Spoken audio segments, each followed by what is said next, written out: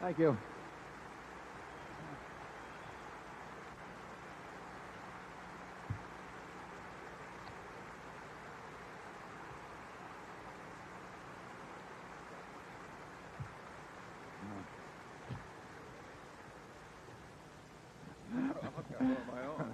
Good morning. Some of you may have noticed a stuntman was used in that. Arnold just couldn't handle some of those scenes. Before we get started, I'd especially like to thank Andy Hayward, who's here today, and if we can, the way we can find him out in the crowd. It's a little hard to see from up here, but Andy runs Deke Productions. He does that cartoon for us, and let's give him a big hand.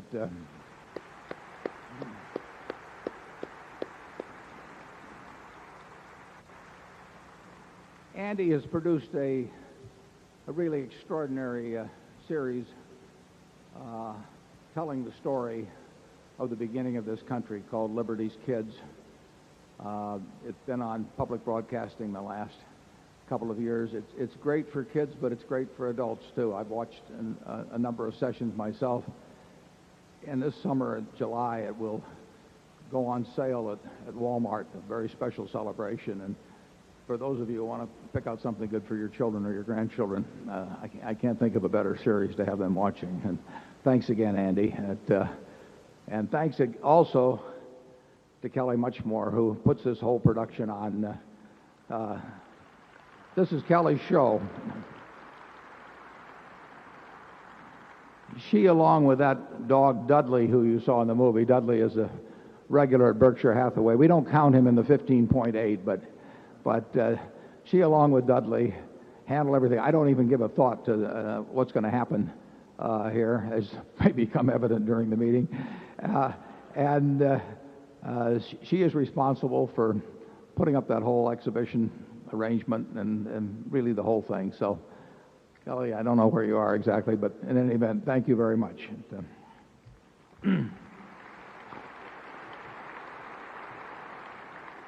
Now, we'll go through the business part of the meeting, and it may take a little longer than usual, but please be patient. And I'd like to start out by calling the meeting to order. I'm Warren Buffett, Chairman of the Board of Berkshire Hathaway, and I welcome you to this meeting.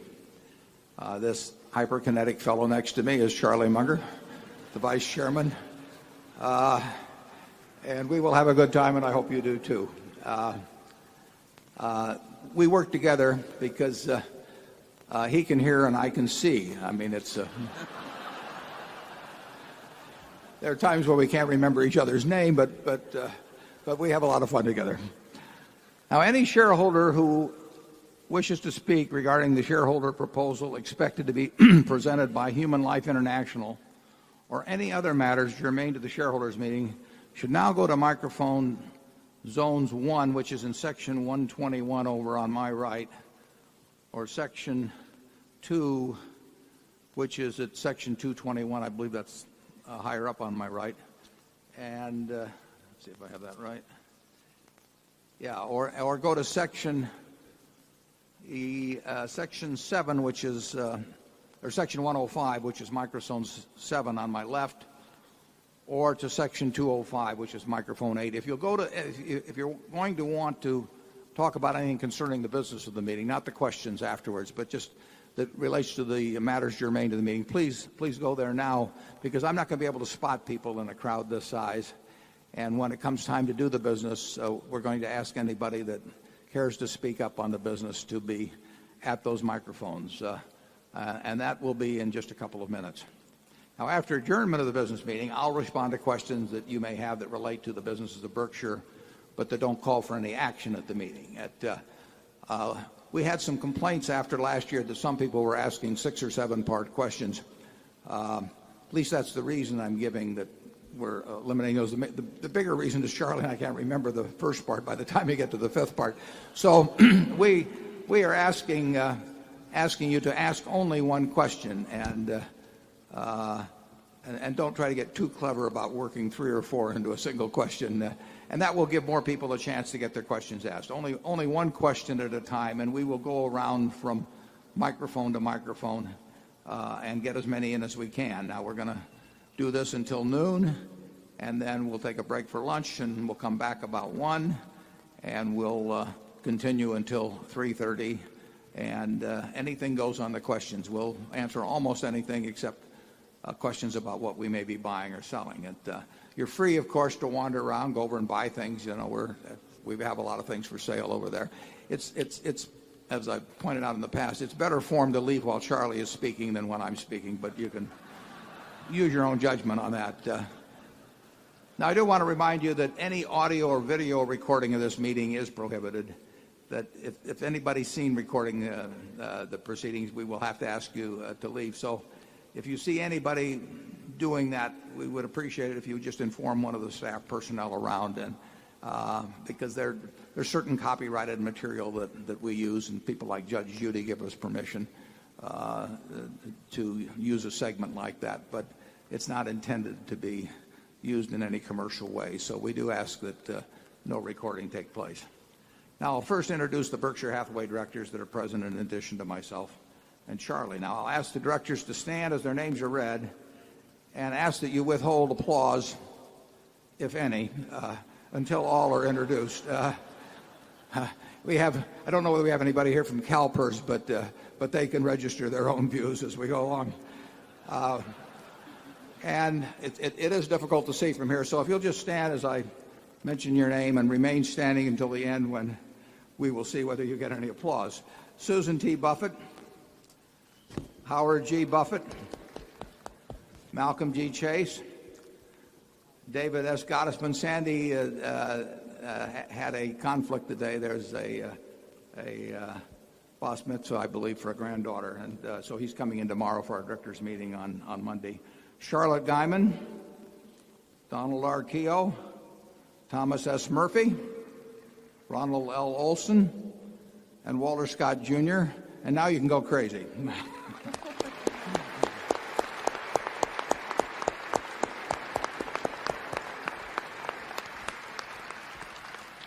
Also with us today are partners in the firm of Deloitte & Touche, our auditors. They are available to respond to appropriate questions you might have concerning their firm's audit of the accounts of Berkshire. In that regard, I wish to report that at Berkshire's Audit Committee meeting held on March 2nd, 2004, Deloitte & Touche responded to the 4 questions I suggested be asked to the independent accountants by all audit committees. And we're going to put these up in just a second. With respect to Berkshire, the questions and the auditor's responses will be shown on the following slides. And I might mention that I really do think these questions should be asked at all of all auditors, at least annually, perhaps even quarterly. And I really think that if such a procedure had been followed over the years, don't eat them all, Charlie. If such procedures had been followed over the years, there would have been a lot less trouble in corporate America. I mean, for many years, particularly in the 90s, I think there was a weakening, frankly, in auditor vigilance. And the trick, as I've said, is really to have the auditors more worried about the audit committee than they are worried about the management. And it's quite natural when they are essentially hired by the management and when they see the management regularly and they only see the audit committee infrequently that it's tempting to listen a little bit more to management than the audit committee. But these questions, if asked, in my view, and if the answers are put on the record, I think it would have a very helpful effect on behavior, because once on the record, it means the auditors, it means they're on the line. And I've been on a lot of boards of directors, and I've seen, in retrospect, things go by that I wish had been called to my attention by the auditors. So we have these 4 questions, and if we'll put up the first one, and I'd like to explain one item. Do we have those up? Yeah. You can read the question, and these are the responses as we go along that the auditors have given to these questions. Now, you'll notice on the first one that there is one item that, and incidentally, we owe a shareholder who I think is going to speak later. It was his suggestion that we actually present these at the meeting, and I think it's a good suggestion, and I think if more companies did it, it would be a good idea, so I thank him for the suggestion. The major item, which is not material as auditors define it, but the major item in which we disagree and used a method which I will explain further actually has been changed, but concerns the purchase of life insurance policies or the reinsurance of people who are purchasing life insurance policies. They're so-called viatical settlements, and we have had a business of sorts in that, and it's likely to even be a larger business in the future. And what takes place there is that somebody, usually elderly, has a life insurance policy, and they'd rather have the money themselves than have their heirs get it later on, so they want to cash out early.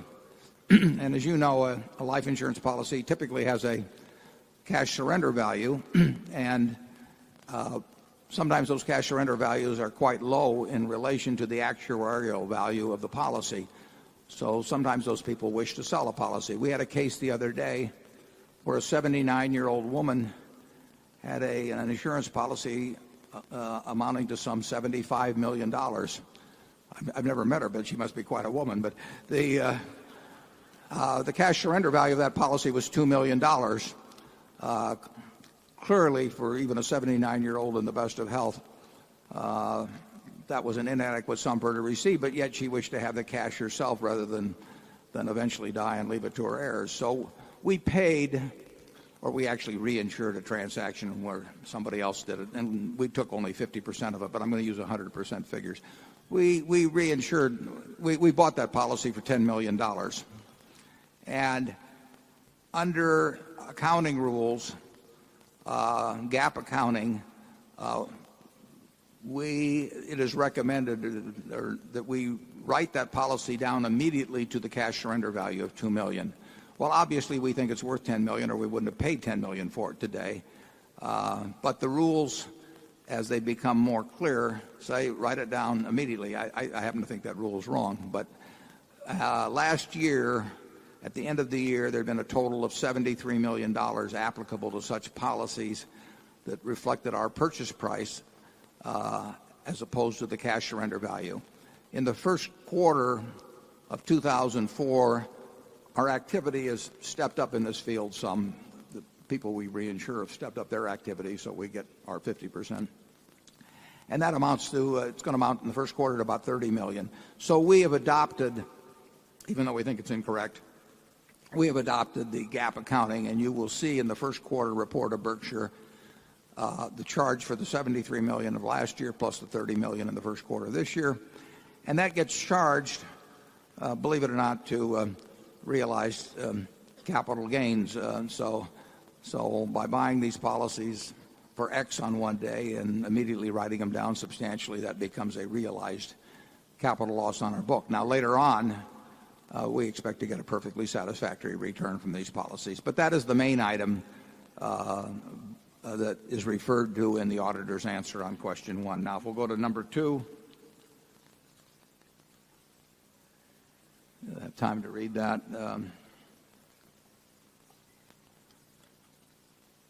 I like the idea of this question being asked. I've read many reports where the footnotes are such that even if I reread them several times, I still don't know what's happened. And we try to write everything in plain English at Berkshire, and we try to explain things within the body of the letter that might give people the wrong impression if they simply looked at the figures, or that they might not be able to discern, because Berkshire has gotten so large that there are all kinds of things that are lumped together in the consolidated statements that I think it's more helpful if we look at separately. And we're going to work annually at trying to disaggregate numbers and information in a way that makes it most useful without turning out something as long as the World Book. And, Third item is very simple. And the fourth item relates to something that became very prevalent in corporate America in the 1990s, which was moving around numbers from one quarter to another or moving them from one year to another. And I have seen a lot of that. It's deceptive. I like the statement that the two fellows at Google made the other day where they essentially said that if numbers are lumpy or peculiar when they get to them, they're going to be lumpy or peculiar when they get to the public. And if there's some reason that requires explanation as to why they're lumpy, the management should explain them. But the one thing they shouldn't do is start playing games from quarter to quarter, year to year in terms of moving numbers around. And that became very fashionable. I hope it's on the way to being moderated. And we will continue to, each year we will give you these questions at the meeting and we will report on the auditor's answers. Mr. Forrest Crutter is Secretary of Berkshire. He will make a written record of the proceedings. Ms. Becky Amick has been appointed Inspector of Elections at the meeting. She will certify to the count of votes cast in the election for directors. The named proxy holders for this meeting are Walter Scott, Jr. and Mark D. Hamburg. Does the Secretary have a report of the number of Berkshire shares outstanding entitled to vote and represented at the meeting? Yes, I do. As indicated in the proxy statement that accompanied the notice of this meeting that was sent to all shareholders of record on March 3, 2004, being the record date for this meeting, there were 1,278,436 shares of Class A Berkshire Hathaway common stock outstanding, with each share entitled to one vote on motions considered at the meeting, and 7,766,293 shares of Class B Berkshire Hathaway common stock outstanding, with each share entitled to 1/200th of one vote on motions considered at the meeting. Of that number, 1,121,231 Class A shares and 6,473,904 Class B shares are represented at this meeting by proxies returned through Thursday evening, April 29th. Thank you. That number represents a quorum, and we will therefore directly proceed with the meeting. First order of business will be a reading of the minutes of the last meeting of shareholders. I recognize Mr. Walter Scott, who will place a motion before the meeting. I move that the reading of the minutes of the last meeting of shareholders be dispensed with and the minutes be approved. Do I hear a second? Motion has been moved and seconded. Are there any comments or questions? We will vote on this motion by voice vote. All those in favor say aye. Opposed? Motion's carried. First item of business of this meeting is to elect directors. If a shareholder is present who wishes to withdraw a proxy previously sent in and vote in person on the election of directors, he or she may do so. Also, if any shareholder that is present has not turned in a proxy and desires a ballot in order to vote in person, you may do so. If you wish to do this, please identify yourself to meeting officials in the aisles who will furnish a ballot to you. With those persons desiring ballots, please identify themselves so that we may distribute them. And I now recognize Mr. Walter Scott to place a motion before the meeting with respect to election of directors. I move that Warren E. Buffett, Charles T. Munger, Susan T. Buffett, Howard G. Buffett, Malcolm G. Chase, David S. Gutman, Charlotte Guyman, Donald R. Keogh, Thomas S. Murphy, Ronald L. Olson, and Walter Scott, Jr. be elected directors. Is there a second? Been moved and seconded that Warren E. Buffett, Charles T. Munger, Susan T. Buffett, Howard G. Buffett, Malcolm G. Chase, David S. Gottesman, Charlotte Guyman, Donald R. Keogh, Thomas S. Murphy, Ronald L. Olson, and Walter Scott, Jr. be elected as directors. Are there any other nominations? Is there any discussion? Is there anybody that is at the microphones that would? Yes. Paul Thomas, Sissick, Thornton Hill, Illinois. I like the idea of inside directors. I think they're necessary. However, I think we should have the best available. In particular, I'd like you to consider the CEOs of the Berkshire subsidiaries. If you compare their qualifications to Susan Buffett's and Howard Buffett's, I think you'll find that the CEOs have superior qualifications, particularly business savvy and the ability to stand up to a forceful CEO. I'd like to point out that we'll hear how many of these CEOs are independently wealthy and could easily say, take this job and shove it. So this is why I am withholding my votes for the directors. Thank you. Thank you. Charlie, do you have any thoughts on that? Mm-hmm. I think we should go on to the next item.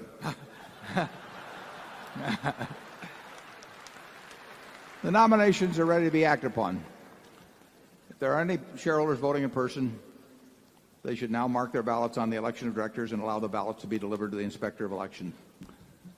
Would the proxy holders please also submit to the Inspectors of Elections a ballot on the election of directors voting the proxies in accordance with the instructions they have received? Ms. Amick, when you are ready, you may give your report. My report is ready. The ballot of the proxy holders in response to proxies that were received through last Thursday evening cast not less than 1,123,189 votes for each nominee. That number far exceeds a majority of the number of the total votes related to all Class A and Class B shares outstanding.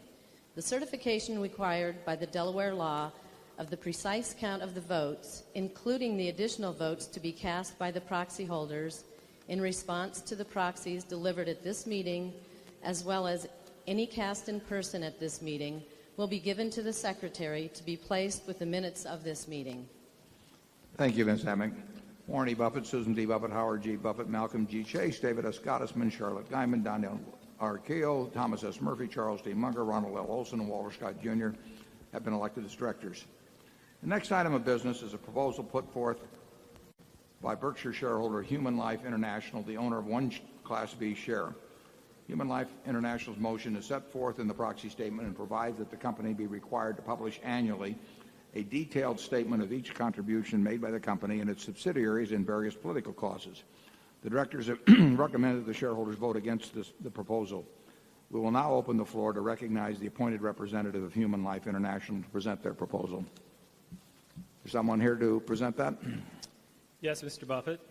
My name is Tom Strobar, and I do represent Human Life International, and I'm here to present the shareholder resolution regarding political contributions. But before I do, I'd like to give you a little background. Some of you may remember 2 years ago there was a resolution asking the company to end its charitable giving program. The resolution said corporate charitable contributions should help, not hinder the company, and suggested certain contributions, especially those related to abortion and population control, were doing just that. This proposal was soundly defeated by the shareholders, receiving less than 3% of the vote. Oddly enough, a little over 1 year later, Mr. Buffett, in his wisdom, did terminate this program, citing the adverse impact his philanthropic interests were having on the livelihoods of some employees at the Pampered Chefs division. At the time of the resolution, we first learned that Mr. Buffett and Mr. Munger were directing their money to their personal foundations rather than more recognized public charities. While previous chairman's letters extolled the high participation levels among eligible shareholders, no mention was made that Mr. Buffett, who accounted for 31% of the equity of the company, was giving away almost 55% of the charitable gifts. Why all of you B shareholders, who probably comprise a majority of the people in this audience, were excluded from giving and whose vote on this proposal was dramatically diluted down to 1/200th of the value of an A share, which obviously not quite democratic. I refer you to the 1983 chairman's letter. In addressing why he wouldn't split the stock, Mr. Buffett described something he calls shareholder eugenics. Mr. Buffett laments how it's impossible to screen entering members of the shareholder club for, quotes, intellectual capacity, emotional stability, moral sensibility, or acceptable dress. Splitting the stock and lowering the price of the admission to the club, Class B shareholders, take note, would attract an entering class of buyers inferior to the existing class and downgrade the quality of your present shareholder group, end quote. All told, Mr. Buffett gave to his private foundation almost $100 million, much of it other shareholders' money. This money, in turn, was devoted almost exclusively to population control, seeking to lessen the number of people at a time when Western nations, especially those in Europe and Japan, face economic calamity from a baby bust. How did charitable contributions relate to political contributions? It wasn't until there was a resolution on charitable contributions that we received some disclosure. So, too, with the resolution I'm about to present, did we find out the company gave a very modest $200,000 to various political candidates or causes. While the charitable contributions may have been too much, the political contributions may be too little. Not necessarily from the company, but from other shareholders. If there are politicians or causes in which there is legitimate business interest in supporting, why not give the shareholders the opportunity to help them also? By publishing a list, the word goes out to our thousands of shareholders who may wish to do the same with their own money. It costs little to publish, provides for transparency, checks any personal abuse, and sets an example to the rest of corporate America. It also provides an opportunity for all the members of our shareholder club, even B shareholders, to get involved and help this company and help their investment. Now, with that, I'd like to read the actual resolution, which I'm required to do.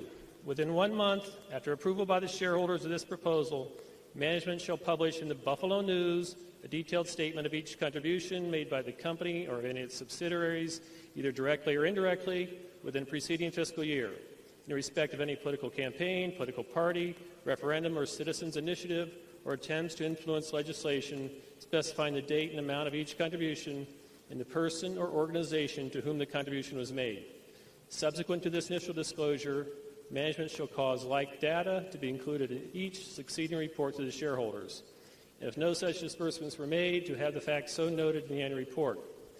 This proposal, if adopted, would require the management to advise the shareholders how many corporate dollars are being spent for political purposes and to specify what politicians or political causes the management seeks to promote with these funds.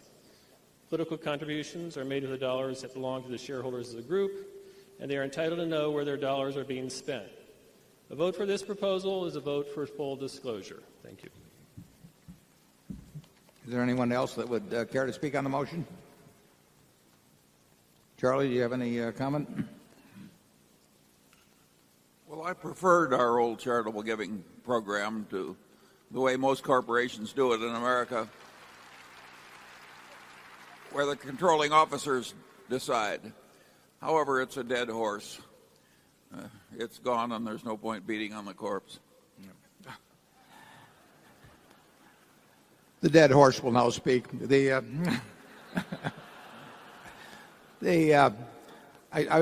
just want to add one point because it is a little different than occurs at many other corporations.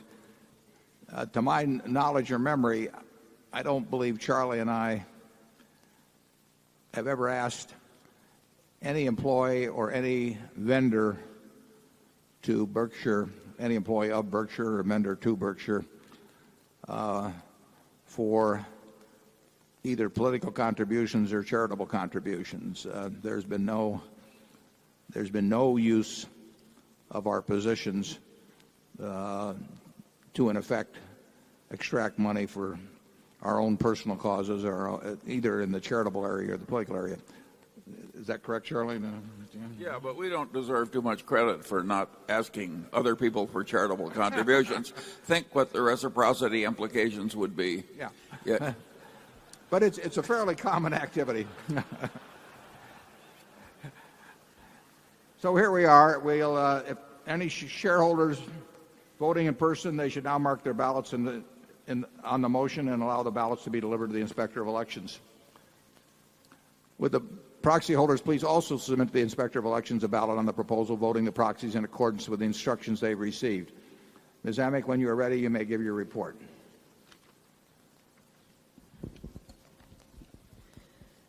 My report is ready.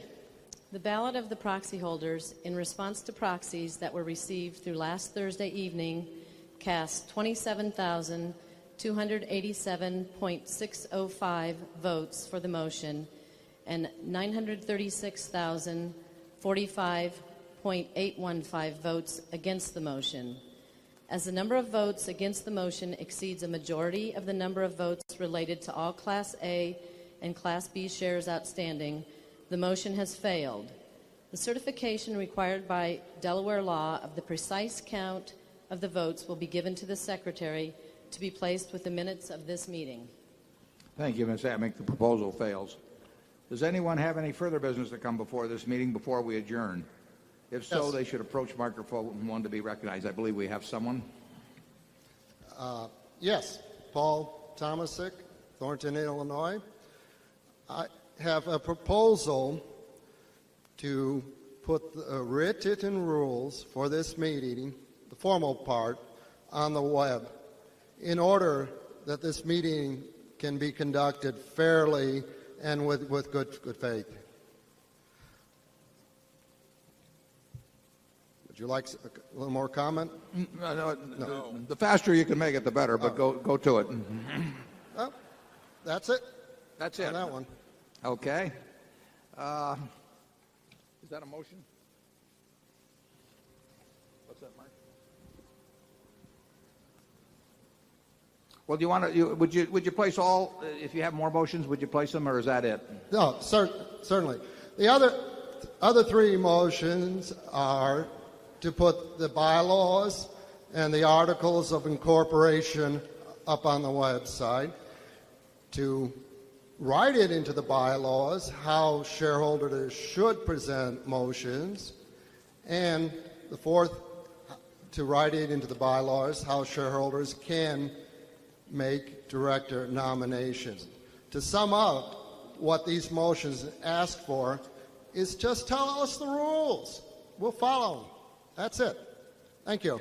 Okay, thank you. I actually think you came up with a very good suggestion on the audit committee report, which we've incorporated. I don't really think this would add much, but if there are any shareholders voting in person, they should now mark their ballots on the motion and allow the ballots to be delivered to the Inspector of Elections. Would the proxy holders please also submit to the Inspector of Elections a ballot on the proposal, voting the proxies in accordance with the instructions they've received? Ms. Amick, when you're ready, you may give your report. My report is ready. The ballot of the proxy holders cast 1,153,600.52 votes against the motion. As the number of votes against the motion exceeds a majority of the number of votes related to all Class A and Class B shares outstanding, the motion has failed. The certification required by Delaware law of the precise count of the votes will be given to the Secretary to be placed with the minutes of this meeting. Thank you, Ms. Amick. The proposal fails. I now recognize Mr. Walter Scott to place a motion before the meeting. Is there a second? A motion to adjourn has been made and seconded. We will vote by voice. Is there any discussion? If not, all in favor say aye. All opposed say no. The meeting's adjourned. Okay, now we're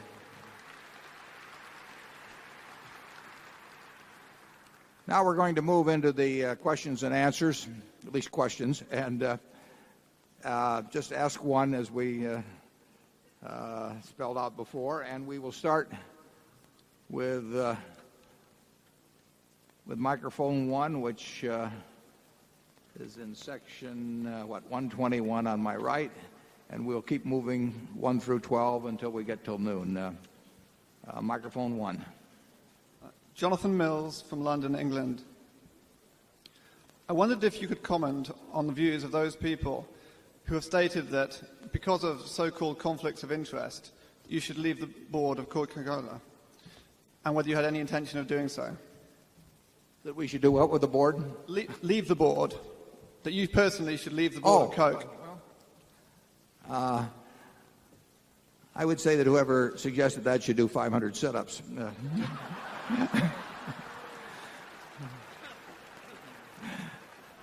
No, actually, Charlie and I, certainly I have, well, I'll let Charlie speak for himself. We like the idea, and we've encouraged the idea of shareholders behaving like owners. I mean, shareholders have too often behaved like sheep in this country, and they got shorn in many cases. And big institutional shareholders have sat on the sidelines while some things that might possibly have been corrected had they gotten active took place. And so we actually applaud the idea of shareholders behaving like owners. The question is whether they can behave like intelligent owners. And I think that in the last year or two, as they've sort of woken up, they've searched for checklists of one sort or another to determine whether directors are appropriate in a given company or not. And frankly, checklists are no substitute for thinking. The real job of the directors is to come up with the right CEO for a company and prevent him or her from overreaching. If they do that job well, the rest takes care of itself. And you have to think some to determine whether that's taking place. You can't solve it by just running down a little checklist. I think it was Bertrand Russell who said, most men would rather die than think. Many do. And I think we've seen a little bit of what he was thinking about in some of the voting. I think it's absolutely silly, frankly. If Berkshire Hathaway owns 200 million shares of Coca-Cola, $10 billion worth, to not be able, it's a little silly not to think that the interest that Berkshire Hathaway has in selling some hours of training at flight safety or something would cause me to do something counter to the interests of the shareholders when we have $10 billion riding on that side of the table. I mean, it's almost absurd, and somebody doesn't understand proportionality at all when they come to that sort of conclusion. I also think it's absolutely foolish if, just to use Coca-Cola as an example, I think the directors of Coca-Cola, I haven't even looked, but I think we probably receive something like $100,000 a year. And if we were to go out into the welfare line and pick somebody out who has no income and say, we'd like you to become a director, and that person would get $100,000 a year, which would be their entire income, and to say that person would be independent, while they would be 100% dependent on their income, that person would be independent, whereas Berkshire Hathaway, or myself representing Berkshire Hathaway with $10 billion of stock and receiving the same $100,000 a year, is not regarded as so I encourage institutional shareholders and large owners to behave like owners, but I also encourage them to really think logically, as owners should think, in determining what causes they take on and how they vote. Charlie? Yeah, I think that the corporate America needs a fair amount of reform, but the cause of reform is hurt, not helped, when an activist makes an idiotic suggestion like the one that having Warren Buffett on the board of the Coca-Cola Company is contrary to the interest of the Coca-Cola Company. Nutty activities do not help the cause for which the person speaks. It's a little bit like having a slicing machine in an orchard where you're gathering together apples, but you're also picking up a lot of rocks in the process and sticks and stones. So you have a slicing machine with a conveyor belt, and the slicing machine is programmed so that every time something that's red and round comes down the line, it slices it and comes down, but it doesn't come down on the rocks and everything and ruin the blades. And of course that's fine until a red balloon comes down the line, and then you get a big pop, and the machine has followed its little guidelines, but it's not slicing apples anymore. And I think actually institutions are coming new to really thinking about how they behave as owners, and you would hope that in the evolutionary nature of learning that not too many years distant they would actually think about what's good for the shareholders of the company. Let's go to microphone number 2, please.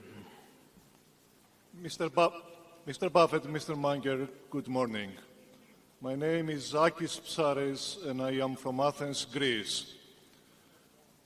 There is a widespread perception that we're heading towards an inflationary environment. What advice would you give to investors who need to preserve their capital and their purchasing power in such an environment? The best thing is to have a lot of earning power of your own. If you're the best brain surgeon in town or even the best lawyer in town, you will retain purchasing power in terms of your income no matter what happens, whether people are using seashells for money or whatever as time goes by. But in the investment world, it's tougher. But Charlie and I think the best answer is to own fine businesses that will be able to price in inflationary terms and will not have huge capital investment that is required to handle the larger dollar volume of sales. Some years ago, I used See's Candy in the annual report as an example of the kind of business that more or less can handle an inflationary world and maintain investment and value no matter what happens to the currency. Unfortunately, most businesses will not come out well in real terms during inflation. Their earnings may go up a fair amount over time, but they're compelled to put more and more dollars into the business just to stay in the same place.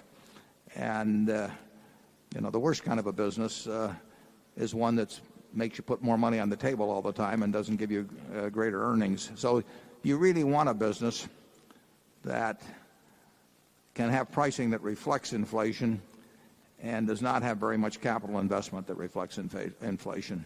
But inflation is the enemy of the investor in terms of real returns. As you know, there are, in this country as well as a half a dozen other countries, there are what they call inflation-protected bonds. We call them TIPS in the United States, where the income is adjusted, or the principal amount is adjusted to inflation. And that's not a bad investment for people that have worries about inflation heating up. And I think, incidentally, we're starting to see it heat up in this country. Charlie? Yeah, most people are going to get a very small real return from investment after considering inflation and taxes. I think that's an iron law of the world. And if for a brief period some of us do better than that, we ought to be very thankful. One of the great defenses to being worried about inflation is not having a lot of silly needs in your life. In other words, if you haven't created a lot of artificial demand to drown in consumer goods, why, you have a considerable defense against the vicissitudes of life. Charlie, we're selling consumer goods in the other room. It's okay to talk that way at home, but doesn't do any good there. I know the feeling. Let's go to microphone 3. Good morning, gentlemen. My name is Larry Coates from Durham, North Carolina. Mr. Buffett, after last year's meeting, my longtime friend and business partner, George Brumley, sent you a letter addressing several issues. Having participated in the preparation of that letter and on his behalf, I thank you for your response. Thank you. In such, you suggested that many of those issues would be appropriately addressed in this forum. In his honor, I'd ask you to address just one of those, and that is the ultimate generational transfer of Berkshire away from its current base of long-term, self-selected, and well-informed shareholders, and the potential of instituting a series of analyst meetings to address the relative lack of interest in and ownership and understanding of Berkshire by institutional shareholders and investors. Thank you. Good morning. Well, thank you. I mean, George was a wonderful man, great analyst, and a friend. I have some problem with having meetings with subgroups of investors, such as institutional investors. If we had something like that, I think we would want it to be open to everybody, and that gets to be quite a production. But I can understand why you'd like to see our managers and hear what they have to say about their businesses. We try to convey a lot about the businesses in the report. But Charlie, do you have any thoughts on that? I don't think it fits our temperament at all well. Many corporations have a huge amount of effort spent in talking to groups of analysts. One of Berkshire's strengths has been that we don't spend time in that way. That's a very time-consuming process, and it does give some shareholders some advantage over others. We try and be more egalitarian in events like this and the way we write the annual report, etc. Yeah, we really like the group of shareholders we have. I mean, we're not about enticing new people into it. But I know your point also is that the present shareholders could better understand Berkshire if they would listen to Bob Shaw talk about Shaw Carpet or Rich Santulli talk about NetJets. And the truth is, it is fun to listen to those people. But one of the things we promise managers when they join up with us, too, is that they don't have to listen to bankers. They don't have to listen to investment analysts. They just get to run their businesses. They can devote 100% of their time to it. And people like that. And they're more productive because of it. I mean, we really place no impediments in the way of our managers doing what they do best and what they like to do best, which is run their businesses. And frankly, a number of them have expressed to me that they're very happy because they existed in a different mode before, and in that mode they would spend maybe 25% of their time on activities that they didn't enjoy and that didn't feel were very productive. So we want to get across the information about our businesses to you, and believe me, when I write the report and Charlie looks at it, and we say to ourselves, are we telling you what we would want to know about if our positions were reversed, if we were on the receiving end? And we really try to put in the report everything that's germane to evaluation. Now, if you have a market cap of 130 billion, it's really not too important to get keen insights into some business that's making a relatively small amount of money. But anything that counts, and really you have to look at them in aggregates. When we want to get across to you. So, I'm very respectful of your suggestion. It's conceivable to do it. The Washington Post has a shareholder day because their annual meeting is turned into a farce often because it's largely dominated by people who are complaining about this story or that story. But the shareholder day is very useful, and they do have their managers there and talk about it. But I really think if we spend 6 hours here answering your questions about the business and we do a halfway decent job of writing the annual report, we should get across the essential information. And we're really not trying to get across. We're not trying to talk to an audience that is trying to get some special insight into what next quarter or next year is going to look like. We're really looking for owners who join us in what we regard as kind of a lifelong investment. And I would say that certainly analysts like your group have exactly the same objective we do and want to understand the business that way. But my experience, in talking to hundreds of them, is that there are relatively few that are actually thinking about what do we buy and put away forever, like we'd buy a farm or an apartment house or something. So we'll consider it, but I don't want to make any promises. Go to number 4, please. Good morning, gentlemen. My name is Matt Sauer, and I'm from Durham, North Carolina. Regarding compensation, you have commented along the lines of people willing to bet big on their abilities usually have a lot to bet on. A Mid-American regulatory filing indicated some attractive prospective compensation possibilities for its senior executive team, subject, of course, to meeting profitability milestones. Perhaps you might provide some details on the thought process that went into crafting that compensation structure, and in doing so use this specific example as a reminder about Berkshire's compensation philosophy related to pay for performance versus the more popular approaches. If it's easier to figure out and administer, better for owners, and can still attract talented people, why don't more companies adopt such practices? Yeah, you can make a lot of money working for Berkshire. Not if you're chairman or vice chairman, but there's a chance to make a lot of money. But it will relate to performance. No one is going to make lots of money at Berkshire for average performance. And you mentioned the Mid-American situation. We've got some extraordinary management at Mid-American, and it's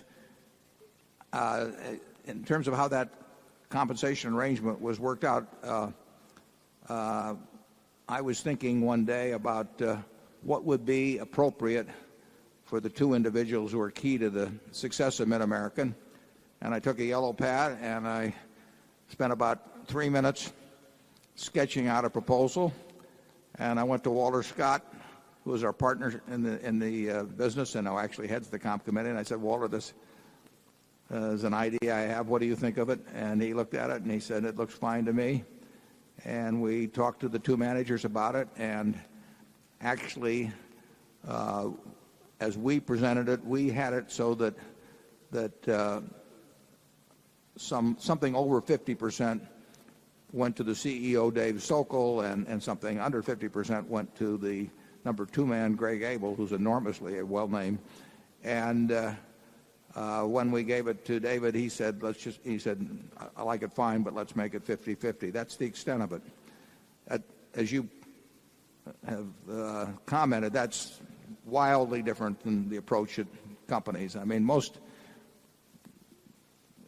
companies go through a very elaborate procedures in working out executive compensation. I don't think that Charlie and I have spent over maybe 5 minutes on thinking about any. We have an arrangement at See's Candy with Chuck Huggins. We worked it out in 1972. It's still in force now. John Holland took over Fruit of the Loom a couple of years ago. I met with him for a couple of minutes, suggested something, takes up a paragraph or two, and that's what we'll have with John the rest of his life. It's not highly complex. You have to understand the businesses. There is no one formula we could use at Berkshire that would fit across our businesses. That's asinine. You don't want them complicated. We don't have anything that goes on for pages and pages. It's not needed. It establishes a relationship between us and the manager that's not good. So all of our stuff is very, very simple. At GEICO, we have 2 variables, and they're what count. So we make, from Tony Nicely on down, we have everybody participating based on that. We worked that out whenever we took over at GEICO, and it's worked fine since, and it'll keep working. But we do not bring in compensation consultants. We don't have a human relations department. At headquarters, as you could see, we don't have any human relations department. We don't have a legal department. We don't have a public relations department. We don't have an investor relations department. We don't have those things because they make life way more complicated, and everybody gets a vested interest in going to conferences and calling in other consultants, and it takes on a life of its own. In the typical large corporation, there's a comp committee. And as I pointed out in the past, they don't put Dobermans on the comp committees usually. They look for Chihuahuas that have been sedated. And I've been on 19 boards. They put me on one committee once, and I was chairman, and I got outvoted. Do you remember that, Charlie? I certainly do. Yeah. By 2 very fine guys. Yeah, terrific guys, actually. And they... the nature of it is that now, particularly with Sarbanes-Oxley, there's lots of committee meetings. The directors' meetings are filled up with process. And you have on one side of the table some people that usually are spending an hour or two and getting presented with a bunch of material by the Human Relations Department and some outside consultants. And I've never seen the head of the Human Relations Department or a consultant come in and say, this bozo you've got is only worth about half what you've been paying him. It just isn't going to happen. So it's...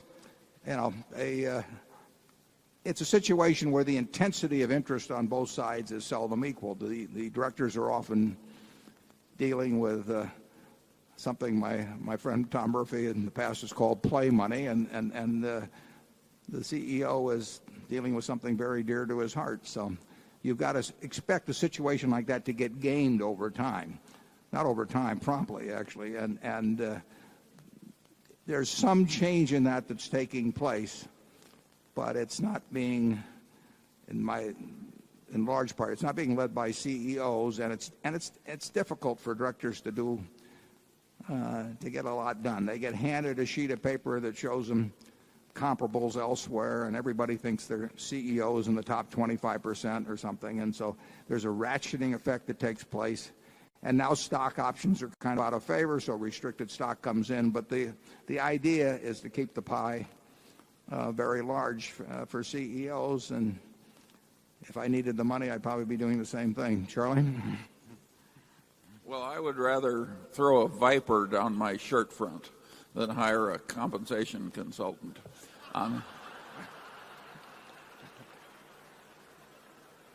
Tell me which kind of consultants you actually like, Charlie. He's not going to answer that. We'll go to number 5. Warren and Charlie, good morning. My name is Mo Spence from Waterloo, Nebraska. Years ago, you listed the 4 or 5 investment vehicles you considered appropriate for Berkshire, including, I believe, common stocks, long-term debt, and arbitrage opportunities. In light of your comments in this year's annual report, I was wondering if you could review that list in order of preference and specifically comment on them, including the current environment for arbitrage. Yeah. Well, the items you name, and you could break that down by high-grade bonds, versus junk bonds, and the items you mentioned are all alternatives. Charlie and I sit around and think about what's the best thing to do with Berkshire's money. It's a fairly simple proposition, and we have a number of things that we feel competent to make judgments on, and we have a number of things that we're not competent to make judgments on. So we hope to narrow the field to investments that we think we can understand, and there are a reasonable number of those, although there are a lot that we can't understand. Anything I would say today, can change tomorrow. We don't think about the categories by themselves. Now, in a period like summer to mid-fall of 2002, when junk bonds became very attractive, we bought a lot of them. But we didn't make some great decision to buy junk bonds. We just started seeing things, individual items, that started screaming at us, buy, buy, buy. And then that came to an end. And so we don't go to the office in the morning thinking, what category, how do we prioritize our categories? We have an open mind, and whatever we see that day that overcomes or that crosses the threshold to where we take money out of short-term cash and move into it, it could be arbitrage. It's unlikely to be arbitrage now, because that's a game that to play on a scale that would have a meaningful effect at Berkshire is hard to do. I mean, take very big deals, and it's something we've done successfully in the past. We've made a lot of money over the years in arbitrage, and quite consistently at sometimes in the past. But Charlie and I do not have a checklist that we talk about every day or every month or every year in terms of prioritizing categories. We just hope, I hope he gets a good idea. He hopes I get a good idea. And when we get one, we move in a big way. Well, they have to be big now, and that's a limiting factor in terms of what's available for us. As you know, if you read the annual report, we took a significant position in currencies. We're buying viatical settlements in terms of the transaction I mentioned a little earlier. We're open to anything we can understand. Charlie? Yeah, you really asked us to determine an order of precedency among 2 or 3 activities we don't have much interest in at the moment. And that's not something we spend a lot of time at. In other words, we have all this cash because we don't much like any of those fields at the moment, and spending all the time thinking about orders of precedency among things you clearly are not going to do is pretty fruitless for us. Yeah, I thought I had a slide here, but I don't. But when we were buying junk bonds in the summer to fall of 2002, we were literally buying securities, and we limited it to the kind of junk bonds we can understand, which is far from the whole universe. But we were literally buying things on a 30, 35, 40% yield to maturity basis. Now, we buy those with a mental attitude of buying common stocks. Interestingly enough, within 12 months, some of those same securities that were yielding 30 or 35% went to prices where they yielded only 6%. I mean, that is truly remarkable when you think about that happening in a country that was not in the throes of depression or anything. I mean, prices do amazing things in securities markets, and when they do something that strikes us as amazing in our direction, we will act. But we do not know today what we're going to be doing tomorrow. We have some things, a few things we may be doing. It's likely we're doing them tomorrow, but we don't hold any committee meetings on this, and there's this business where somebody says you should have 50% of your money in bonds and 35% in equities and 15%. We don't go through anything like that. I mean, we regard that as nonsense. Any further thoughts, Charlie? No further thoughts, evidently. Microphone 6. Good morning, gentlemen. My name is Tony Addo, and I come from New Jersey. Mr. Buffett, my question is on business valuation and growth. In one of your letters, you mentioned the discounting formula, owner earnings divided by the difference between the discount and the growth rate. But if the growth rate is larger than the discount rate, and if we use this formula, then we get a negative number. And one way around this, let's call method A, is to have two growth stages, one with a high growth and the second stage with a low growth. And the second way, method B, would be to estimate how much the earnings is on the third year for the company, and then multiply this by the average price-to-earning ratio to get the price in the 10th year. I don't know if you use the method A or method B, but if not, I would like to ask Mr. Buffett, how do you estimate how much a company is worth if the growth rate is larger than the discount rate? Well, you put your finger on an interesting mathematical relationship, because if you're using a present value discount formula and you put in a growth rate that is higher than the discount rate as you have postulated, the answer, of course, will be infinity.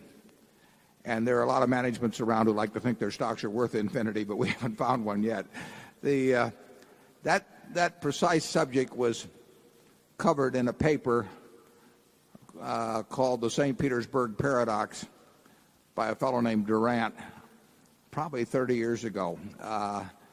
And somewhere we probably have a copy at our office. My guess is if you go to Google and you put in the name Durant and you put in St. Petersburg, you may be able to call up that article, although they aren't necessarily terrific on old articles. So if you'd like it, we would, if you'll let somebody know at our office, we'll look around a little and see if we can find that. It gets very dangerous to project out high growth rates because you get into this paradox. If you say the growth rate of a company is going to be 9% between now and Judgment Day, and you use a 7% discount rate, it goes off, you get into infinity. And that's where people get in a lot of trouble. The idea of projecting out extremely high growth rates for very long periods of time has caused investors to lose, very, very large sums of money. There aren't many companies. Just take a look at the Fortune 500. Go back 50 years, they're commemorating that. And look at the companies that were there and how many have really maintained rates much above 10%. It's not an easy hurdle. And when you get up to 15, you're in the atmosphere, a rarefied atmosphere. So there's a real danger in projecting out high growth rates. And Charlie and I will very seldom, virtually never, get up into high digits. You can lose a lot of money doing that. You may miss an opportunity sometime, but I haven't seen people who have been consistently successful doing that. And you do run into this paradox you mentioned. Charlie? Well, you're obviously right when you get a mathematical result that is infinity to back off and realize that can't happen. And, of course, what people do is they project that the growth rate will reduce and indeed eventually stop. And then you get more realistic numbers. What else could anyone do? Okay, we'll go to microphone 7. I believe that's over here. Yes, my name is Jack O'Neill. I'm from New Brighton, Minnesota. Thank you for the opportunity to ask questions here and for the opportunity to learn from you and Charlie. I had a two-part question. I'm striking the first part, which dealt with my concern over how long the country can continue with this ballooning national debt. My question then is, what is your opinion of the need for specialists on the New York Stock Exchange? Thank you. Charlie, you want to tackle that one? Well, thank you, Warren. Generally speaking, I think the specialist system has worked pretty well over the years. There may have been a few troubles lately, but averaged out, it's worked pretty well for a long time. And I'm not all that horrified that some people who stand there all day make a fair amount of money. Charlie actually had a specialist firm. You should know that. That's why I turned the question over, and despite his snide remark. How long were you and Jack the specialists in General Motors on the Pacific Coast Stock Exchange? About 13 years. Yeah. You're looking at an experienced specialist. Let's go to number 8. Morning, gentlemen. I'm Neil Steinhoff from Phoenix, Arizona. Thanks for the tips on tips. Also, thanks for the information in the newsletter, your annual letter about the books. I particularly enjoyed Bull by Maggie Mahorn, I think it was. I'm concerned about the future for a number of different reasons in America.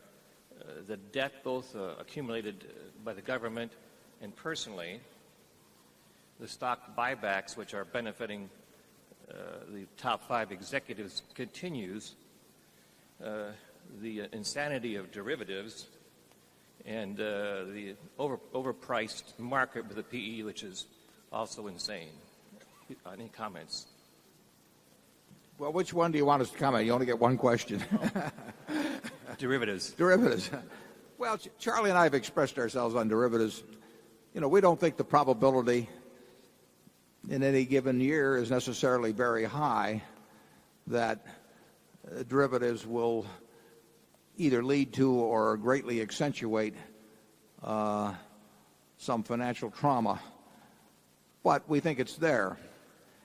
And I think it's fascinating to look at something like Freddie Mac, where you had an institution that perhaps even hundreds of financial analysts were looking at, certainly many, many dozens of financial analysts were looking at. You had an oversight office. You had a creature that was created by Congress, presumably with committees that would be interested in their activities. You had on the board 2 of the smartest and highest grade people that you could have in terms of fixed income markets, and Marty Leibowitz and Henry Kaufman, and you had a bunch of other very good directors too. And with an auditor present they managed to misstate earnings by some $6 billion in a fairly short period of time.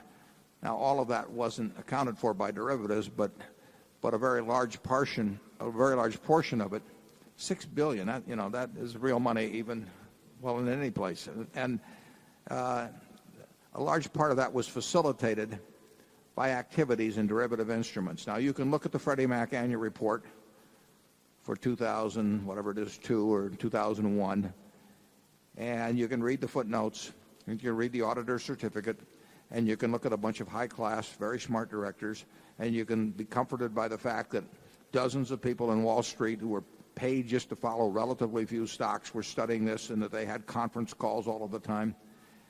And in the end, what happened? It was $6 billion. It probably could have been $12 billion if they'd wanted. A lot of mischief can happen with derivatives, and as we pointed out, Charlie and I have seen it happen when there's a derivative transaction, particularly a complicated one.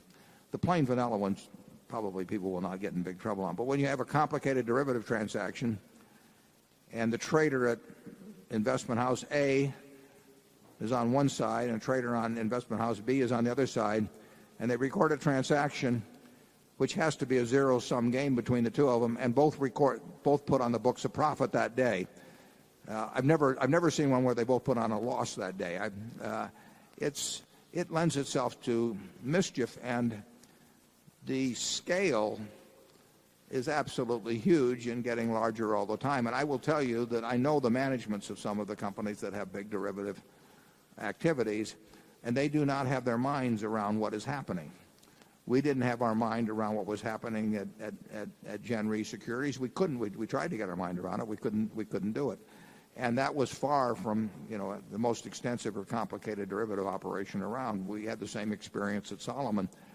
But whatever the figures were at Solomon, they would be a great multiple today. And there was a Sunday in 1991 when we were preparing, or we had the lawyers preparing bankruptcy papers at Solomon. And if the Treasury hadn't reversed itself, we would have found a judge someplace in Manhattan.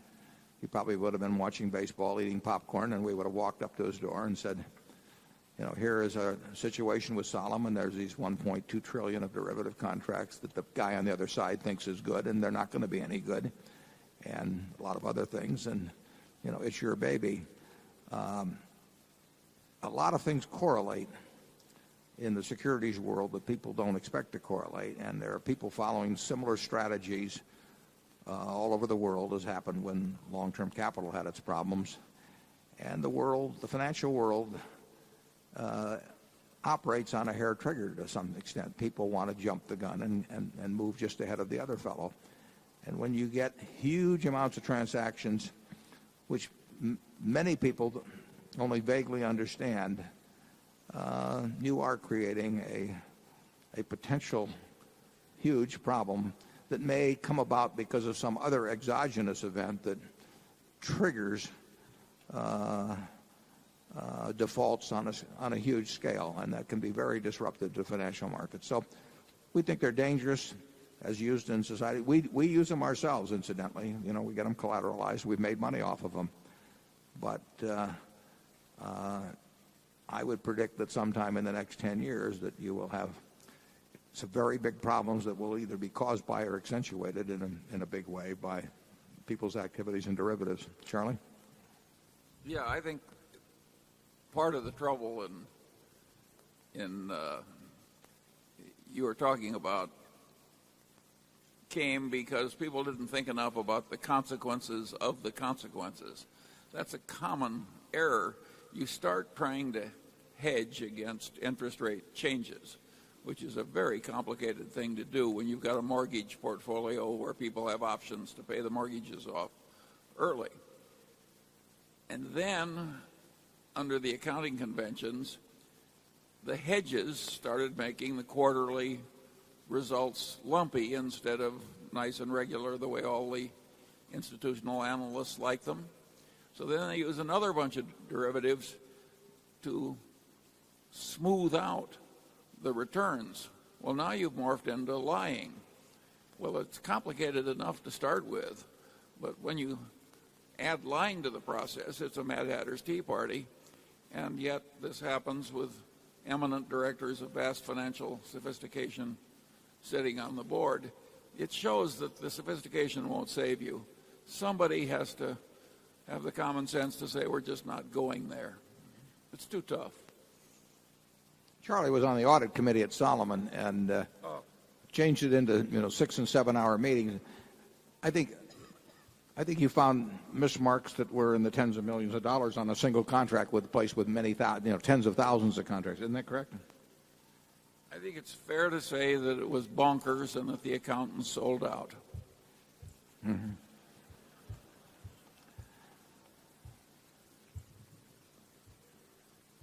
It's interesting stuff. You might, if you feel in kind of a nasty mood, you might go to a shareholders meeting of some company that has very large positions in derivatives and grill the CEO a little bit about some of the more esoteric transactions.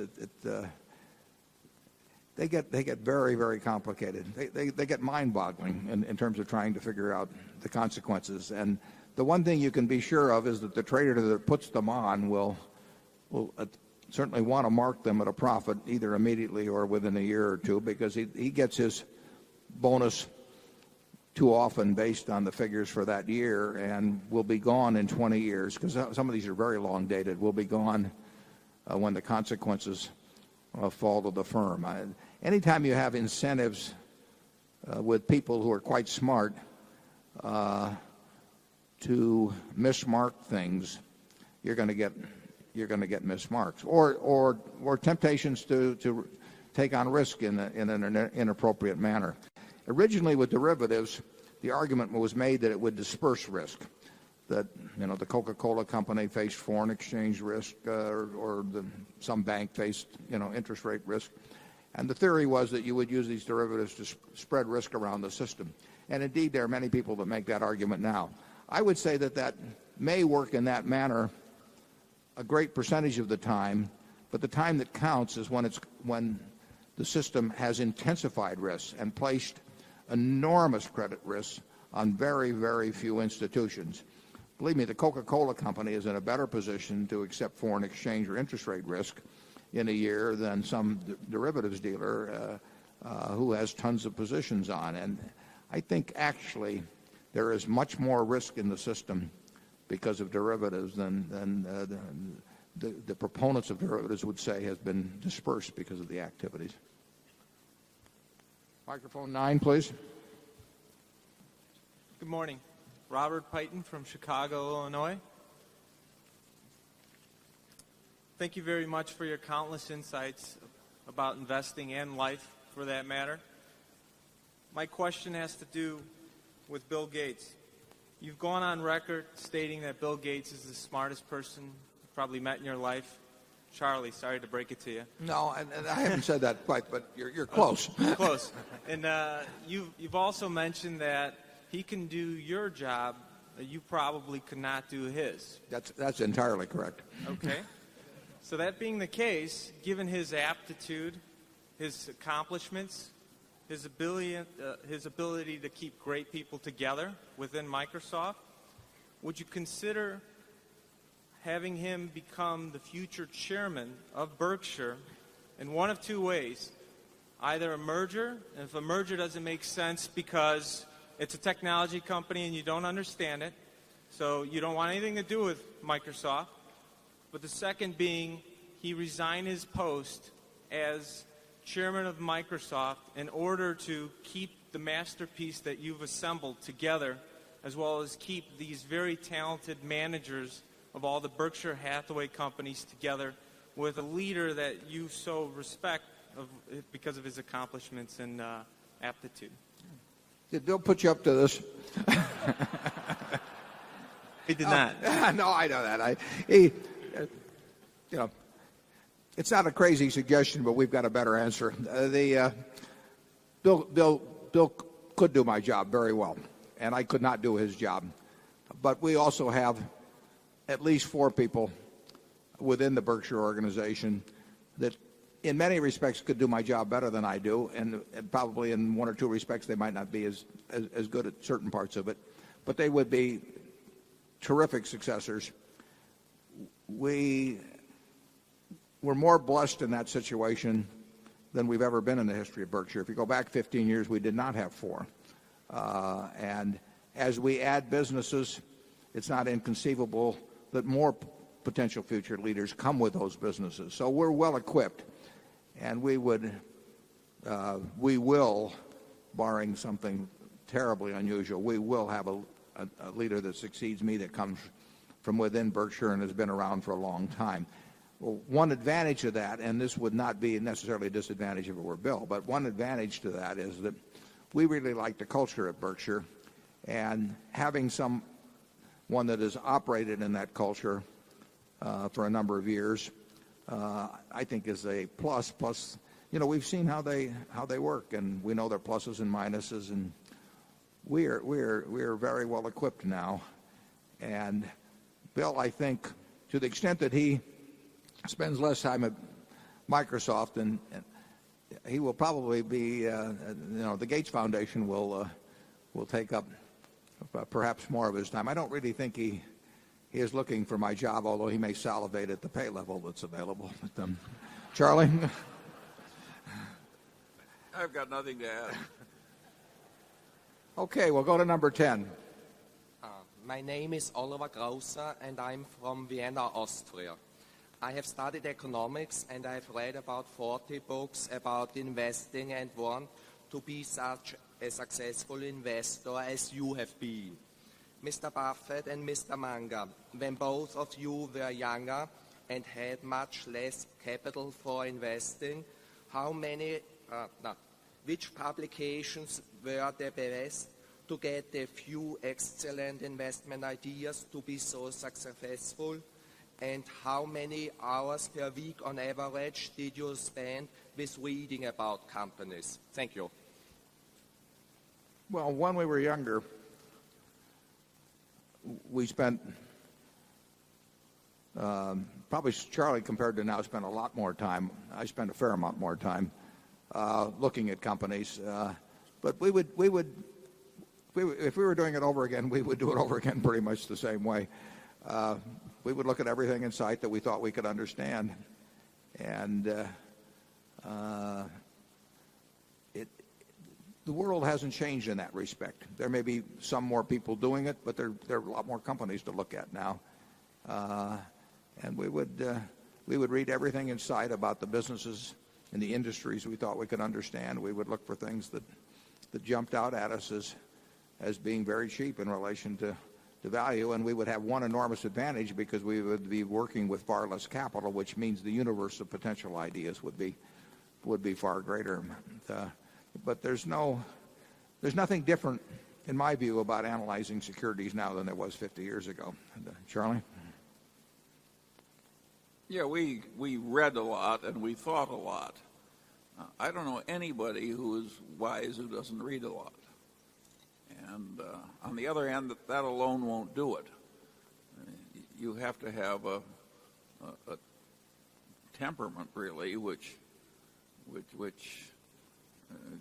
grabs the correct ideas and does something with those ideas. And I think most people who read a lot don't have the necessary temperament, and they grab the ideas or they're simply confused by the mass of material. And, of course, that won't work. There's probably something. Phil Cray used to talk about having a money mind, and I would call it a business mind. And, there are people that are better with, identical IQs that are better adapted for one than the other. And the temperament is all important. I mean, if you can't control yourself, no matter what the intellect you bring to the process, you're going to have disasters. And Charlie and I have seen one after another that it's not a business that requires extraordinary intellect. It does require extraordinary discipline, and that shouldn't be so difficult, but as I look around the world sometimes, it apparently is quite difficult. I mean, the whole world went a little mad a few years back in terms of investments, and you say to yourself, how could that happen? Don't they learn anything from the earlier ones? But you know, what we learn from history is that people don't learn from history, and you certainly see that in financial markets all the time. Incidentally, you mentioned books. Charlie, you didn't recommend any books this year? Well, one book I really like, I couldn't buy because it's published only in England, but it'll get here in due course. And that's called Deep Simplicity by John Gribben. It's a perfectly marvelous book. And, of course, that's a great title, Deep Simplicity. That's what we're all looking for. I've been reading a short history of nearly everything, and it's very impressive to read about people pondering how to figure out the weight of the earth or something in the 18th century. And you would think minds that could do that would do very well in financial matters. But, if you remember, Isaac Newton spent a significant part of his life trying to turn lead into gold. And he might have made a good stockbroker, but it didn't do much for him financially. Charlie knows more about Isaac than I do. Well, and he lost an enormous chunk of his net worth in the South Sea bubble, so he invested in an absolute crooked mania. And here was the smartest man in the world. So just IQ points alone won't do it. Microphone 11, please. My name is Martin Wiegand from Bethesda, Maryland. Thank you for hosting this wonderful, educational, and fun weekend. Well, thanks for coming, Martin. Yeah. In this year's annual report, you defended Berkshire's tax payment record against criticism from certain newspaper columnists and Assistant Secretary Pamela Olson. Compared to other large corporations, particularly insurance companies, does Berkshire pay its fair share so we can wear our Berkshire activewear with the American flag on it with pride? Incidentally, Pamela Olson is here today. I don't know whether she can stand up, but I owe her an apology. She's done a great job as a public servant. I teased her a little bit in the annual report, but she actually has worked actively and at the Treasury in cracking down on tax shelters and some things that Charlie and I think shouldn't exist. So Pamela has my admiration, and like I say, if she's here and can stand up, we'll give her a hand.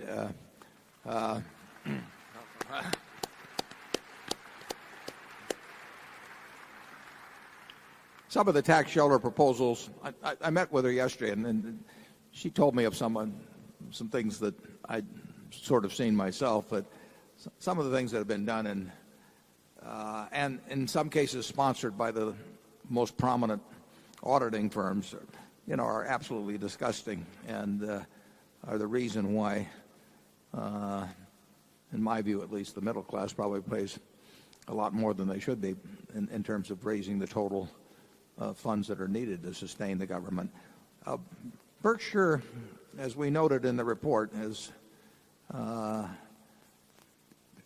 heavy contributor to the Treasury. As I mentioned, if only 540 entities in the country paid what we pay in income tax, no one else would have to pay anything. No Social Security, no nothing.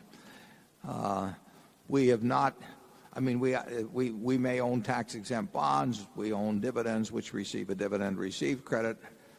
But we pay on a very, very high percentage of our income, including capital gains. We pay at the full 34% corporate rate. So go out and buy the Fruit of the Loom underwear with the flag on it. You're entitled to wear it.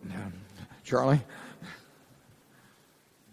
I've got nothing to add, but you understate the evil that crept into our leading accounting firms when they started selling these fraudulent tax shelters in exchange for contingent fees. One of them actually explained to me that they were an ethical seller of fraudulent tax shelters. He said the other firms just sold these to anybody, and we just sold them to our 20 most important clients so they were more likely to stay secret. Yeah, and of course the lawyers would write the opinion so that if they did get caught with these things that they hoped that no one even picked up because they were so obscure or convoluted, the lawyers wrote the opinion so that they could walk, when the IRS came around, they could wave that letter and say, well, gee, we're sorry we made a mistake, but we did it on the advice of counsel, and therefore you shouldn't assess fraud penalties or anything. I mean, we don't want to leave the lawyers out of this, Charlie. We had people come to our office, not the auditing firm that we use. I want to make that clear, but we had people come to our office from the top auditing firms with these propositions, which they said we had to sign away a given percentage of the amount we saved, and then they would give us these proprietary methods which would usually involve about 20 offshore trusts and partnerships around the world and all kinds of things. Part of the design being to have so many entities involved so that the numbers that popped up here or there on the return that no agent could figure out what the totality of the transaction was. And it's the people that don't pay taxes because of that increase the taxes of the people in this room. So I applaud Pamela for her efforts on that, and a lot more are needed. We'll go to number 12, please. Good morning. My name is Johann Freudenberg from Germany. Mr. Munger, you said in a speech that scientific reality is often only revealed by math, as if math is the language of God. Could you elaborate on that and especially tell us the reason why math often reflects reality? Thank you. It's just the way it is. It's as though God made the world so that only people fluent in math could understand it. I think you can handle ordinary human activity pretty well, but if you want to understand, say, science, you can't do it without math. That's just the way it is. And in business, if you're innumerate, you're going to be a klutz. Keep talking, I'm chewing. We'll go back. Go ahead. The good thing about business is you don't have to know any high math. It may be a disadvantage to know high math. Yes, Charlie. I think it is, because you look for opportunities to use this marvelous, complicated tool, and by and large, that doesn't work nearly as well as just using the simple math. Yeah. When my mother sang me songs about compound interest, there really wasn't any need to go further. Let's go back to number 1. My name is David Farlow from Minnesota, Minneapolis. Thank you, Warren and Charlie. A few minutes ago, you mentioned the importance of learning from history. What have you learned from the investments you did not make over the last few years that you now regret refraining from? Well, the mistakes we made, and we made them, some of them big time, are of two kinds. One is when we didn't invest at all in something that we understood that was cheap,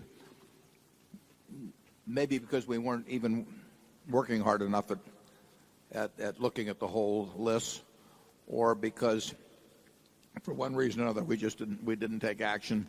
And the second was starting in on something that could have been a very large investment and not maximizing it.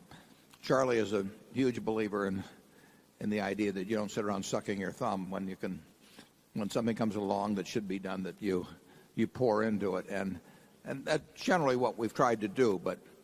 But there have been times, and it's usually happened when I've started buying something at X and it went up to X plus an eighth or some intolerable amount like that, and I quit or waited for it to come back, and we've missed in some cases billions of dollars of profit because of the fact that I'd gotten anchored in effect to some initial price when I could have paid more subsequently, and it really was inconsequential.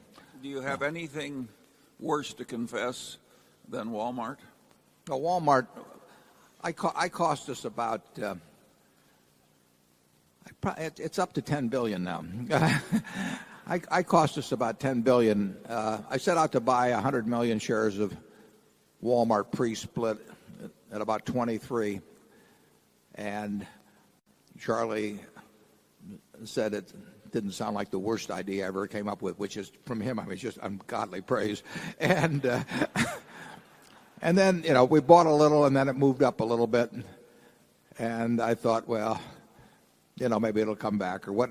Who knows what I thought? I mean, only my psychiatrist could tell me. And that thumb-sucking, reluctance to pay a little more, the current cost is in the area of 10 billion. And there have been other examples, too. And there will probably be more examples in the future, unfortunately. But that's on the other hand, it doesn't bother us. I mean, it's maybe instructional to talk about it just a little, and I'm glad to respond to the question. But in the end, we're going to make a lot of mistakes at Berkshire, and we've made them in the past. We'll make them in the future. If every shot you hit in golf was a hole-in-one, it wouldn't be. The game would soon lose interest. So you have to hit a few in the woods occasionally just to make it a little more interesting. We'll try not to do that too often, but those will be the kind of mistakes we make. We probably won't make the kind of mistakes, although we have. We made one with Dexter Shoe, but we probably won't make the kind that they cost us a ton of money. There'll be much more of omission than commission, I think you'll find in the future. Charlie, you want to add any more? Yeah, at least we are constantly thinking about the past occasions when we blew opportunities. Since those don't hit financial reports, the opportunities you had but didn't accept, most people don't bother thinking about them very much. And at least that is a mistake we don't make. We rub our own noses in our mistakes in blowing opportunities, as we just did. Okay, number 2. Warren and Charlie, my name is Peter Brochi from Beverly, Massachusetts, and I would like to thank you both for helping me become a better businessman and a better investor. Perhaps more importantly, you have created by example a kind of true north on the moral compass for me to steer by. While the education has been fantastic, I have found that the demands of owning a successful business and having a large family do not leave time to apply the research standards I have become so wonderfully accustomed to by being a member of this cult. Please imagine for a moment that you are 30 years younger and have only a few holes left in your investment punch card. If you were in my situation, to the extent that you would diversify your holdings beyond Berkshire Hathaway, given this environment, how would you choose the investment managers? Or as Charlie has just discussed when addressing foundations, would you hunt for 2 more great companies to invest in via common stocks? Charlie, why don't you take a swing at that? Well, of course, you're hunting. That's part of the fun of life. And but I would say that the chief lesson would be that you're unlikely to find very many in a whole lifetime. And when you find one in which you really have thought it out and have confidence, for God's sakes, don't do it in a niggardly fashion. The idea that very smart people with investment skills should have hugely diversified portfolios is madness. It's a very conventional madness. And it's taught in all the business schools, but they're wrong.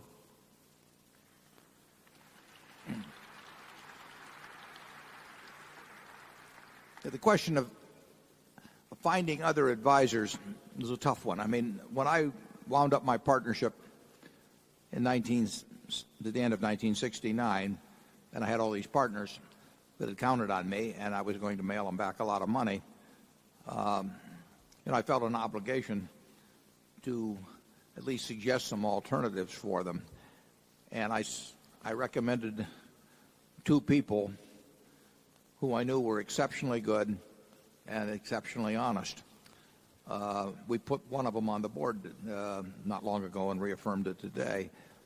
Sandy Gottesman, the other one was Bill Ruane. Now, I'd been around the investment world for a long time at that point, and those were the two I knew. But they were more or less contemporaries of mine, and I'd gotten to know them over the years, and I'd seen them for a long time. So I not only knew their results, but I knew how they'd accomplished their results, which is terribly important. I don't know that generation of managers now, but the fact that with the number of people I knew that I could only come up with two at a time when I was very active says something about the difficulties of finding managers. The one thing I can almost guarantee to you is that the promotional types going around to solicit the institutional investors are very unlikely to meet any long-term tests of ability and sometimes integrity.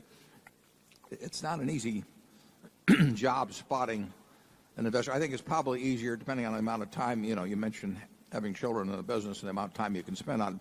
Every now and then you do, if you're conscious of the investment world and you have some kind of sort of grounding knowledge about what's going on, you can see something, as we did in junk bonds a couple of years ago, or as we did with all kinds of things some years back when stocks were cheaper. You will occasionally see something that you should load up on, and as Charlie says, that's what you really have to do. I mean, some of the people in this room loaded up on Berkshire many years ago. And the truth was they didn't need diversification. I loaded up on it. That Charlie did. And you'll see opportunities occasionally, but you're not going to see them every day or every week. If you think you're going to see an opportunity every week, you're going to lose a lot of money. Because people will come around and tell you that they've got them, and they may not be quite as flagrant as that fellow we had in the movie, but they're a version of that. Charlie? Yeah. The business of selecting investment managers was recently shown to be even harder than I had previously thought it was. A significant fraction of the institutional investment managers who run the nation's mutual funds actually accepted propositions to take bribes for betraying their own shareholders. It was as if a man came to you and said, I have a wonderful proposition. Why don't I kill your mother and we'll split the insurance money? And it was that ridiculous. And yet a significant number of the people said, gee, I would like some insurance money. And they just went right ahead. And they were already rich beforehand. Yes. And they've destroyed themselves, many of them, by making this insane decision. And I think many of them probably think the outcome is unjust. And the downfall they've had. And the interesting thing about it, of course, is that here is a huge industry where the people who weren't doing it have a great interest in having that reputation of the industry not get stained. And a number of them had to know what was going on. I mean, it's hard for me to imagine that people at most large mutual funds, even the ones that or mutual fund management companies, even the ones that weren't engaging in the activities mentioned, weren't aware of it. I mean, if you're in an industry like that, you're going to hear what's going on. And the Investment Company Institute was busy patting itself on the back, one meeting after another, and becoming very cozy with legislators. And there wasn't one thing done until a whistleblower went to Elliot Spitzer, and he got active in a very strong way with a very limited staff. And he uncovered and put on the front pages what was taking place. But the industry itself, with hundreds and hundreds and hundreds of people that must have known what was going on, and it went on for a long time, never said a word. It makes you wonder a little bit. Number 3. Hi, I'm Bob Klein from Los Angeles. You've touched on the issue of asset allocation, capital allocation in response to previous questions.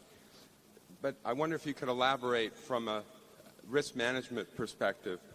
Wall Street and financial planning firms charge a lot of money for their asset allocation models say 50% stocks, 40% bonds, etc. I know you take a more opportunistic approach to building your portfolio and managing risk, as you mentioned as you illustrated by your junk bond example. And so I just want you to hammer out how you use price and value as a tool of risk management and asset allocation, as opposed to coming at it with a preconceived idea of how much should be allocated to each asset class. Yeah, we think the best way to minimize risk is to think. And the idea that you have, you say, I've got 60% in stocks and 40% in bonds, and then have a big announcement, now we're moving it to 65-35 as some strategists or whatever they call them in Wall Street do. I mean, that has to be pure nonsense. I mean, 60-40 or 65-30, it just doesn't make any sense. I mean, what you ought to do is have your default position is always short-term instruments, and whenever you see anything intelligent to do, you should do it, and you shouldn't be trying to match up with some goal like that. I found it entertaining. I was just reading yesterday an article, I think it was, about the two fellows at Google and all of the problems they're going to have because they're each going to get a few $1 billion. And I mean, it was. I mean, I wanted to send a sympathy card. I almost went down a Hallmark store because this article went on. They've got this terrible problem and that terrible problem, and they're going to need lawyers and they're going to need financial lawyers. They don't need anybody. Those guys are smarter than the people that are coming to them, and they do not have a big problem. And they're very capable of thinking it through themselves. The people that have the problem are the people who want to sell their services to them and are going to have to convince them that they have a problem. But so much of what you see when you talk about asset allocation, it's just merchandising. It's a way to make you think that if you don't know how to determine whether it should be 60-40 or 65-35, that you need these people. And you don't need them at all in investing. I mean, most of the professionals that tell you you're going to get in great trouble unless you listen to them and adopt and sign up for their services, they're good at selling. But it's what my former brother-in-law that worked at the stockyards used to say, was that people would bring in cattle or something, and I'd say to them, how do you get the farmer to employ you to sell the Swift or Armour or Cudahy instead of the guy right next to you? I mean, it's a cow is a cow, and Armour's going to buy it the same way. And he gave me this disgusted look, and he said, Warren, it's not how you sell them, it's how you tell them. Well, there's a lot of that in Wall Street. Charlie? Yeah, people have always had this craving to know the future. The king used to hire the magician or the forecaster, and he'd look in sheep guts or something for an answer as to how to handle the next war. And so there's always been a market for people who reported to know the future based on their expertise. And there's a lot of that still going on. It's just as crazy as when the king was hiring the forecaster who looked at the sheep guts. And people have an economic incentive to sell some nostrum. It can be sold over and over and over again. The really interesting figures are when you combine the underperformance of the market, say by the mutual fund industry, which is probably a couple of points per annum,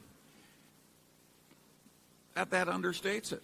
Now if you take all of the investors in the mutual funds who are constantly whipsawing from one fund to another by a bunch of brokers who want commissions, now you take a subnormal performance and it goes down another 3 or 4 percentage points due to the shuffling of the mutual fund investments. So the poor guy in the general public is getting a terrible result from contacting the experts. And these guys are heading the scout troop and the community chess drive and are locally reputable people. I think it's disgusting. It's much better to make a living by being part of a system that delivers value to the people who are buying the product. But nobody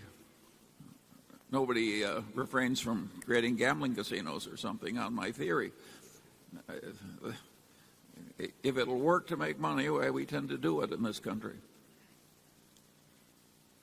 Microphone 4.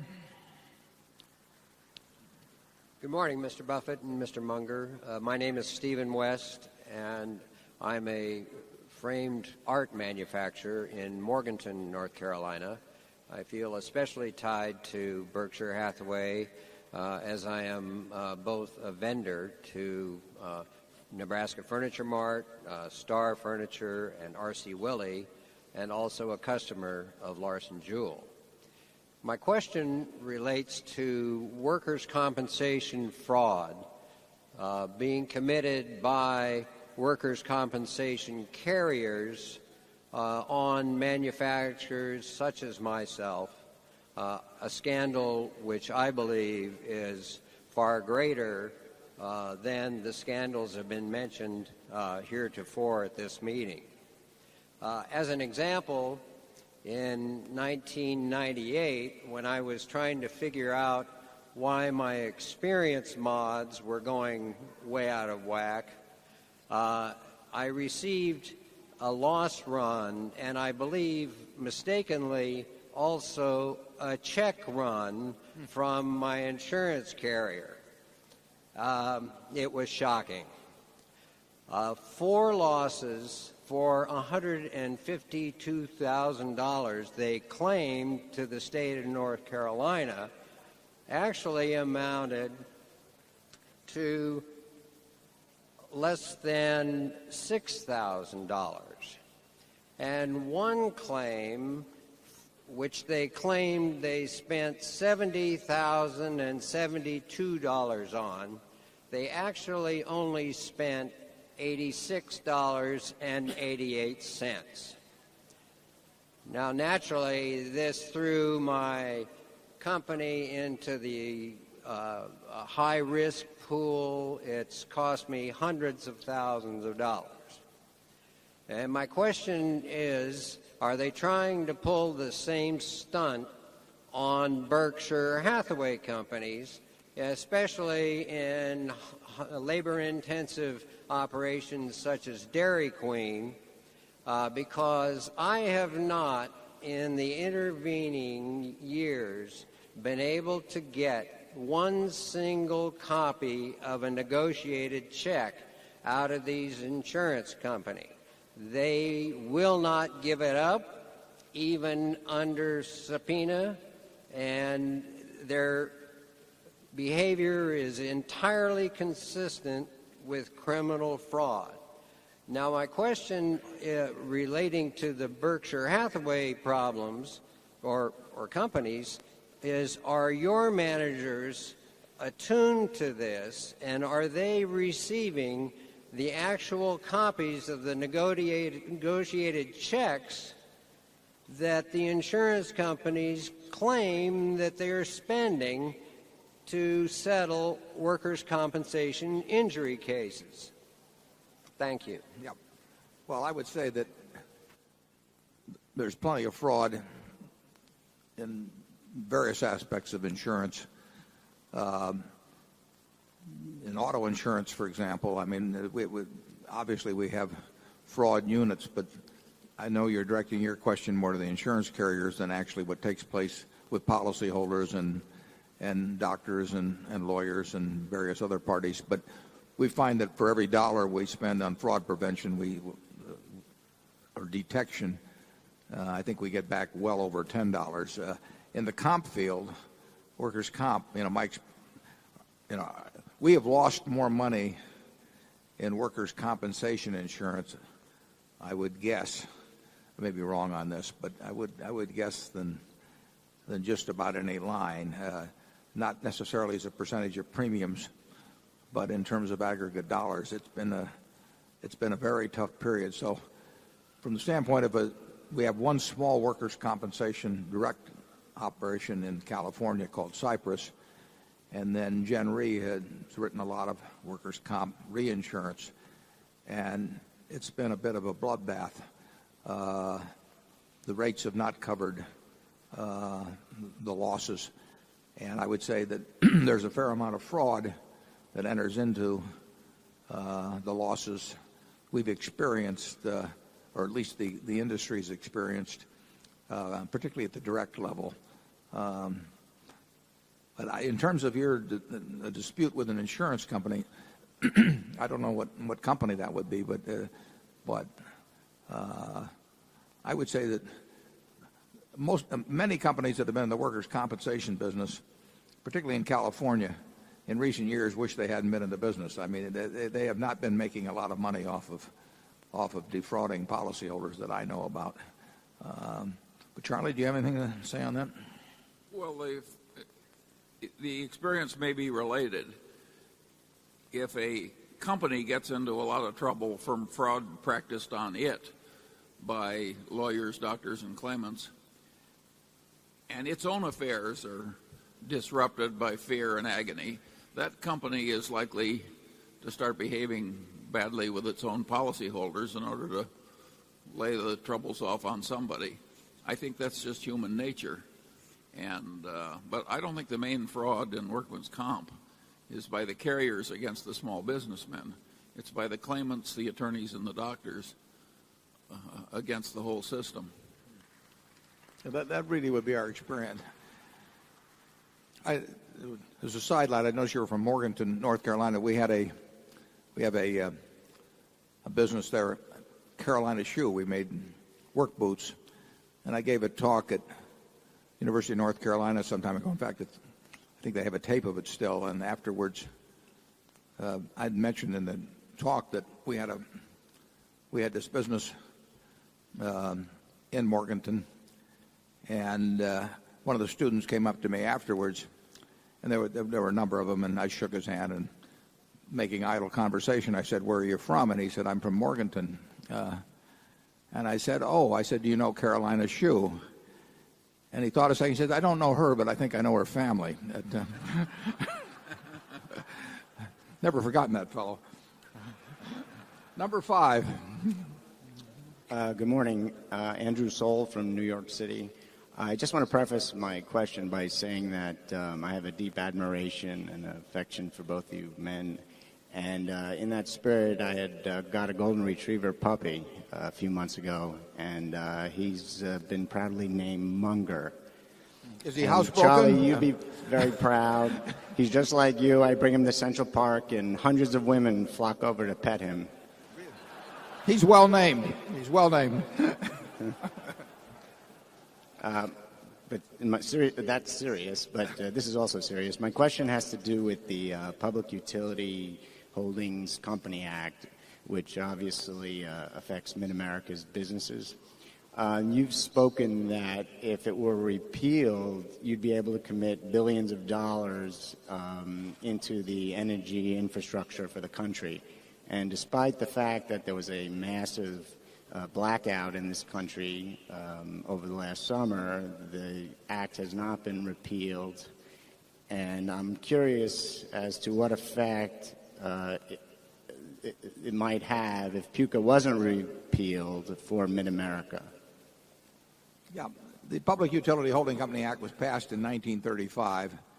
It was a reaction, and a justified reaction, to some real wild antics that had taken place in the 20s in the public utility field that were most dramatic in the case of Sam Insull, but occurred with a lot of other companies, Associated Gas and Electric and various other companies. And there was pyramiding of utility capital structure. There were a lot of things that were wrong that were addressed in that act. And in our view, that act is long outmoded.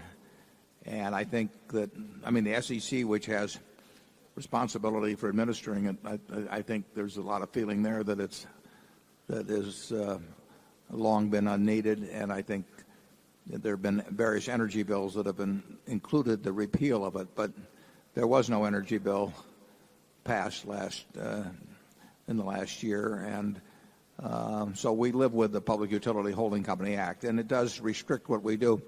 It's an interesting question, though, if it were repealed, whether that necessarily would open up lots of opportunities, because if it were repealed, it's quite conceivable that a number of other companies would also be competing with us in terms of possibly buying utilities that might have been difficult for us to acquire or for them to acquire back when the law was in existence. So I don't want you to think that if it gets repealed that Berkshire Hathaway is necessarily worth a lot more money.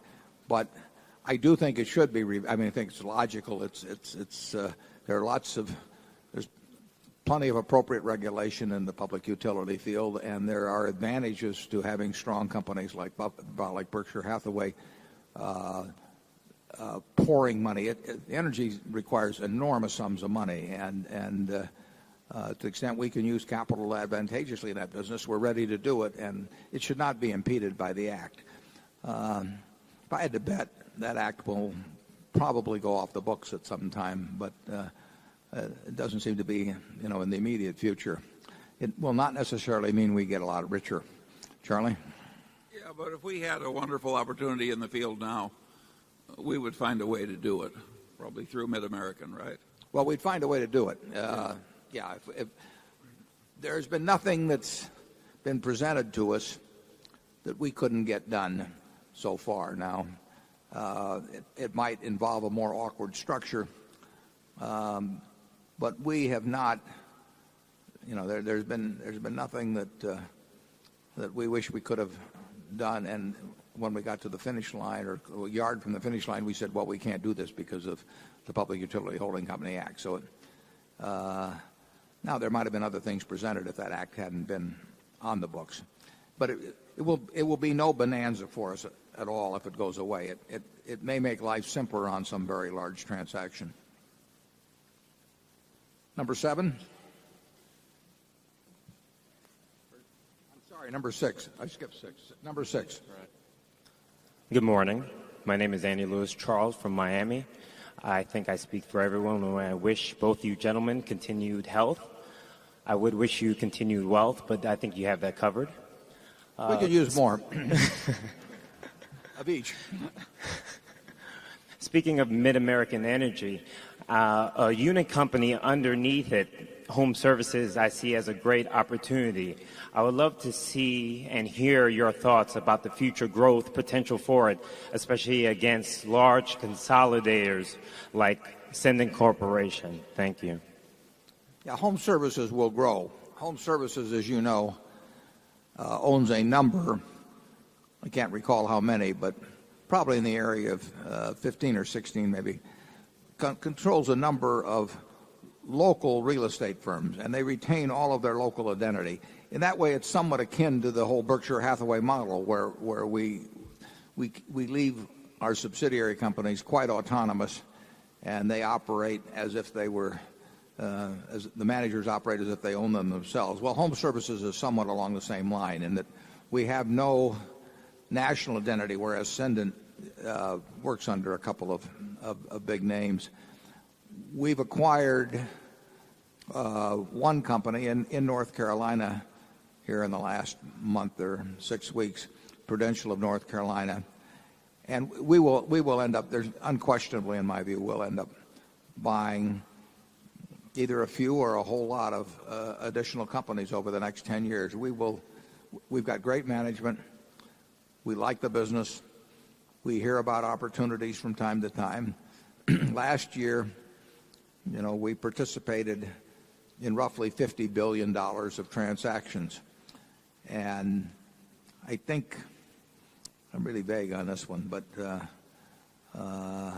I better not give you a percentage of the national total that is, but it's a very small percentage. It's a lot of transactions, a couple 100,000 transactions. We're very big in Southern California, for example. We're very big in Minnesota. We're very big in Iowa. Very big right here in Omaha and in Lincoln. But there's an awful lot of places where we aren't at all. We like to buy leading firms as we go around, and we sometimes like to buy more than one in a community. It's a good business. It's a very cyclical business. Right now it's very good. We will go through periods in the next 5 years. I'm sure we'll go through a period where it's very slow. But we'll keep buying. We'll buy when business is slow. We'll buy when business is good, depending on the price of the institution and the kind of business we're buying. I don't know how big it can become. It will become bigger than it is now relative to Berkshire's total market value. It may not be that a huge factor. But it's conceivable as we buy more operations, we'll find other things to do with them too. I mean, the purchase of a home is a big deal to people. You know, often they're buying furniture at the same time, and maybe we can make a suggestion or two. Charlie? I've got nothing to add about that business. Number 7. Good morning. I'm Jim Hayes from Alexandria, Virginia. I hate to beat a dead horse, but I really like the charitable plan. Suppose you brought it back and then personally opted out, and then we voted you a bonus equal to what you might otherwise be entitled. Would you consider that? Are you talking about renewing the shareholder designated contribution program? Yeah. Yes, and then personally opting out, and then we could have a shareholders vote to grant you an option bonus or some kind of tax advantage bonus. Yeah, I think that might get a little complicated. And additionally, I wasn't the only one giving money at all, nor was Charlie, to organizations, primarily pro-choice organizations. In fact, I don't know of any other than pro-choice organizations, that the people that were causing harm to the Pampered Chef representatives, we had dozens and dozens, maybe even hundreds, giving money on both sides of the issue. I mean, if you looked at one class, well, the largest classification of gifts went to churches. Probably the largest classification in that, I'm positive, were Catholic churches. And we had people giving money to everything in the world, which is exactly the way we wanted it. I mean, whatever, it's the shareholders' money.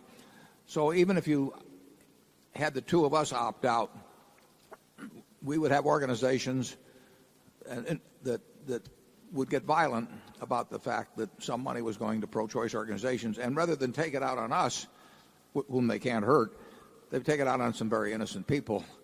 And neither Charlie nor I like the idea of somebody, you know, some woman that's developed a living, you know, in Dubuque, Iowa, or in Casper, Wyoming, having her livelihood destroyed because of what we're doing. So reluctantly, we gave up the practice. I mean, I received a letter one time from somebody, some organization that was monitoring, said they didn't care if we were giving $10 million to pro-life organizations and $1 to pro-choice organizations, they were still going to boycott our people. Well, boycotts don't bother me. We had some of that right along, always on a small scale, but because they basically can't hurt us in any significant way, but they can hurt individuals very badly, and we're not going to have something around Berkshire that's hurting a bunch of people that have devoted their lives to working with us, and so we reluctantly gave it up. Charlie? Well, as I said, it's a dead horse, and I miss it too. Number 8, please. Good morning.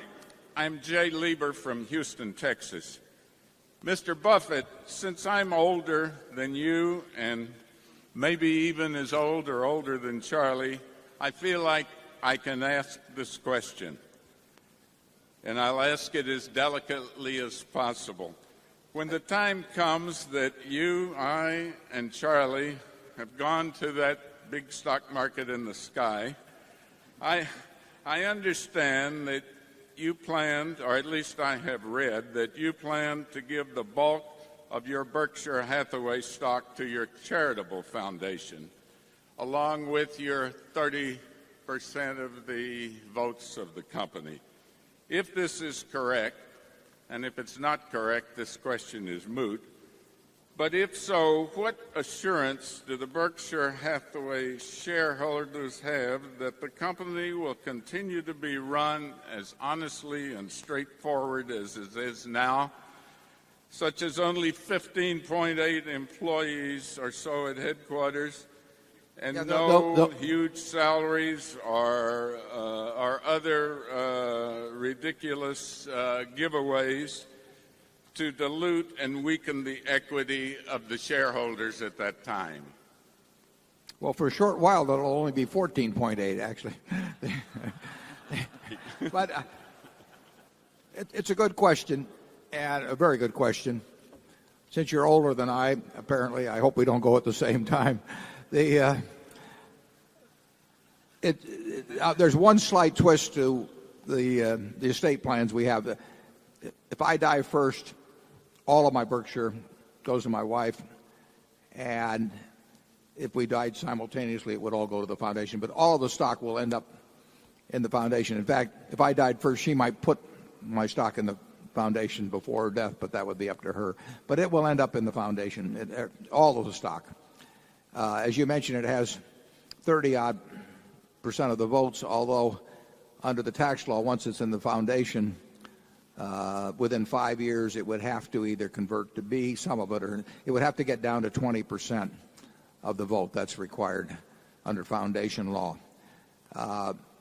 In terms of how it would be run in the future, I think it has a far better chance than any company, any major company I know in the country, of maintaining the culture, because it will have people running it who have grown up in the culture. Earlier, the criticism was made about my wife and my son being on the board, but they are guardians of the culture.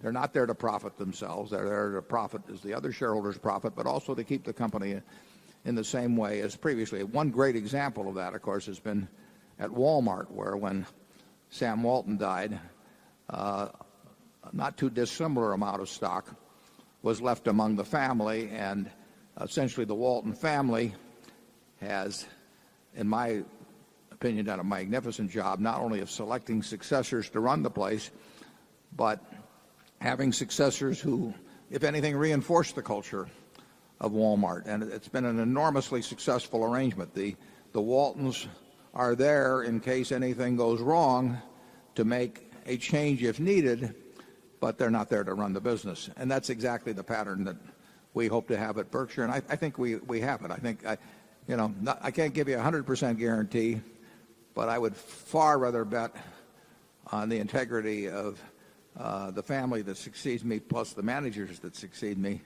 at Berkshire, remaining true than I would any other company for a long, long time, any other company I can think of. Charlie?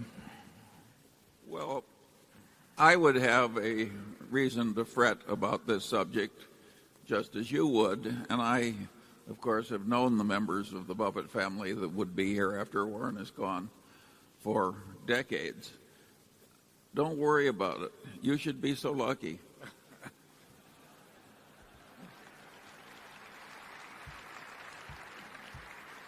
It's a question we don't wish to have an instant answer for, though, however. Number 9, please. Good morning. James Easterlin from Durham, North Carolina. My statement is you have often written in reference to aggregate corporate profitability remaining fairly consistent in the long run, such that return on equities are in the 12% range for U.S. companies, and after-tax profits as a percentage of GDP is sticky in the 4 to 6.5% range. And the question is, given the advances in technology that have brought the inventory to sales ratios down to historic lows, given the widespread adoption of the EVA principles by companies, might you think that might change over time? Yeah, I don't think any of the factors that you mentioned will act to move corporate profitability out of the range that has historically existed. It's going to bob around, obviously, some, but I certainly don't think EVA will do a thing for American corporations in terms of making them receive a greater share of GDP in profits. Technology, that's just as likely to reduce profits as to increase profits. I mean, as the economic machine of the United States works better and better over time, the main beneficiaries are going to be consumers. If you took whoever you think is the best business manager in the United States and you put a clone of that person in charge of each one of the Fortune 500, the profits of the Fortune 500 would not necessarily go up, because there's this competitive nature to capitalism where the improvement you get one day, your competitor gets the next day, and it very much tends to work to the benefit of consumers, but not to increase overall profitability. We see that in the industries we're in. We were in the textile business for a long time, and various new products or various new machinery would come along, and it would promise to deliver a 40% internal rate of return and get rid of 43 employees or something like that. And we just did one after another of those, and when we got all through, we didn't make any money because the other guy was doing the same thing. And I likened it, to everybody at a parade, a huge crowd watching it, and somebody stands up on tiptoes, and 10 seconds later, everybody on the crowd is up on tiptoes, and they're not seeing any better, and their legs hurt. Well, that was the textile business. And there's an awful lot of self-neutralizing things in capitalism. So I don't really expect any of the factors you named or any other factors that I can think of that will move profits up as a percentage of GDP. And indeed, I think that if you're looking at GDP as being the national pie and profits being what investors get out of it and the rest belonging to people who are out there working for a living every day, I don't think the proportions are inappropriate. Charlie? I've got nothing to add to that. Number 10. Good morning. I'm Mark Rabanov from Melbourne, Australia. Mr. Buffett and Mr. Munger, I'd like to ask you, when you assess a business and derive its intrinsic value, how do you estimate the future growth of the business, and how do you decide what margin of safety to use? Thank you. Is the future growth in what, Charlie? Well, I have difficulty understanding that question fully. He's talking about how do we combine our estimates of future growth with our passion for having a margin of safety. Surely you can handle that. Well, I can certainly handle as well as you can. Every time he laterals them off to me, he calls those audibles. You calculate, I think you take all of the variables and calculate them reasonably conservatively, but you don't try and put too much windage in at every level. And then when you get all through, you apply the margin of safety. So I would say don't focus too much on taking it on each variable in terms of the discount rate and the growth rate and so on.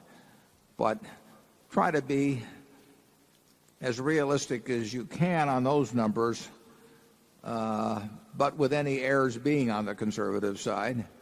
And then when you get all through, you apply the margin of safety. Ben Graham had a very simple formula he used for just the most obvious situations, which was to take working capital, net working capital, and try and buy it at a third off working capital. And overall, that worked for him. But that method sort of ran out of steam when the sub-working capital stocks disappeared. But it's the same thing we do in insurance. I mean, if we're trying to figure out what we should charge for, we'll just say, the chances of a 6.0 earthquake in California. Well, we know that in the last century, I think there have been 26 or so 6.0 or greater quakes in California. And let's forget about whether they occur in remote areas. Let's just say we were writing a policy that paid off on a 6.0 or greater quake in California, regardless of whether it occurred in a desert and did no damage or anything. Well, we would look at the history and we'd say, well, there have been 26 in the last century, and we would probably assume a little higher number in the next century. That'd just be our nature. But we wouldn't assume 50. If we did, we wouldn't write any business. So we might assume a little higher. If I was pricing it myself, I'd probably say, well, I'll assume they're going to be 30 or maybe 32 or something like that.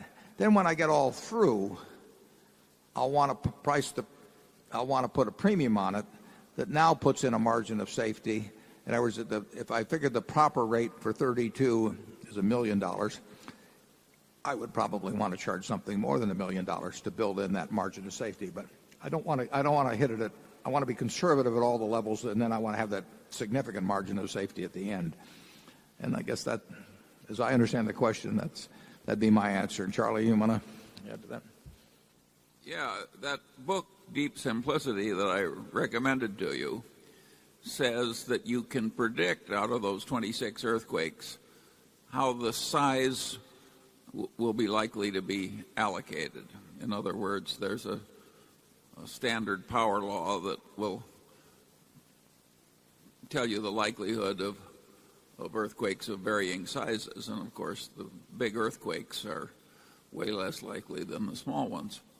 So you count the math and you know the applicable power law and you guess as to how much damage is going to. It's not that difficult. It becomes more difficult if somebody says they really want to protect against a 9.0 or something like that. And is it one in 300 years? Is it 1 in 1,000 years? Well, you get really off the data points. But that is not what you're looking at in investments. You don't want to look at the things that are that. You don't want to come up with companies where you make the assumptions that they get that extreme. And you don't have to. That's the beauty about investments. You only have to look at the ones that you feel capable of evaluating, and you skip all the rest. Number 11. Good afternoon. It's James Tarkenton of Durham, North Carolina. Current examples, including discussion of media ownership rules, FCC regulation of the telecom industry, and proposed oversight changes for mortgage giants Fannie Mae and Freddie Mac, are all examples of the legislative, regulatory, and lobbying process as an influence in shaping and reshaping economic moats. We would be interested in your comments on these and other examples of how competitive advantages are shaped by government. In general, how do you incorporate the impact of regulation on the size and veracity of economic moats for various businesses? Well, that varies enormously by the business. I mean, there's some businesses that we think that it's not a very big factor, and there's other businesses we're in, the energy business, the insurance business, where regulatory change could have a huge impact. And we don't have any one-size-fits-all type arrangement. That we just try to think intelligently about any business we're in. And if it's when we bought Geico in 1995, or bought that last half of it, or whichever year it was, the question, is whether the regulatory climate would change in some major way. You nationalize auto insurance. Well, all of those things go through our mind, and we evaluate them. But there is no formula.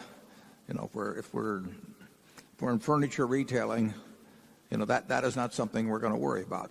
We're going to worry about plenty of things in terms of competition. But there are different variables that apply with different intensity to each business we're in, and it's up to Charlie and me to try and think about any of the variables that might hit those businesses and to weigh them appropriately and crank that into our evaluation. Charlie? I think it would be fair to say that in our early days, we tended to overestimate the difficulties from regulation. We refrained from buying television station stocks for a long, long time because it seemed like such a peculiar asset when anybody could just ask to have your license jerked away from you each year, and they could ask a government agency to do it. But it turned out the way the system evolved that almost never happened. Yeah, Tom Murphy figured that one out before we did. Yeah, and we were slow on the learning curve. Murphy was way better at it than we were. Microphone 12, please. Hello, gentlemen. My name is Vivian Pine, and I'm from Tarzana, California. And my question is, for a new investor buying stocks today, would you recommend that they buy a low-cost S&P index fund or Berkshire Hathaway, and why? Well, we never recommend buying or selling Berkshire, but I would say that among the various propositions offered you, a very low-cost index fund where you don't put all your money in at one time. I mean, if you accumulate a low-cost index fund over 10 years with fairly regular sums, I think you will probably do better than 90% of the people around you that take up investing at a similar time. Charlie? I would agree with that totally. It's awkward for us sitting here at these annual meetings where we have a sampling of some of the most honorable and skillful stockbrokers around who've done a wonderful job for their own clients and families. But the stockbroking fraternity in toto can be guaranteed to do so poorly that the index fund is a better option. We'll go to number one again. John Bailey from Boston. As of last week, my house is almost totally covered with Benjamin Moore now. But more seriously, you've spent a fair amount of time talking about low probability transformative events. I recall a discussion on the probability of a nuclear event not occurring in any given year for, say, 50 years, at which point it begins to look like over the time period it's pretty darn likely, and therefore the expected value is a pretty big negative. There are some other things that could be happening that somebody might expect. For instance, perhaps there is, in fact, a ceiling on consumer debt coverage ratios. If they quit falling, that could be a big change. If you even listen to the United States Geological Survey, they're now saying that sometime in the next 50 years there could be a fall in the production of oil. And so I'd like you to address how you conceive of the portfolio of businesses in the context of these possible transformative events, especially given that over this same time period of maybe the next 50 years, at some point you're not going to be able to personally revise the portfolio. Yeah, I think it's a fair statement that over the next 50 years at some point Charlie and I will not personally be able to participate in portfolio revisions. Well, you're quite correct that people tend to underestimate low probability events when they haven't happened recently and overestimate them when they have happened recently. That is the nature of the human animal. Noah ran into that some years back. But he looked pretty good after 40 days. What you mentioned on the nuclear question, it's a matter you can do the math easily. What you don't know is whether you're using the right assumptions. But for example, if there is a 10% chance in any given year of a major nuclear event, the chance that you'll get through 50 years without it happening, if the 10% is correct, is a half of 1%. I mean, 99.5% of the time, a 10% event per year will catch up with you in 50 years. If you can reduce that to 1%, there's a 60% chance you get through the next 50 years without it happening. That's a good argument for trying to reduce the chances of it happening. In terms of our businesses, I think Charlie and I we think about low probability events. In fact, in insurance, we probably think about low probability events more than most people who have been insurance executives throughout their year. It's just our nature to think about that sort of thing. But I would say if you talk about transforming events or really talk about major events that could have huge consequences that are low probability, they're more likely to be in the financial arena than in the natural phenomena arena. But we'll think about them in both cases. But we do spend a lot of time thinking about things that can go wrong in a very big and very unexpected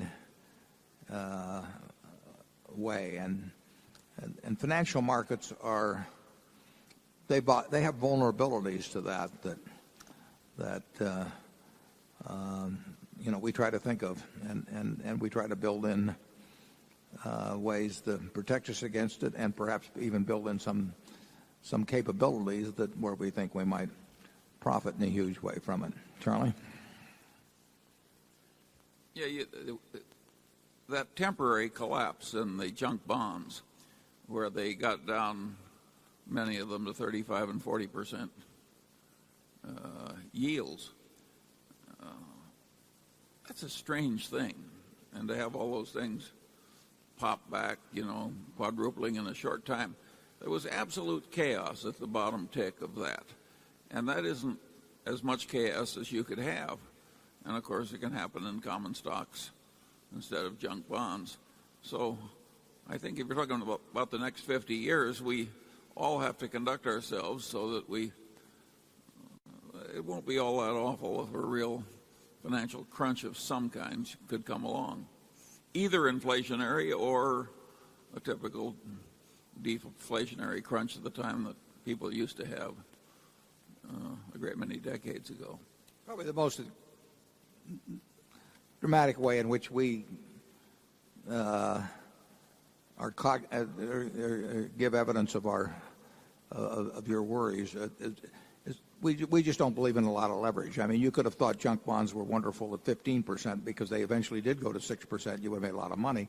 But if you owed a lot of money against them in between, you wouldn't have been around for the party at the end. So we believe almost anything can happen in financial markets, and the only way smart people can get clobbered really is through leverage. If you can hold them, you have no real problems. So we have a great aversion to leverage, and we would predict that a very high percentage of the smart people operating in Wall Street at one time or another are likely to get clobbered through the use of leverage.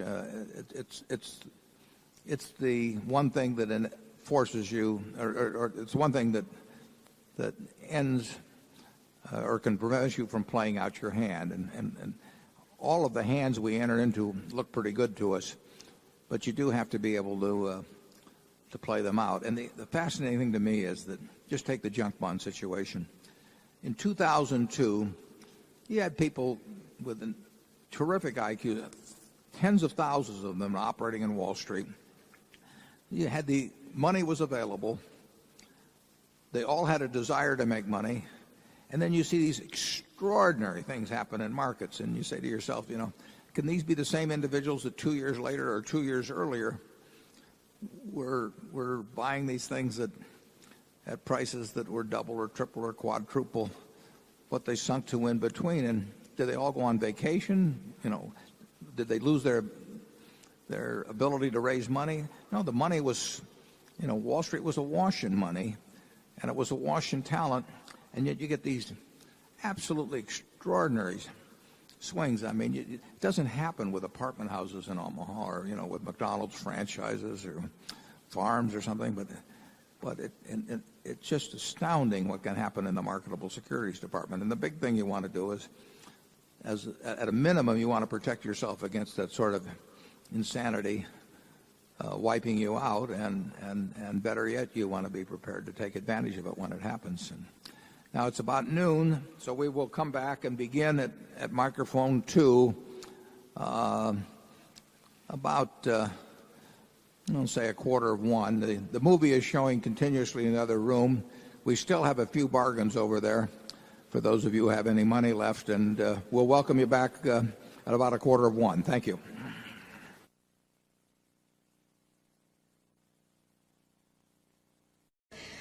After reading the story on Enron, I would like to ask you the following question.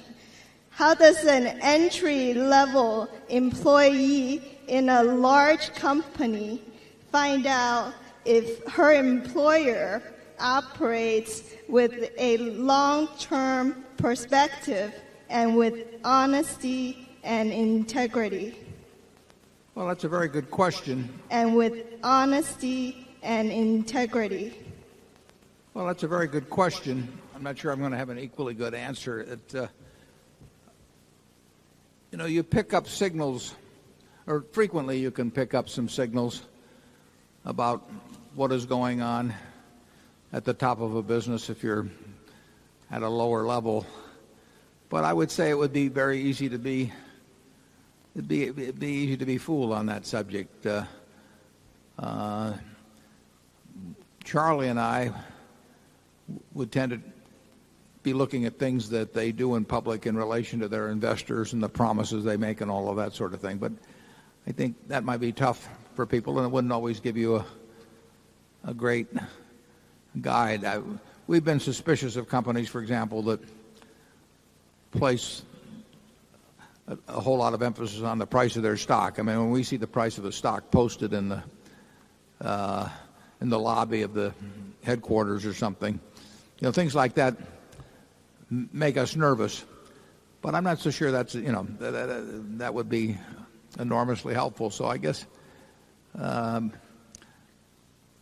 you just have to sort of pick up from co-workers, publications, pronouncements of the leaders, the sort of culture that was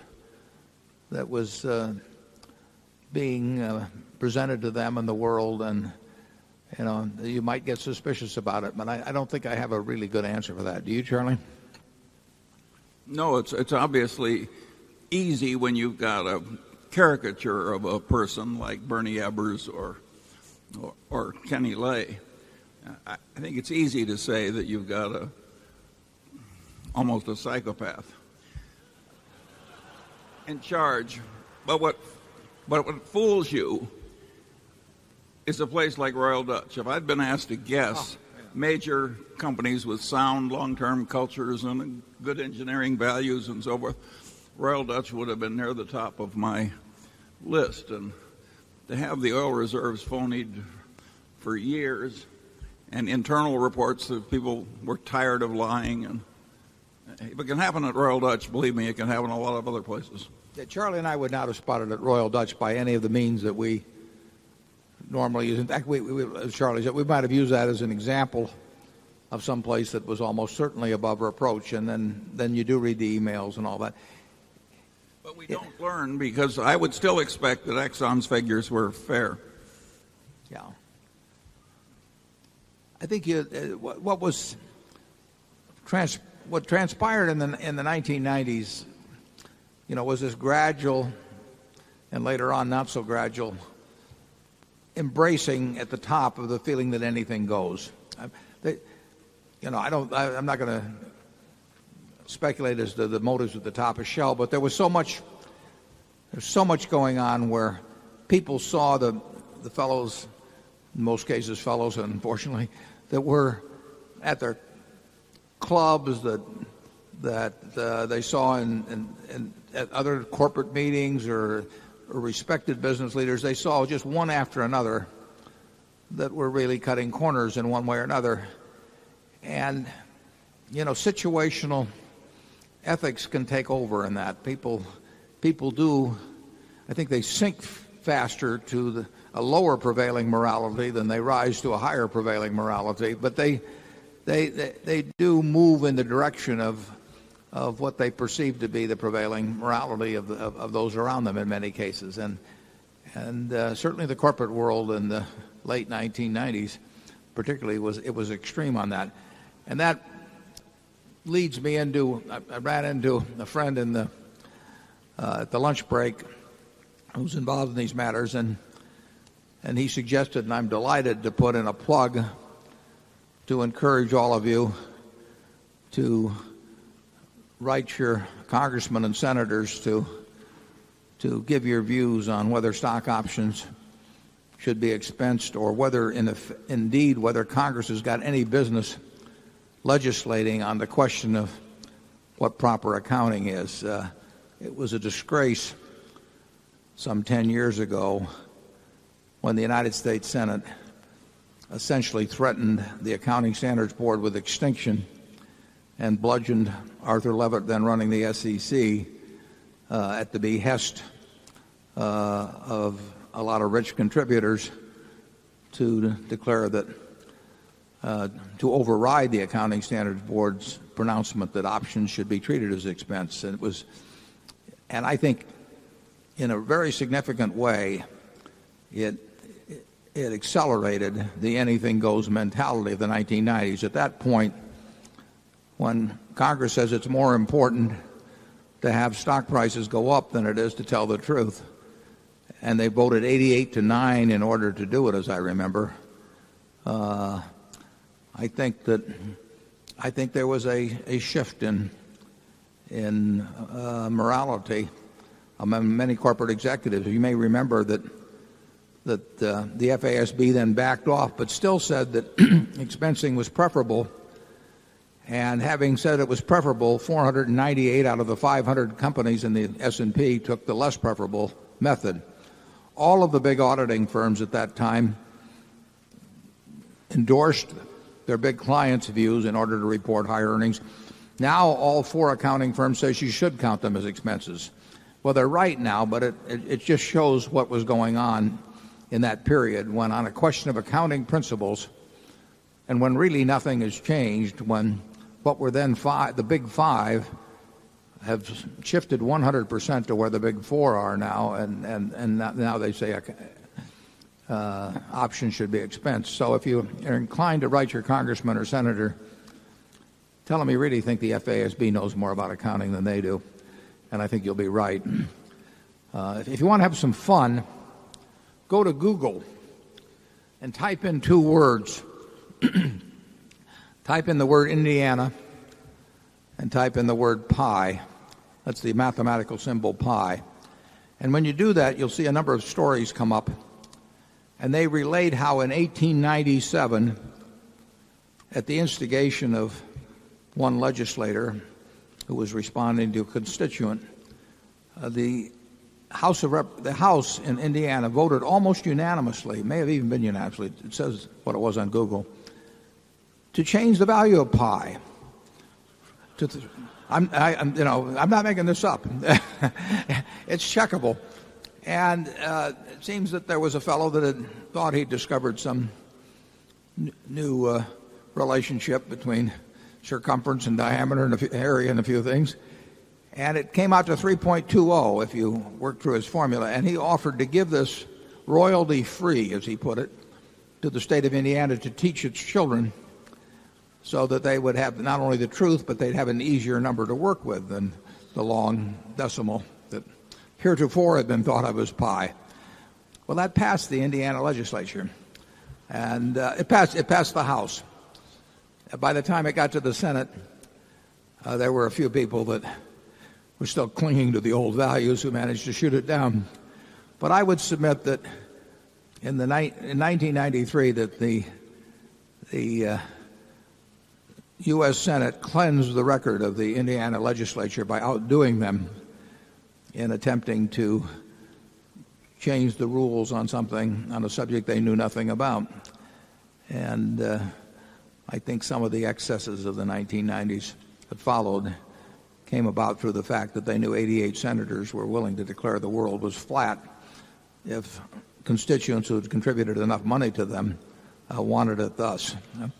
We pause now. We'll get back to our schedule here. Number 3. Oh, Charlie, do you have anything to say about the Indiana legislature? Well, the current members of Congress that want to retain the former abusive accounting, which are probably a majority of the House of Representatives, are way worse than the people who wanted to round pi to an even number. Those people were stupid. These people are mostly not stupid, but dishonorable. I mean, they know it's wrong and they want to do it anyway.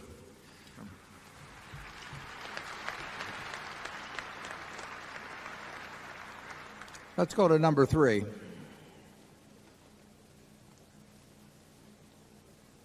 Hi, my name is Nate Anthony from Hinsdale, Illinois. First, I would like to venture a response to an earlier question about the future of Berkshire. I believe it is our responsibility as shareholders to think for ourselves and ensure that Berkshire is run as respectably in the future it has been until now. You both have had a lot to say, both today and in the past, about how mutual funds should be run, but to my knowledge, we do not directly have a fund management business. What do you think about putting your words in action and offering to have a Berkshire company manage the assets of funds where the directors are dissatisfied with present management? Yeah, the problem would be there would be too many conflicts. You know, we're managing so much of our own money at Berkshire that to take on the responsibility for managing another group of people to whom we would owe our best efforts and handling that situation of wearing two hats ethically, I wouldn't know how to do it.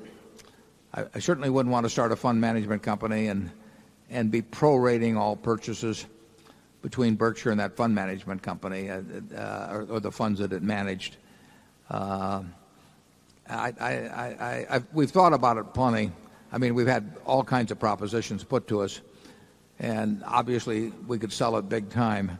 But when we got through selling it, then we'd have the problem of administering it fairly, and I don't know how we would do it. Charlie, do you? No, that's why we don't do it. But I must say it's an attitude that doesn't seem to bother many other people.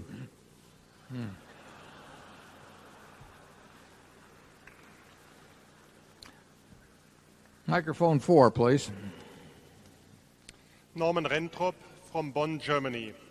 2 thanks and 1 question. My thanks go to both of you for allowing us investors to participate on equal terms with you. No management fees, no performance fees, no transaction fees.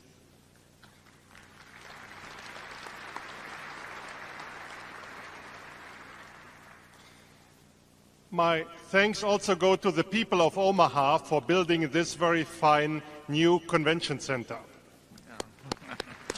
Our thanks, too.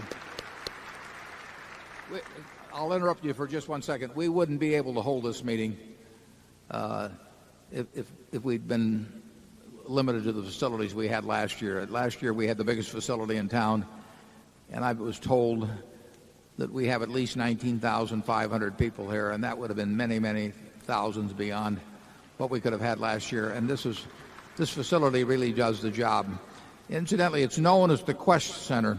If you read about it in the paper, they seem to have some unwritten rule, or maybe it's a written rule, that they can't use the name. And so you will not see that name in the paper for reasons that absolutely baffle me. But this is the Quest Center, and they've done a wonderful job with it, and Omaha has 19,500 people here today that otherwise might have to go to Kansas City. So thank you for thanking them, and now your question, please. My question is your outlook on buying companies. You have taught us when stocks are priced high and companies are priced low, then buy companies. In the 1960s and 70s, we did see the rise of the conglomerates. Then came in the pure industry plays. Now we see a huge amount of money in private equity. And somehow private equity is competing for buying companies. So my question is, what is your outlook on the future of the buyout and the buying company industry? Yeah, you're absolutely correct that the private equity funds are a form of competition with Berkshire in buying businesses. We don't really seek to buy businesses cheap because you're not going to get the chance to do that. We haven't been able to do that. We do get occasional chances to buy them at what we would regard as fair value. You'll never buy companies as cheap as stocks sometimes get. I mean, sometimes stocks sell for very low valuations compared to intrinsic value.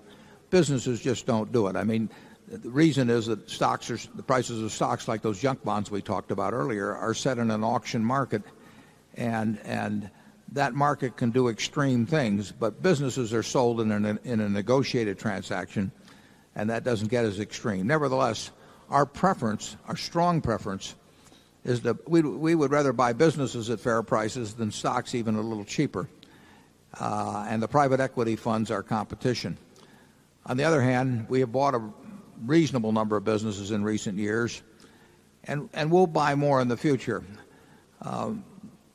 If somebody wants what we are offering,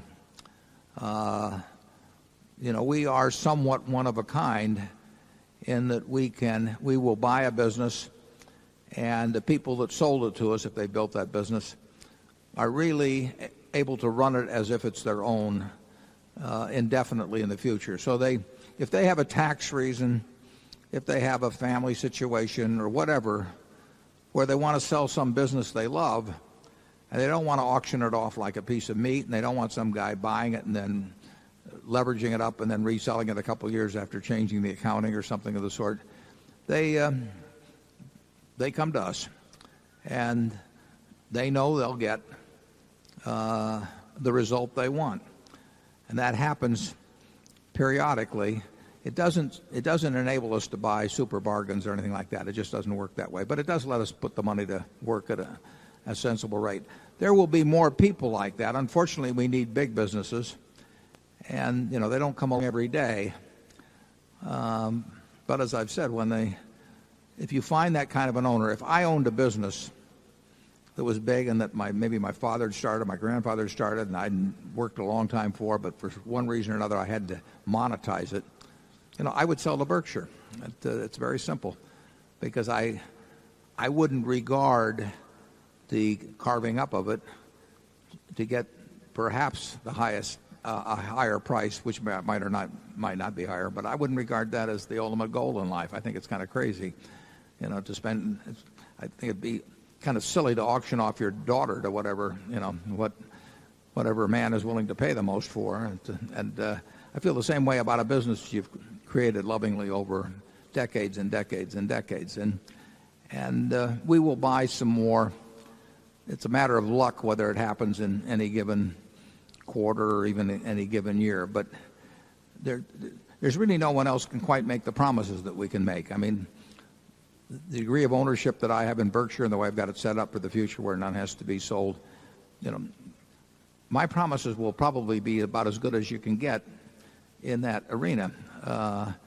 Most big companies simply can't do that. If their board of directors, decides they want to have a pure play, as you put it, in something, what can be done about it? I tell prospective sellers, basically, I'm the only one that can double cross you.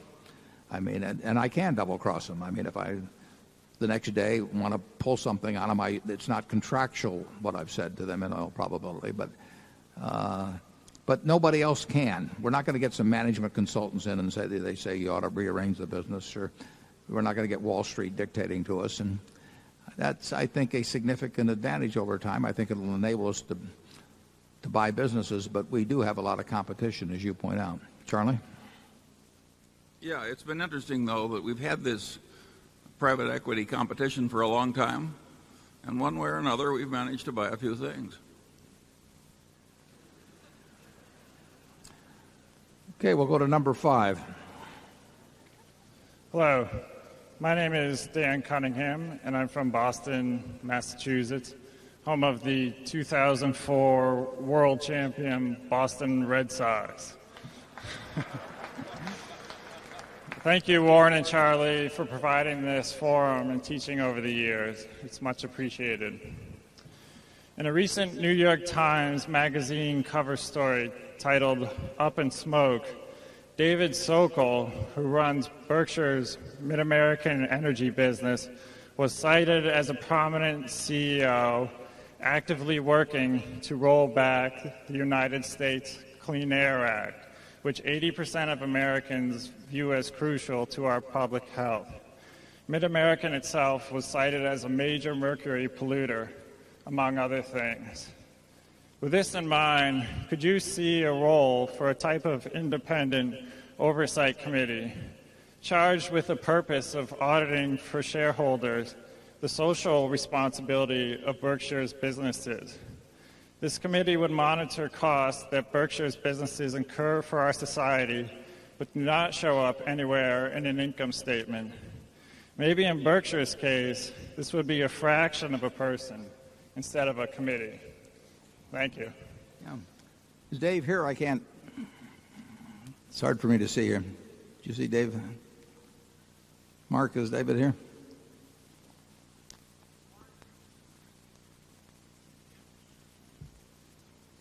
Yeah.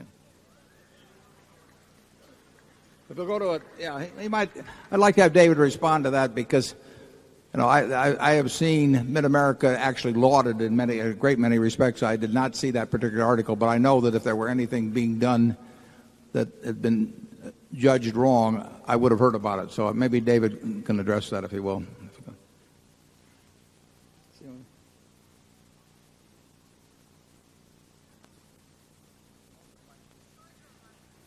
Well, there's a mic.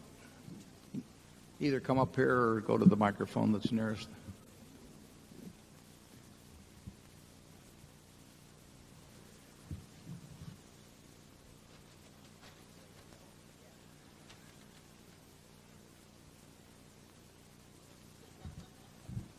Yeah, Warren, this is David. Okay.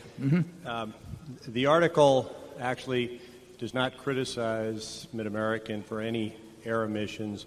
It criticized me for 2 years ago being a ranger in President Bush's election. For what it's worth, I'm no longer a ranger, but that was the focus of the article was energy CEOs trying to influence legislation. That's not why I was a ranger. And frankly, Mid-American's environmental policies, I think, rank among the best in the industry. Thanks, David. I've never seen any criticism of Mid-American. As a matter of fact, David, could you tell them what happened with that J.D. Edwards study just recently? Yeah, we were ranked nationally number 2 in the country for environmental reliability, availability, and customer satisfaction, number 1 in the Midwest out of 55 utility companies. Thanks, Dave. Number 6, please. Good afternoon, Mr. Buffett and Mr. Munger. My name is Van Argerakis. I'm from Omaha.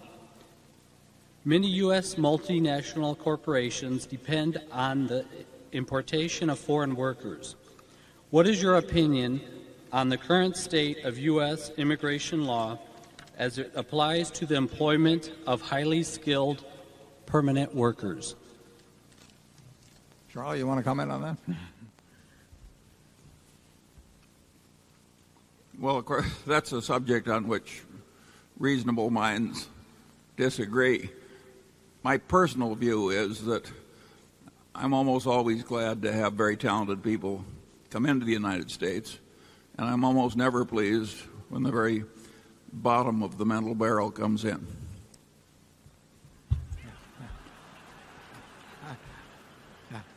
We may differ just a bit on that one.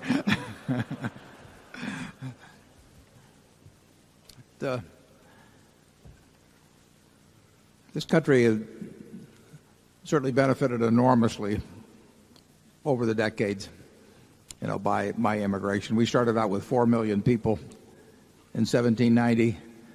China had 290 million at that time, just about what we have now. Europe had well over 75 million. So you had 70 times as many people in China. You had probably 20 times as many people in Europe. We had the same degree of intelligence in China or in Europe as we had here. We had similar natural resources, and now this country has well over 30% of the GDP of the world. So it's a pretty remarkable story. And how to attribute or how to quantify the various components that entered into that is very, very difficult. But we've certainly been a country characterized by lots of immigration, and whether that is responsible in any way for the incredible record of this country, I don't know, but I suspect that it was. And I think what Charlie would like to do is perhaps be the admitting officer, and it would work it would work pretty well if Charlie was. But in the absence of that, I think I don't think this country has been hurt by immigration over time. Number 7. Good afternoon, Mr. Buffett and Mr. Munger. I would like to thank you for being here. My question pertains to price discovery and liquidity. It is a common perception that unless there is adequate liquidity, price discovery is hurt. Now, if liquidity helps price discovery, then does it make sense to split the stock of a company which has a low liquidity problem? As a corollary, why do you consider stock splits and bonus issues to be bad for shareholders in the long run? Thank you. Stock splits and what else, Charlie? Bonus issues. Well, and what's the relation? I don't get it. He didn't indicate a relation. He just asked you to describe what's wrong with both. It's two questions then.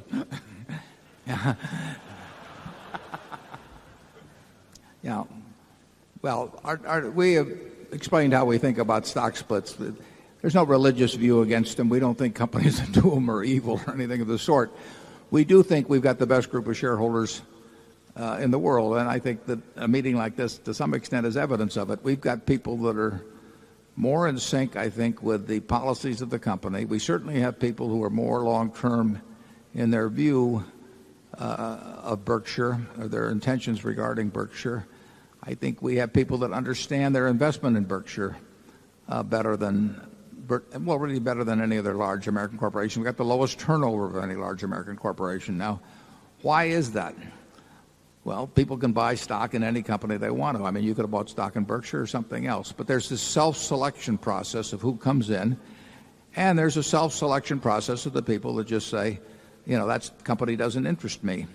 And I would say that people who say they aren't interested in a stock that sells in the thousands of dollars a share, simply because it sells in the thousands of dollars a share, would not as a group be as intelligent and informed and long-term in their outlook and is in sync with the policies of management as this group. It's not a killer of a thing, obviously, but it's a sign, it's a symptom of people with a somewhat different attitude toward the stocks they own. Now, somebody is going to, if we have 1.5 million Class A equivalent shares, we have a little more than that outstanding, somebody's going to own them all. So it's just a question of who is attracted and who is repelled from your shares. And I think not splitting and some other things we do at Berkshire, a number of other things we do at Berkshire, has attracted a group of shareholders that really come the closest to an investment-oriented group as almost possible in a widely traded, widely available company. We like the group we've got. We're not looking for the people who think it would be a more attractive stock if instead of selling it $90,000 a share, it sold at $9 a share. Nothing wrong with those people, but they are, if we were choosing partners, we would choose the group we have over the people who think a $9 stock is a wonderful thing. Charlie? Yeah, and on the second part of that question, I think the notion which is taught in so much of modern academia that liquidity is this of tradable common stock is a great contributor to capitalism, I think that is mostly twaddle. The GNP of the United States grew at very good rates long before we had highly liquid markets for common stock. I don't know where people got that silly notion. I think the liquidity gives us these crazy booms, which have many problems as well as virtues. And in England, if you'll remember, after the South Sea bubble, England banned tradable common stocks for decades. It was absolutely illegal to have a company so widely held you got a liquid market in the shares, and England did fine during that period when you didn't have a stock market. So if you think that liquidity is a great contributor to civilization, why, then you probably believe that all the real estate in America, which is relatively illiquid, hasn't been developed properly. Keynes actually commented on the perversions brought about by liquidity. But, of course, the truth is that Berkshire trades on average $50 million or so of stock a day. So there's very few people that are going to have any problem with Berkshire liquidity in the stock. But we're trying to create more of them. Mm-hmm. More people who have this big liquidity problem because they own so much stock. Let's go on to number 8, please. Hello there. This is Michelangelo from San Francisco. My general question is about how ethical concerns enter into your asset allocation decisions. So, for example, I think there's some strong arguments that can be made that say classic Coke should never be part of anyone's diet. If such an argument could be made and you were convinced of it, would that change the way that you viewed Coca-Cola Company as part of your portfolio? Well, I think that's a hypothetical that simply wouldn't happen. I mean, I've been drinking 5 of them a day, and maybe it's the combination of that and peanut brittle, that does the job, but I just feel terrific.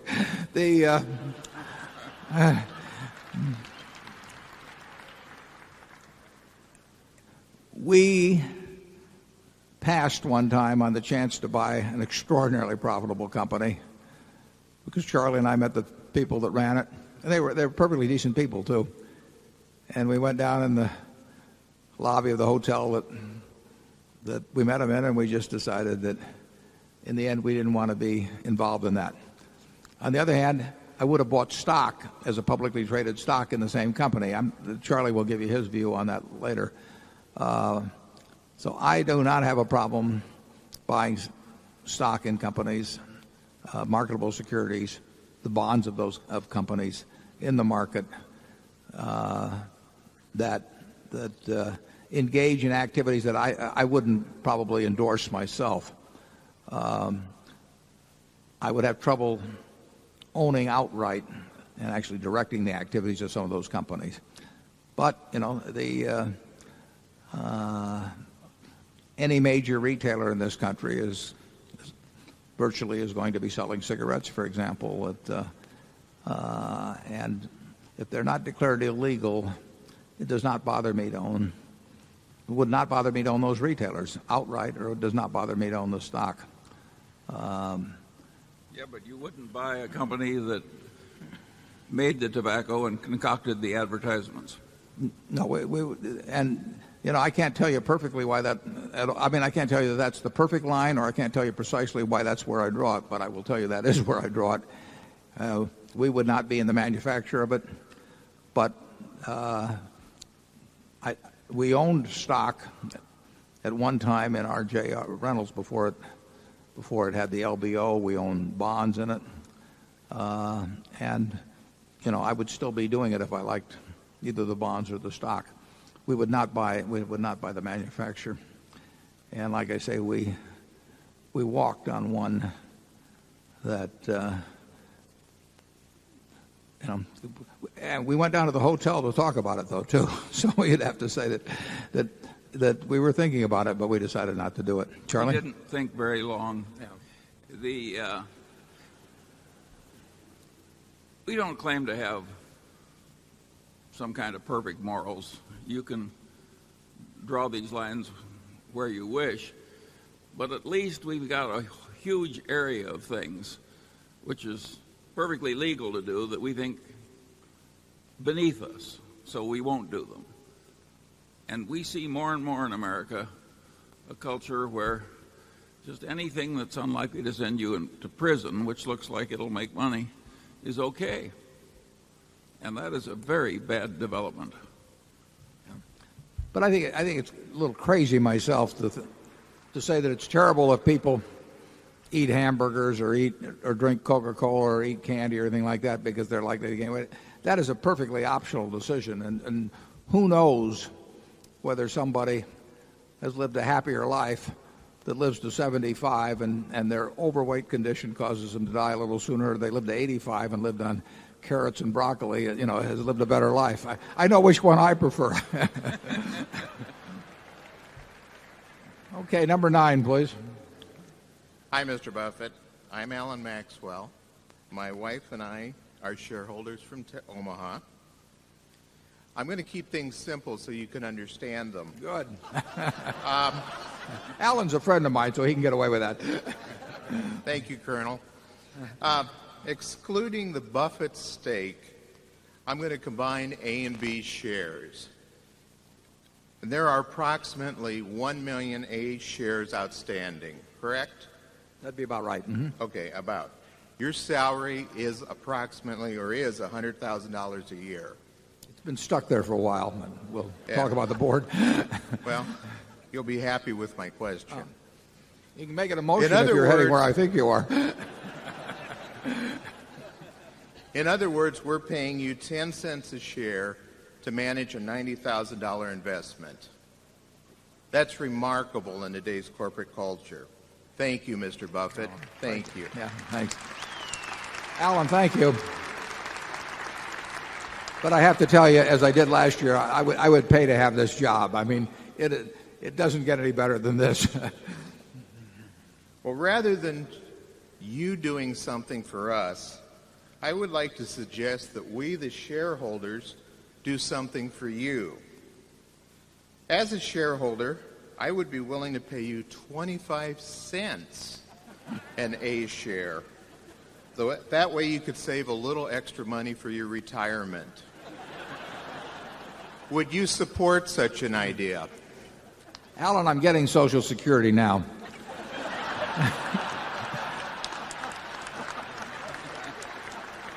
And that really pretty well takes care of things. My family would go crazy if I made any more money.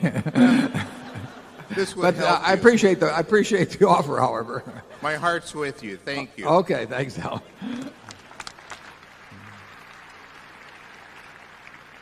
Let's go to number 10 and see if we can get 50 cents. How about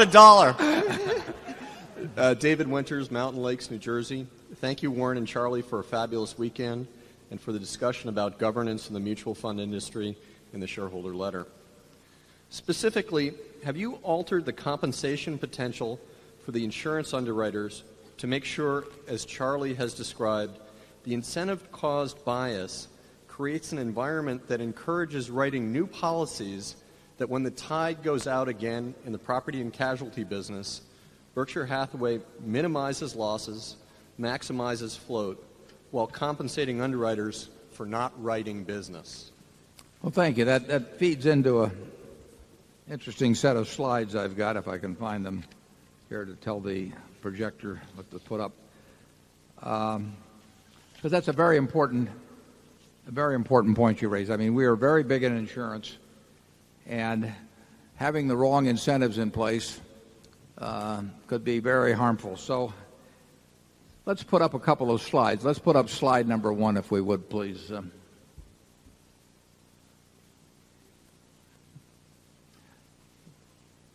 Slide number 1 is the situation at Berkshire, and Charlie, I'll give you one of these, but that's the situation at Berkshire shortly before we bought National Indemnity. There's our balance sheet there, and as you'll notice, we just had a few $1 million extra. We had about $20 million tied up in the textile business. And then I heard that Jack Ringwalt wanted to sell his company. Some of you here in the audience know him. For 15 minutes every year, Jack would feel like selling his company. He would get mad at something or other.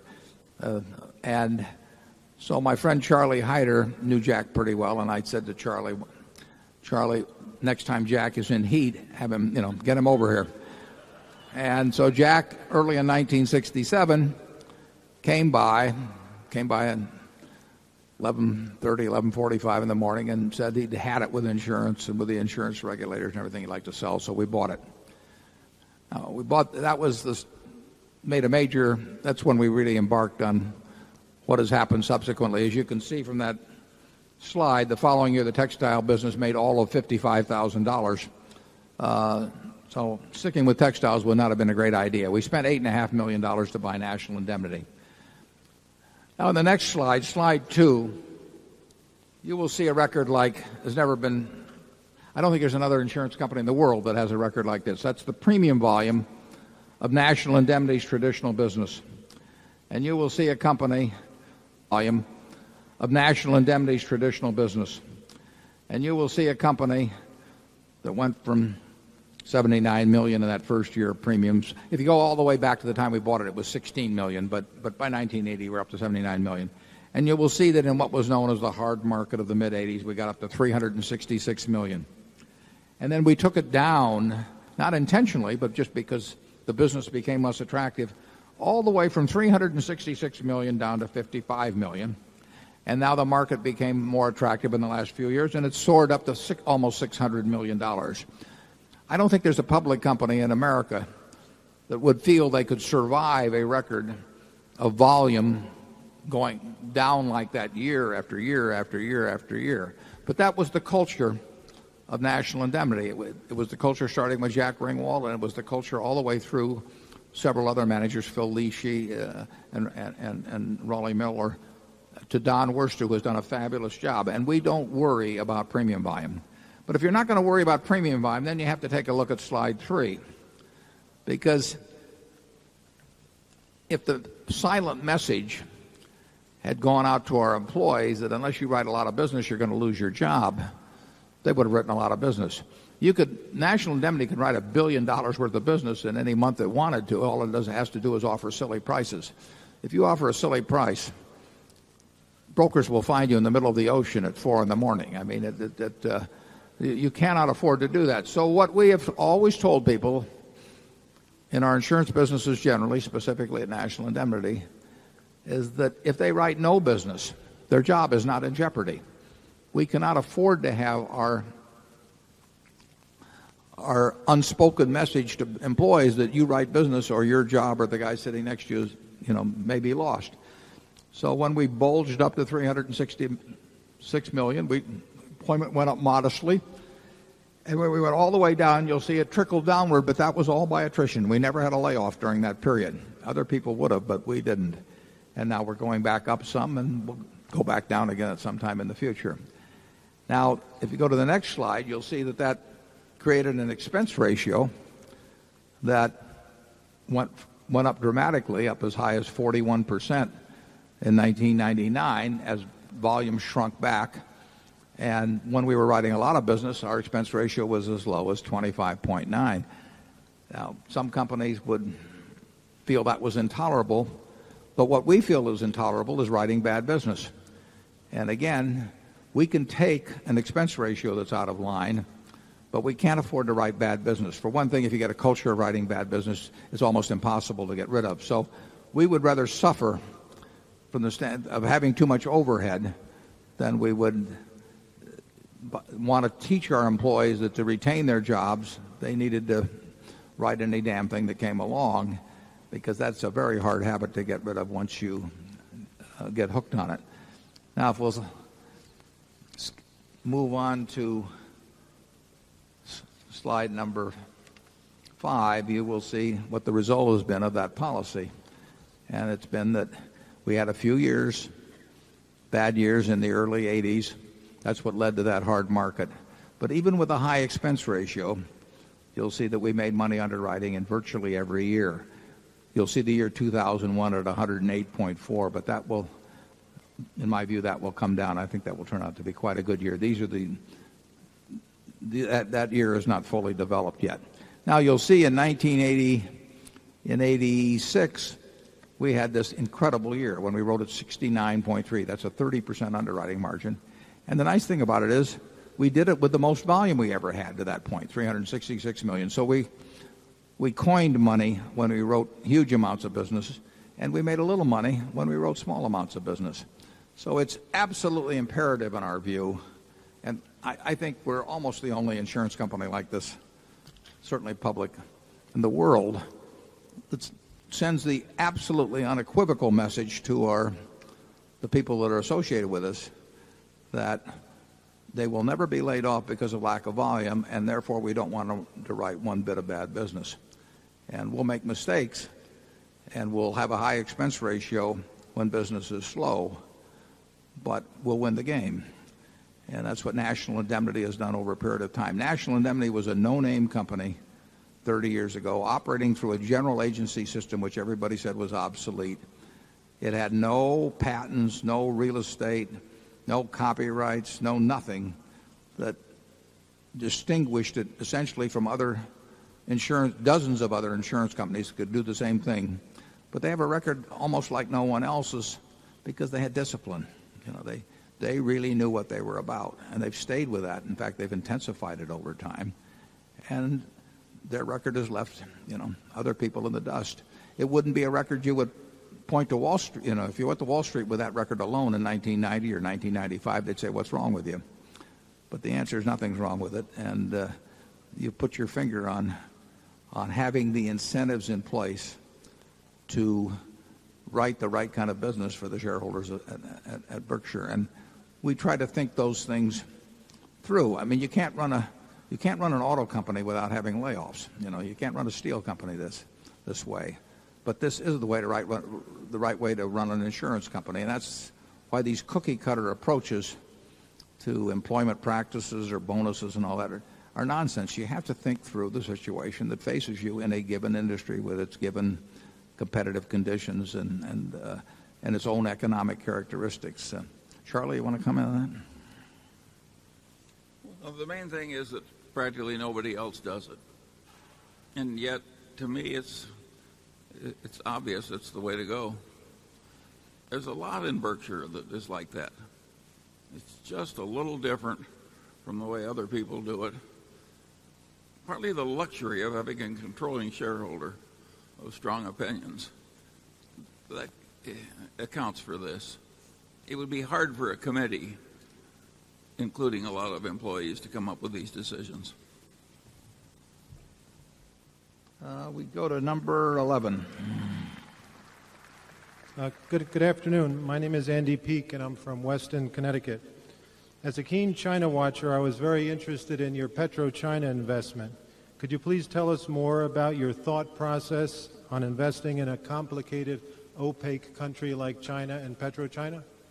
Yeah, PetroChina itself is not a complicated or opaque company. The country, has obviously different characteristics in many respects than the United States. But the company is very similar to big oil companies in the world. PetroChina may have been the fourth most profitable oil company in the world last year. I may be wrong on that, but they produce 80 or 85% as much crude daily as Exxon does, as I remember, and it's a big company, and it's not complicated. I mean, obviously a company with 500,000 employees and all of that, but a big integrated oil company. It's fairly easy to get your mind around the economic characteristics that will exist in the business.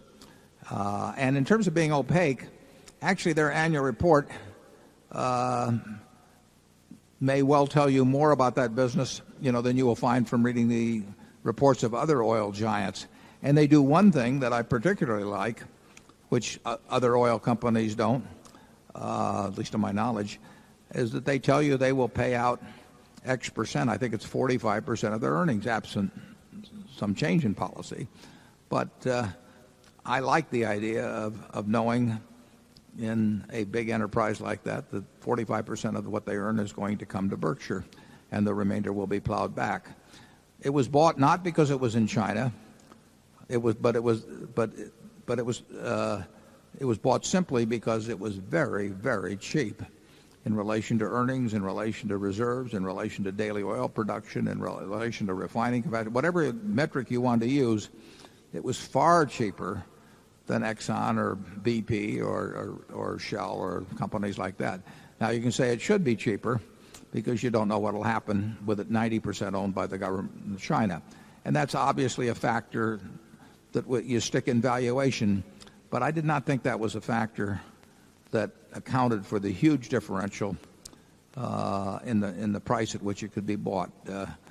And so far it looks okay on that basis. We aren't there because it's China, but we're not avoiding it because it's China either. We stick in a fairly appropriate number. But if you read the annual report of PetroChina, I think that you will have as good an understanding of the company as you would if you read the annual report of any of the other big oil majors. And then you would factor in your own thinking about whether there could be some huge disruption in Chinese-American relationships or something of the sort where you would lose for reasons other than what happened in terms of world oil prices and that sort of thing. But we're happy with it. And Charlie? I've got nothing to add. If a thing is cheap enough, obviously you can afford a little more country risk or regulatory risk or whatever. This is not complicated. Judgments. But in our view, something like PetroChina was both cheaper and had less risk. But other people might see that differently. We'll go to number 12. Good afternoon, gentlemen. My name is Hugh Stevenson. I'm a shareholder from Atlanta, Georgia. This question is for both of you. If you would both comment on the subject of tort reform, specifically asbestos torts, and if you could construct an optimal solution, how would you construct it, balancing the interests of legitimate plaintiffs versus the attorneys versus the opportunists? Okay, Charlie's the lawyer, so he's going to get the answer to this one. As a matter of fact, that is an easy question. What's happened in asbestos is that a given group of people get mesothelioma that came, which is a terrible form of lung cancer that kills people, really only from asbestos. And those people got it from somebody's asbestos, and that's one group of claimants. Then there's another group of claimants, and these are people who've smoked 2 packs a day of cigarettes most of their lives, and they've got one little spot here or there in an elderly lung, and God knows what the spot is, but an enterprising lawyer can get an enterprising physician who just happens to find that every damn spot in any lung must be asbestos caused. And once you've got one expert witness whom you can bribe, in effect, to say that, you've got a claim that can be filed. And so you get millions of claims on behalf of people who have no symptoms and who say that I'm worried about getting cancer from this spot that my attorney's doctor says was caused as asbestos. Well, there isn't enough money in the companies that made the asbestos to pay off everybody.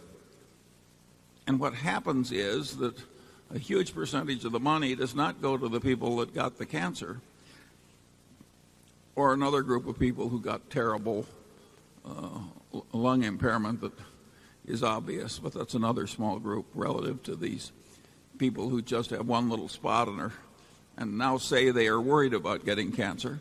And they can file those cases where they say they're worried in some state, usually a southern state, where they've got a jury pool that just hates all big corporations. And so you've got an industry,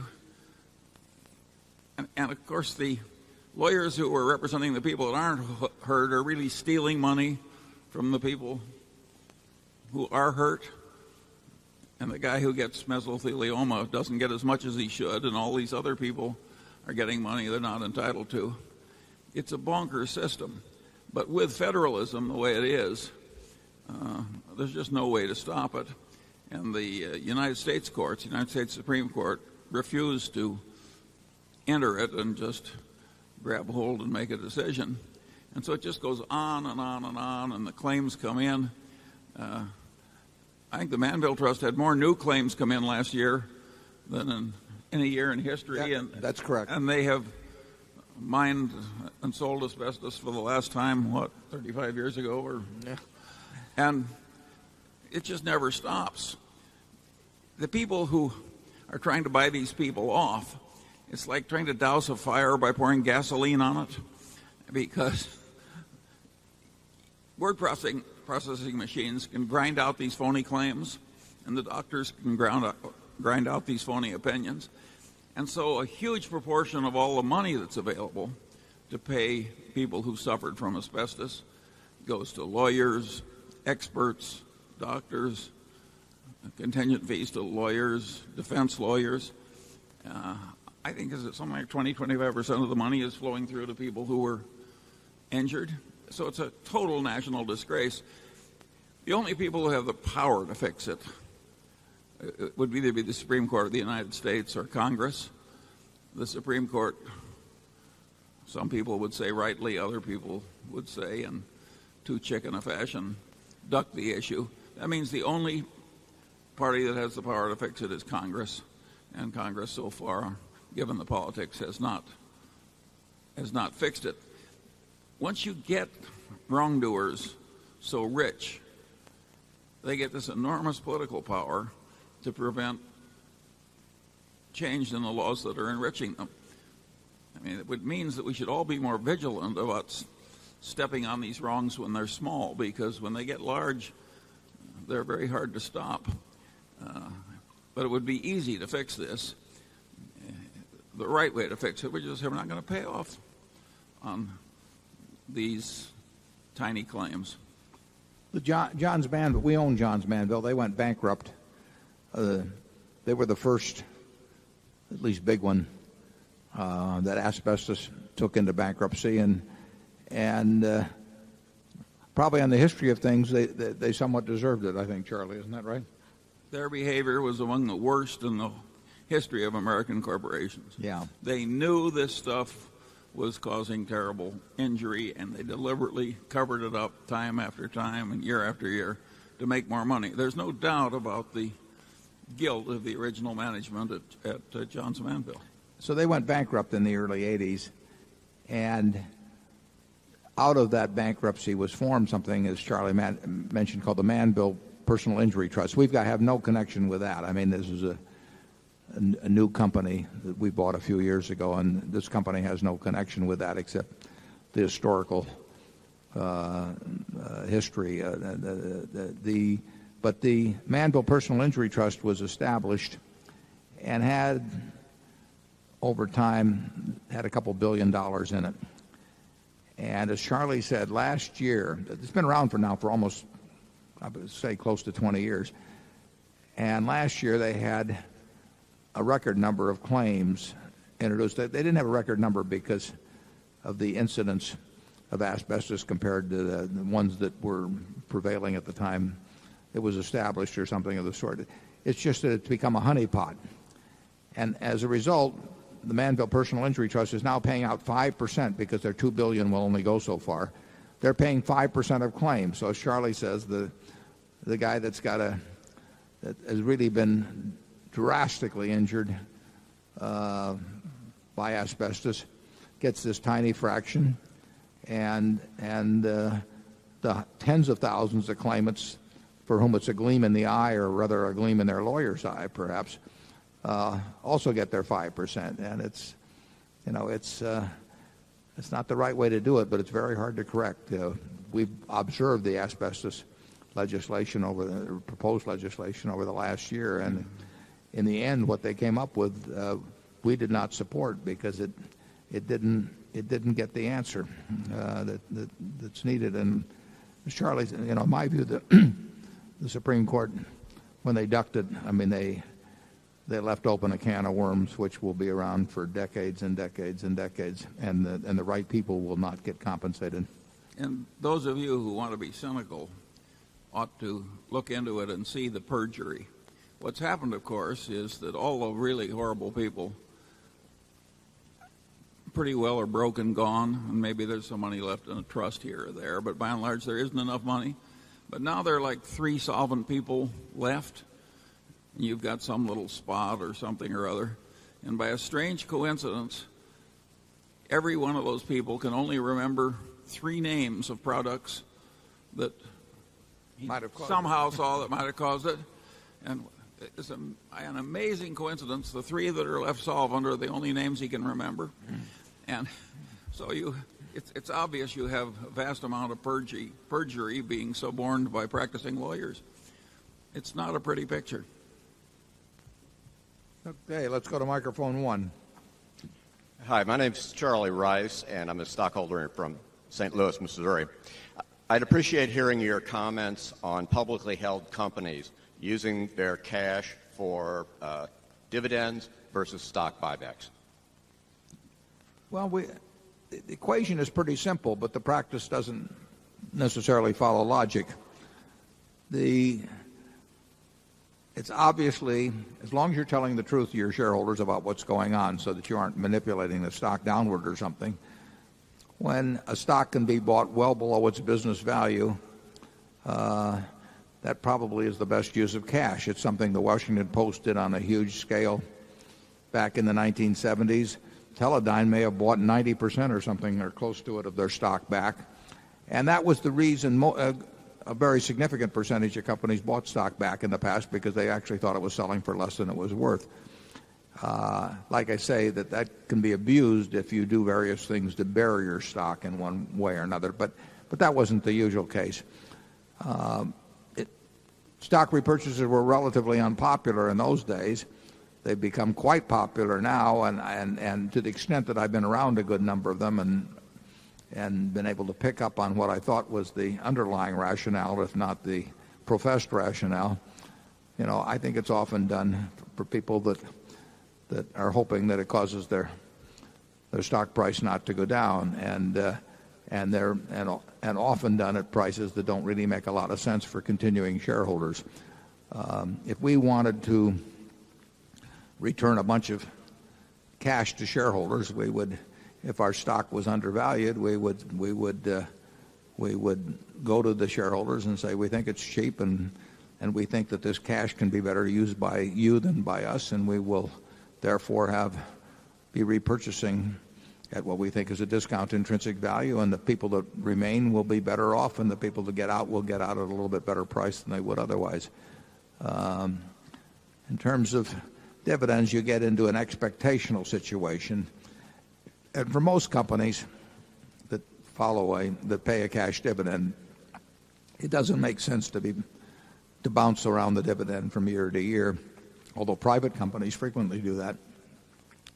And we do it ourselves with our subsidiaries. Some subsidiary can pay us a lot of money one year and not so much money the next year. But with public companies, a lot of people do buy stocks to obtain dividends, and they hope for regularity, and there's a signaling aspect to it and everything. So I would say that once you establish a dividend policy with a public company, you should think a long time before you change that policy in a material way.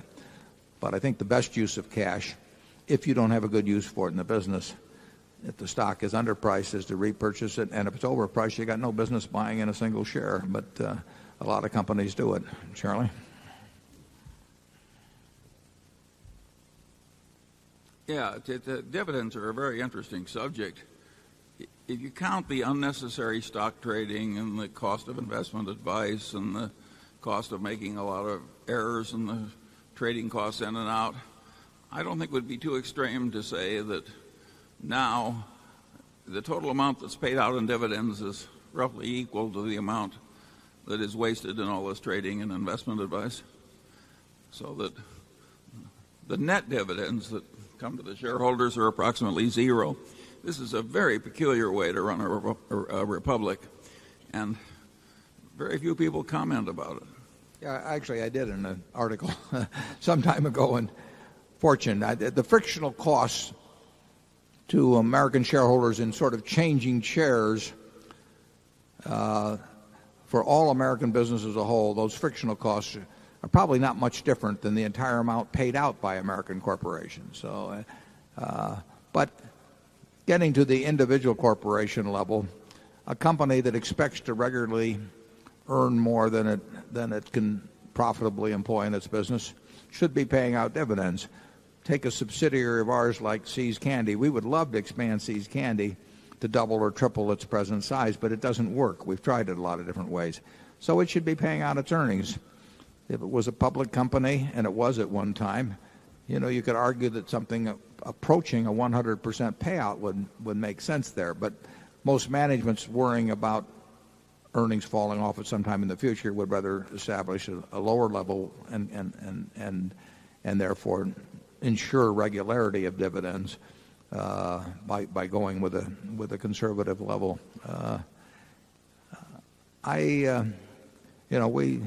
It's obviously something we think about at Berkshire when we have $30-odd billion around. If we can't figure out a way to employ that over time, it's a mistake to keep it in corporate form. But we have this expectation, and I think it's a reasonable expectation, that we get to put it to work. If we ever came to the different conclusion, if our stock we thought our stock was significantly undervalued, we'd probably figure in terms of dispersing it through repurchases, particularly where now dividends and capital gains are neutral for individuals. If our stock was not underpriced and we felt we would probably do something via a dividend. It's not going to happen soon, however. Number 2. Good afternoon. My name is JP, as in Justice of Peace or Jello Pudding. My last name is Tan, as in Suntan. I flew in from the suntan city of Orlando, Florida, where an elderly man told me JP 10 stands for just perfect 10. Mr. Buffett, allow me to give you a big thank you before I ask my question.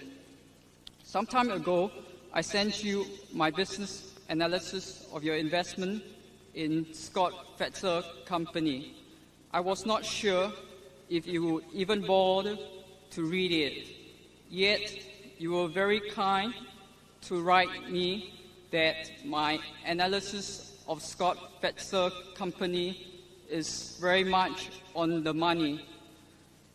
You also invited me to my first annual meeting, where I had the privilege of meeting Mr. Andrew Kilpatrick, who was kind enough to include my analysis of Scott Fetzer Company in his book of Permanent Value, The Story of Warren Buffett. I want to thank you for making this possible. Here comes my question. Mr. Buffett, you have said that the 9 most important words ever written about investing are these 9 words. Investment is most intelligent when it is most businesslike. Mary Buffett said that you have built your entire business success upon these 9 words. Investment is most intelligent when it is most businesslike. For this reason, I started businesslike.com, looking up to Geico and Dell as direct marketing models, since they have the lowest cost structure. Please kindly share with us in elaborate details the direct marketing methods of Geico and your friend Michael Dell.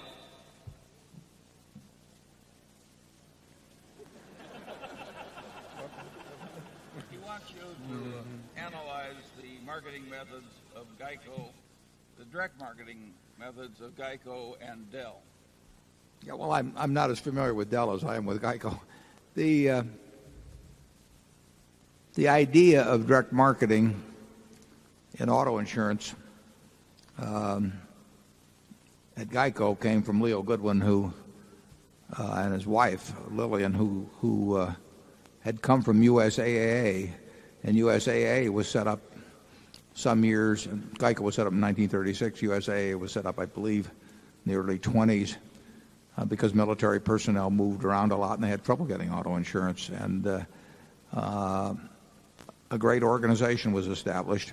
Leo Goodwin took that idea and decided to broaden it beyond the officer ranks of the military, and first went to government employees generally, and now that's been extended dramatically over the years to the American public as a whole. It's a better system. You know, if you go back 100 years, auto insurance, when the auto first came in, was sold by the casualty affiliates of the big fire companies. That's where, that in the 1800s, the major insurance companies were fire companies, and casualty insurance was something that came along later. And it was sold through a system whereby the agent got large commissions, where there were sort of cartel-like rates established through something called the Bureau. And that system prevailed for several decades. And then State Farm came along, formed in the early 1920s, a farmer from Myrna, Illinois, in his 40s, no background in insurance, no capital, but he came in with the idea of having a captive insurance agency force, and that brought down costs somewhat. And State Farm in time became the largest auto insurer in the country, and Allstate, which followed that system, became the second largest. And that was a better system, a better mousetrap. And then USAA, followed by Leo Goodwin at GEICO, came along with a direct marketing operation that bypassed the agent and brought down costs further. Now, every American family virtually wants to have a car. They don't want to have insurance, but they can't drive the car without insurance. So they're buying a product they really don't like very well. It costs them a significant part of their family budget, and cost therefore becomes very important. It's not a luxury item. It's a mandatory item virtually, and saving significant money makes a real difference in a lot of household budgets. So the low cost is going to win. And our direct operation, Progressive has a wonderful direct operation competing with us. We're the two that will be slugging it out over the years, is a better system, and better systems win over time. Now, I'm not that familiar with Dell, but I have the impression that Dell is a very low-cost operation, enormously efficient, very low amounts of inventory, and I would hate to compete with them. If they turn out a decent competitive product at the best price, that system will win. Charlie is a director of Costco, and Costco and Walmart figured out ways to do things at lesser costs that people needed where people spent money in big quantity, and those two companies are winning. So we have a terrific marketing operation, a terrific insurance operation in GEICO, and in my view it will grow very, very substantially. And we have a very tough competitor in Progressive because they've seen how well our model works, and they in effect have shifted over. I mean, they're not totally shifted over, but they've moved towards a direct operation and away from an agency operation. It's always a good idea to go with a low-cost producer over time. I mean, you can mess it up in other ways, but being a low-cost producer of something that's essential to people is going to be a very good business usually. Charlie? Yeah, you've chosen a wonderful field, and if you fail in it, it's your own fault. I should say also that those 9 words, they came from Ben Graham. They didn't come from me, but Ben said those, and they are very important words, although they tie in with some other that he said, but they are very important words. Warren, I want to make an apology too, because last night I said that some of our modern business tycoons, and I remembered particularly Armand Hammer, were the type that when they were talking they were lying, and when they were quiet they were stealing.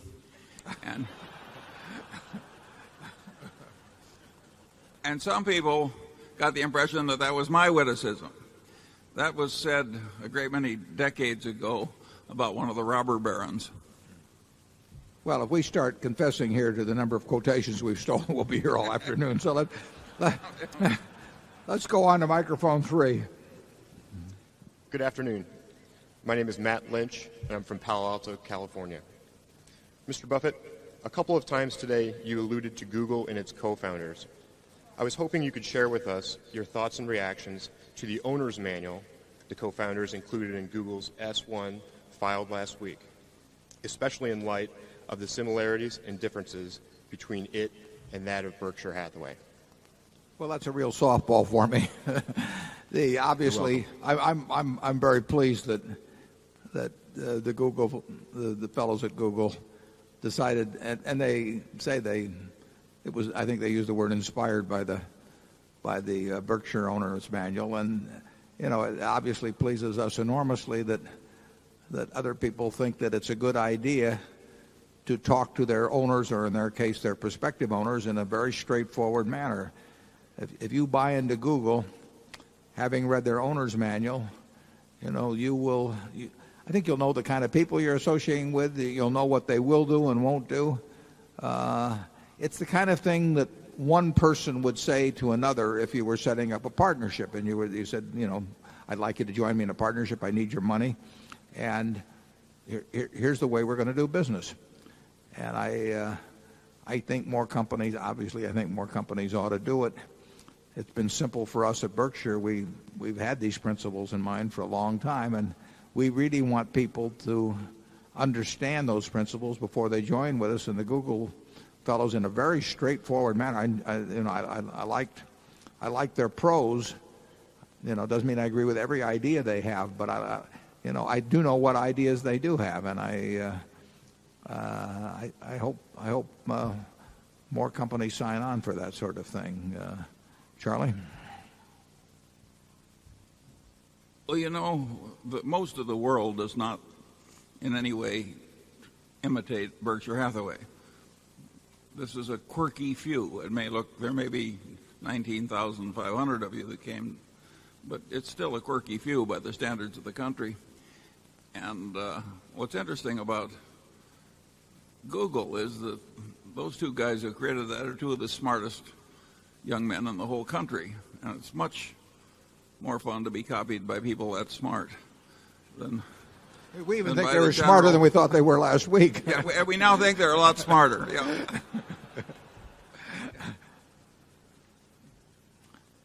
It's going to be a lot of fun to watch that. And my guess is that their annual reports are going to make very good reading. They're actually going to alternate the two of them in writing the reports, and I think you'll know a lot about them and a lot about their business if you read it. Although they had as I remember, they had an interesting sentence or two in there, which I admired also, where they said that certain of the things that might affect their business prospects really would be better left unsaid in terms of competition and so on, and if so, they weren't going to tell you. I kind of enjoyed that. Number 4, please. Thanks, Warren. Thanks. My name is Chad Bliss, Lincoln, Nebraska. My question pertains to Mid-America Energy and the Home Service Division. You said earlier that you would continue buying, companies in the real estate industry. Given the growth in for sale by owners, discount brokers, also maybe even banks now, do you think the current business model of home services is sustainable, or do you think commissions need to be lowered? Yeah, I really do think it's sustainable. It's a good question. In fact, I forget where I saw the article a few weeks ago, maybe in the Sunday New York Times, about Barry Diller's interest, I think through LendingTree, on the Internet. And there have been a lot of real estate sales-related operations that have been on the Internet. And the Internet is a threat to any business, including real estate brokerage. But, when I think about the process of buying a home and the degree of personal involvement involved in that, the for sale by owner, they call them FSBOs in the business. I remember talking with my friend Chuck Peterson about that 50 years ago, and FSBOs were with us then, and FSBOs are with us now. But my guess is that a very significant percentage of home transactions 30 years from now will be done through a pipeline and through a distribution mechanism or brokerage mechanism like exists now. I do not see it changing dramatically, although there are people that are going to try and change it dramatically. So you've got competitors. But I love the idea of expanding home services. Charlie? Well, you tried to change it once yourself dramatically right here in Omaha, and you fell on your ass. His memory's better than mine. He tried to take away a good part of the home advertising business from the World Herald to, your then little newspaper. Right, it was very thin, yeah. Yeah. And it didn't work worth a damn. Yeah. And, that's the last time I call on him. Let's go to number 5. Mr. Buffett, Mr. Munger, I'm Tim Medley from Jackson, Mississippi. Recently, Mr. Philip Fisher died. At this meeting many years ago, you, Mr. Buffett, mentioned your fondness for chapters 8 and 20 of The Intelligent Investor, the first edition of Security Analysis, and you said Phil Fisher's first two books. And you, Mr. Munger, have also been complimentary of Mr. Fisher's writings and investment approach. I wonder if the two of you would tell us of your experiences with Mr. Fisher, the circumstances of your meeting, etc., and did his writings or your discussions with him start you thinking about the idea of the great business or the franchise company, or was it simply an affirmation of thoughts which you had already begun to have? And anything else you would like to say about Mr. Fisher? Yeah, Phil Fisher was a great man. He died maybe a month ago or thereabouts, and well into his 90s. His first book, I believe it was Common Stocks and Uncommon Profits, was written in 1958, and the second book was written a few years later. Those two books were terrific books. And as with Ben Graham, you could really get it all by reading the books. I met Phil Fisher just once, and it was great. I enjoyed it. I loved it. He was nice to me. But similarly, actually, to my experiences with Ben Graham, where I worked for him, I took his classes and everything else, it was in the books. I mean, they were such good writers, and their thoughts were so clear that you didn't need to meet them personally. I enjoyed meeting them personally, obviously, but they got it across in words. And the only time I met Phil was sometime after that 1962 book, or whatever it was, 61 or 62. And I was in San Francisco. I think it was in the Russ Building. I may be wrong on that. And I just went there. I used to do that all the time when I was younger. And I'd go to New York and I'd just drop in on all kinds of people. And I guess they thought because I was from Omaha that, one time and they'd be rid of me. So, and I would usually get in to see him. And Phil, I did that with Phil. And it was extraordinarily nice to me. But it wasn't that I gained new ideas, though, however, by meeting him, because I'd already read it in his books. And Charlie, actually, I met Charlie in 1959, and Charlie was sort of preaching the Fisher doctrine also to me, a little different form, but his ideas paralleled those of Phil. So I was sort of getting it from both sides, and made a lot of sense to me. I don't know what Charlie's experiences were with Phil. Well, I always like it when somebody who's attractive to me agrees with me. And therefore, I've got very fond memories of Phil Fisher. The basic idea of that it was hard to find good stocks and it was hard to find good investments, and that you wanted to be in good investments, and therefore you'd just find a few of them that you knew a lot about and concentrate on those, seemed to me such an obviously good idea. And indeed, it's proved to be an obviously good idea, yet 98% of the investing world doesn't follow it.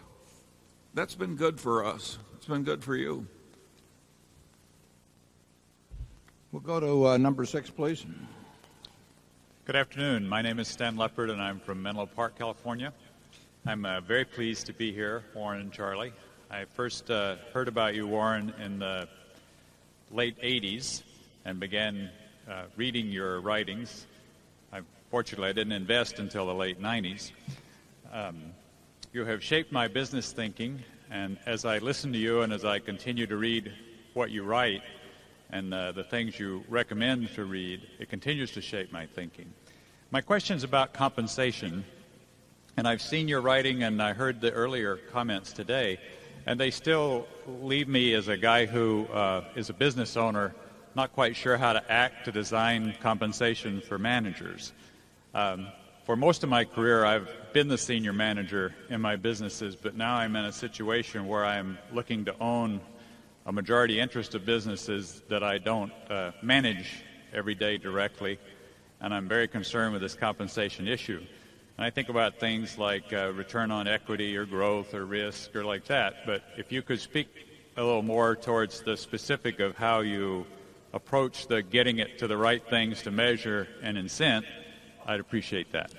Yeah, it's a very good question, and it's, there is no formula that applies across all industries or businesses. You take something like return on equity. If you pay way too much for the business that you buy, the person who runs it's going to get a lousy return on your equity. They may get a good return on the tangible assets employed in the business, but your purchase price may defeat them in terms of earning good returns. If you based it on earnings on tangible equity, there are businesses like a network television station where, if you have an idiot nephew, you can put them in charge and they'll earn huge returns on equity as long as they manage to stay away from the office. And there are other businesses where you have to be a genius to earn 7 or 8% returns on equities. So there is no single yardstick. To have a fair compensation system, both you and the manager have to really understand the economics of the business. In some businesses, the amount of capital employed is all important. In some businesses, the amount of capital employed doesn't mean anything. So we have certain businesses where we have charges for capital and all of that, and where we have other businesses where that would just be an exercise to go through and it wouldn't really change any results. Anyway, we have a great preference for making them simple. I mean, we concentrate on the variables that count to us, and then we try to put that against the backdrop of the competitive nature or the economic, the true economics of the business they're in, and really reward where they're adding value, even if that value is from a very low base in a lousy business, and we make it the base very high if they're in a very easy business. And it hasn't been a problem, but I would say it would have been an enormous problem if we brought in some compensation consultants, because they would have wanted something that was spread across the whole group, and it would have had all kinds of variables, and they particularly would have wanted something that they would have had to come in every year and redo in some ways so that they would have had a continuing stream of income. If I knew what kind of a business you were looking at, it's easier to talk about what kind of a system to have. If you had a group of television stations, just to pick an example, let's say they were network television stations, all of a reasonable size, you would probably figure that a chimpanzee could run the place and have 35% pre-tax margins, and you might want to pay for performance above some number like that. But it's silly to have something that starts at 10% or 15% when you do that, and a lousy manager will always suggest an arrangement like that. Charlie and I have seen all kinds of compensation arrangements where basically you get paid for showing up, but they try to make it look by constructing some mathematics around it like you really had to achieve something. But in the end, if you get a great manager, you want to pay him very well. We've got great managers, for example, at a place like Mid-American, and somebody mentioned that there's a big carrot out there for them if they achieve the results that we've set out, and that will be a check I'll be very happy to write. Charlie? Yeah, if you want to read one book that will demonstrate really shrewd compensation systems in the whole chain of small businesses, read the autobiography of Les Schwab, who had a bunch of tire shops, has a bunch of tire shops all over the Northwest. And he made a huge fortune in one of the world's really difficult businesses by having shrewd systems, and he can tell you a lot better than we can. Yeah, and he worked that out himself. I mean, it's an interesting book, and selling tires, how do you make any money doing that? And hundreds of millions selling tires. Yeah, it's and people like Sam Walton. I mean, the compensation system, I will guarantee you, at Walmart or Charlie's involved in Costco, they're going to be rational, because you had very rational people running them, and they wanted they wanted to get the best. They wanted to attract good managers, and they wanted to get the best out of them. And they had no use in paying for mediocrity. But that does require a knowledge of the business. I mean, you don't want to let, if you don't understand a business, you're going to have a problem with both the manager and the consultant in terms of getting flim-flammed on how you pay people. Number 7. Good day. My name is Martin Krawitz. I'm a shareholder from Sydney, Australia. And thank you so much for some of your wonderful hospitality here. We've had a chance to get on some of Omaha's 65 golf courses, and it's just great being in the second best country in the world.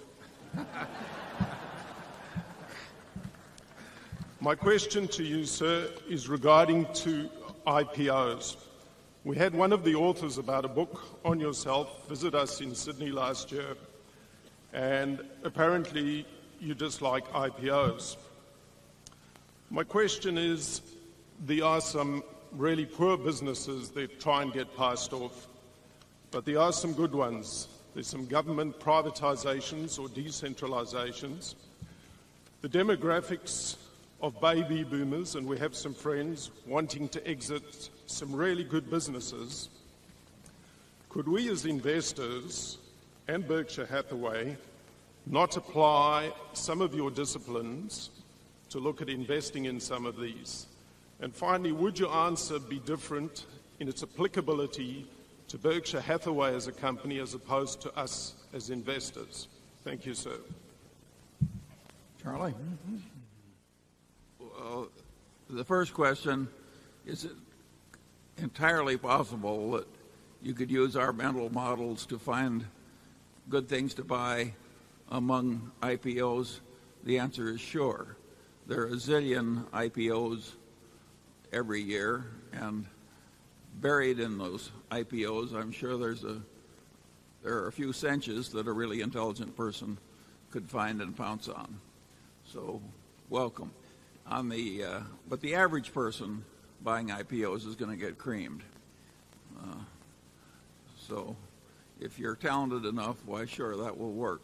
The second question, I forget. About the government offering service, was it?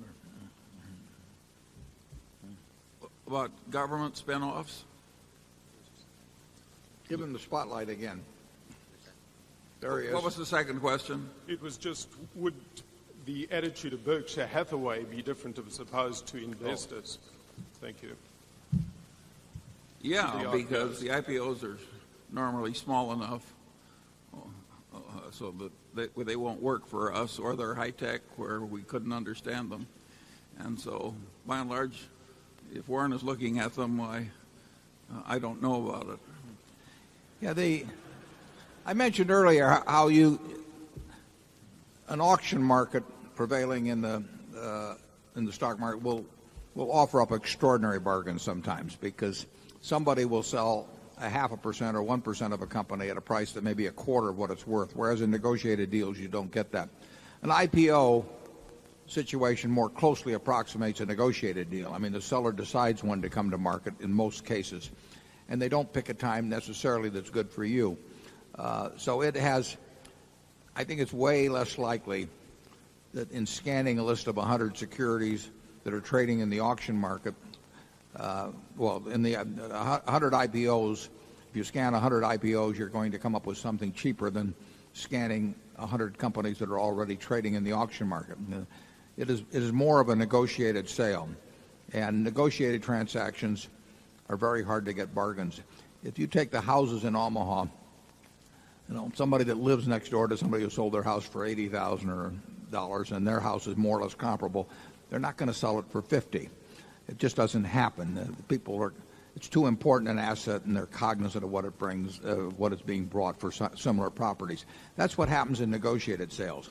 Now, if on the other hand, there was a whole bunch of entities that owned 1% of each house in Omaha, and you had an auction market in those 1 percentage points, they might sell it damn near anything, and occasionally they sell at crazy prices.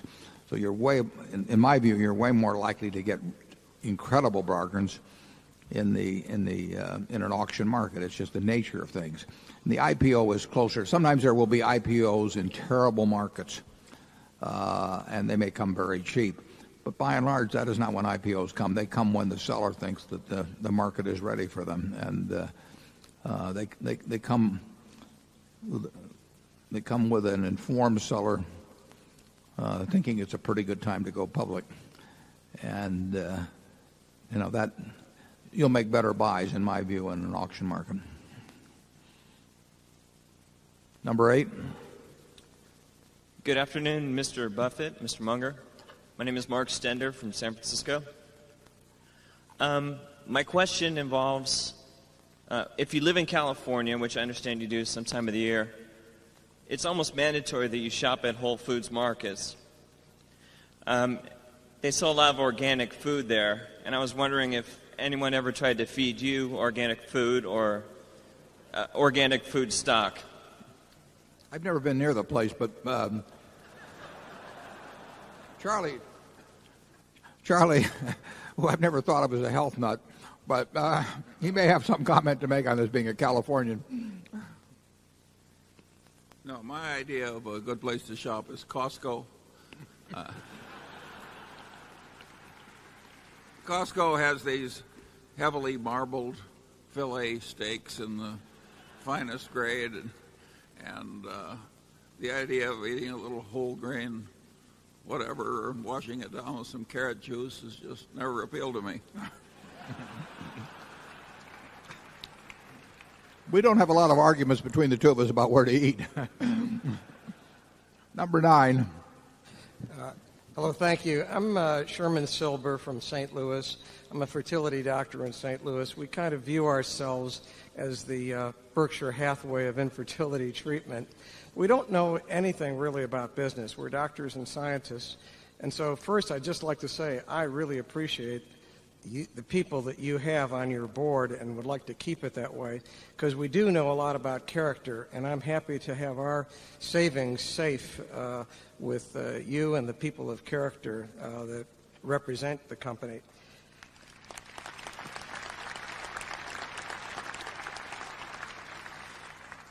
I just had an opportunity a couple of weeks ago. I was talking to one of the former managers of the Fidelity Magellan Fund, managed huge amounts of money, and he never really met you. And I was saying I may have a chance to ask Warren Buffett and Charlie Munger a question. What would that question be? I wanted to have some idea of something intelligent I could ask business-wise. And he thought if he had the opportunity to talk to you, the best thing is to give you what would sound like a softball question, because you could maybe bring more profoundness to this than we hear usually. In view of the Iraq war, consumer debt that's increasing, declining job growth, declining pay in the jobs that are growing, prospects of increased interest rates, he has this view that the next 5 to 10 years are going to be very difficult. What would your view be about the investment future for the next 5 to 10 years in view of all these negative factors going on? That's too soft for me. I think Warren should take that. Well, I would say that at any given point in history, including when stocks were their cheapest, you could find an equally impressive number of negative factors. I mean, you could have sat down in 1974 when stocks were screaming bargains, and you could have written down all kinds of things that would have caused you to say, the future is just going to be terrible. And similarly, at the top, or any time you can write down a large list of things that would be quite on the bullish side. We really don't pay any attention to that sort of thing. I mean, we have, you might say that our underlying premise, and I think it's a pretty sound underlying premise, is that this country will do very well, and in particular, it will do well for business. Business has done very well. The Dow went from 66 to 10,000 plus in the 100 years of the 20th century, and we had 2 world wars and nuclear bombs and flu epidemics, and you name it, Cold War. There are always problems in the future. There are always opportunities in the future, and in this country, the opportunities have won out over the problems over time, and I think they will continue to do so absent weapons of mass destruction, which is another question, and business won't make much difference if anything really drastic happens along that line. So I can't remember any discussions Charlie and I have had ever going back to 1959 that where we would have come to the conclusion at the end of them that we would have passed on a great business opportunity, a business to buy because of external conditions, nor did we ever buy anything that we thought was mediocre simply because we thought that the world was going to be wonderful. It won't be the American economy, in my view, that does in investors over a 5 or 10 or 20-year period. It will be the investors themselves. If you look at the record of the 20th century, you'd say, how could anybody have missed, in owning equities during that time? And yet, we had all kinds of people wiped out, in the 29-32 period. We had all kinds of things that were bad. But if you would just own stocks right straight through, didn't leverage them, you'd have gotten a perfectly decent return. So we're unaffected, in essence, by the variables you mentioned. Just show us a good business tomorrow and we'll jump at the hook. Charlie? Yeah, I think, but it's also true that both of us have said at various times over the last 3 years that we wouldn't be at all surprised if professionally invested money in America had a pretty modest result over a fairly extended period of the future compared to the very dramatically high returns that it had achieved up to about 3 years ago. And so far, that's been proved out to be pretty much right. Yeah, certain stretches are easier than other stretches. Yeah, our expectations were more modest than most people's a few years ago. We didn't say the world was coming to an end or anything. We just said that people have gone crazy in certain sectors, and that anybody that thought that you could sit at home and day trade and make double-digit returns over time or do anything, or that you were entitled to that, by just sticking a little money in your 401k or something, was really living in a fool's paradise. But that was never accompanied by any predictions of disaster for the American economy as a whole or for American business as a whole. People get crazy notions from time to time in financial markets. I commented on this earlier, but they just believe things that it's hard to understand how they can believe. Now, to some extent, they get sold that by other people. But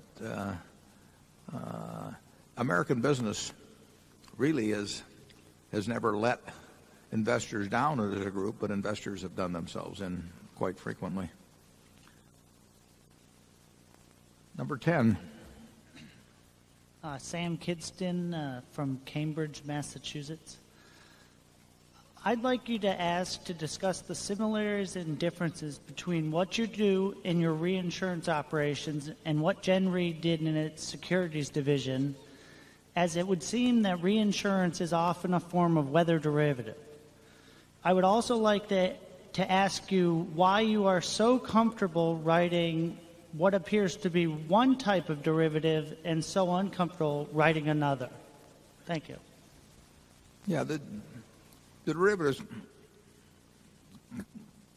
contracts that Gen Re wrote in Gen Re Securities, I would say bore very little relation to the insurance business as we see it. I mean, we are insuring against events that people either can't or aren't willing to take on the risk themselves. In the derivatives business, a lot of that was speculative activity of one sort or another. The more complex the arrangements were, the easier it was to claim that large profits were being made when maybe large losses really awaited you over time. They were created transactions without much economic necessity. In a great many cases, they were just facilitating speculation.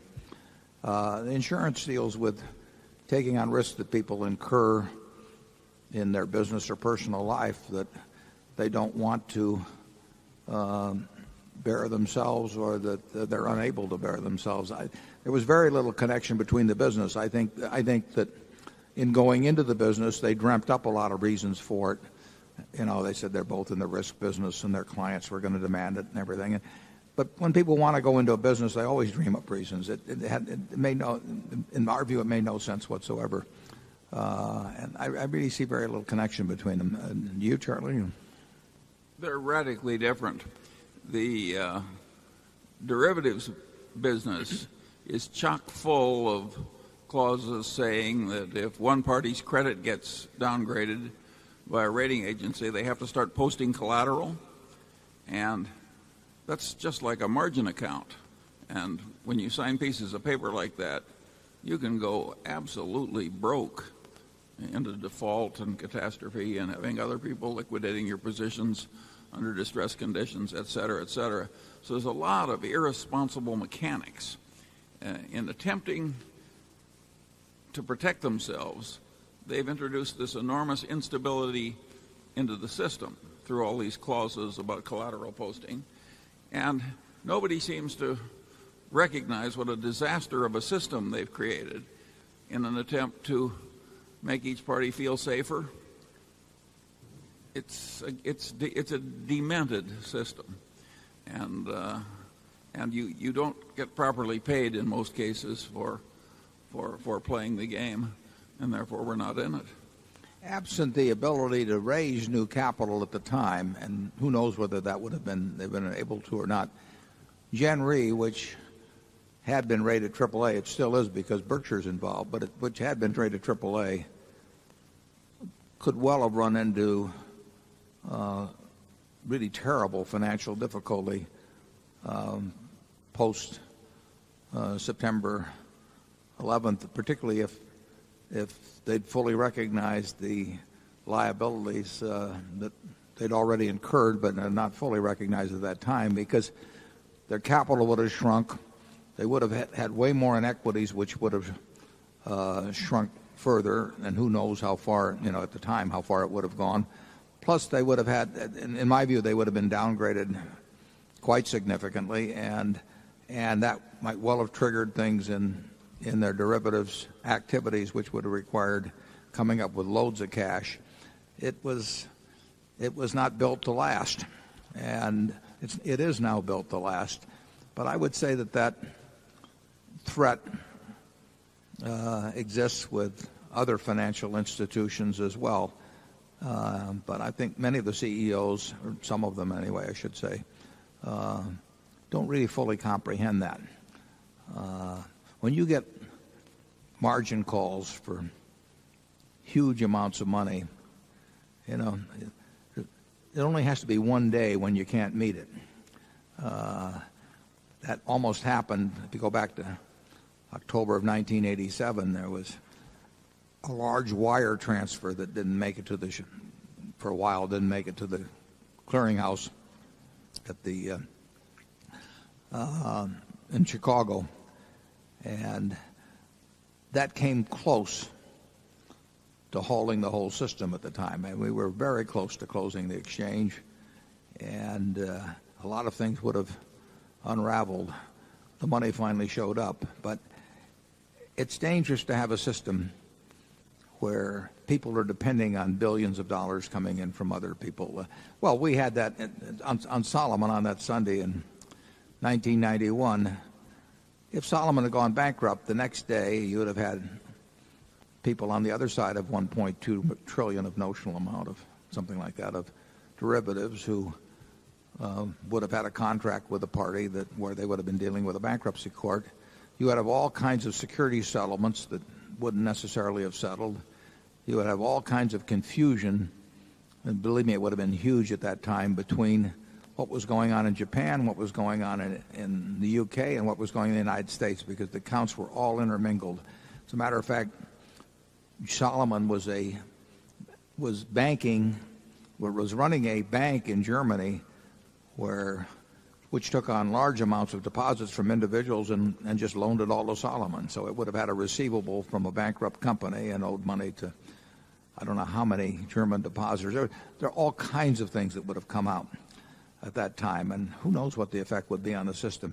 You don't need to put more and more of those kind of linkages and strains on an economic system that already is pretty damn leveraged. Charlie, got any further thoughts?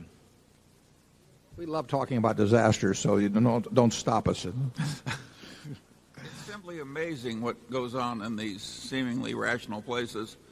Solomon was at least as disciplined and honorable and rational as the other leading investment banks. And yet, toward the end of our pleasant period, Solomon was begging for new investment banking business from Maxwell, and his nickname was the bouncing check. Now, and of course it wasn't very much after that then he committed suicide after massive embezzlements of pension funds and a huge collapse. And you'd think if a guy's nickname was the bouncing check, you wouldn't be madly seeking his investment banking business.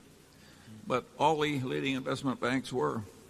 Yeah, I'm fuzzy on it now, but actually the morning or the day he was discovered to be bobbing around in the ocean,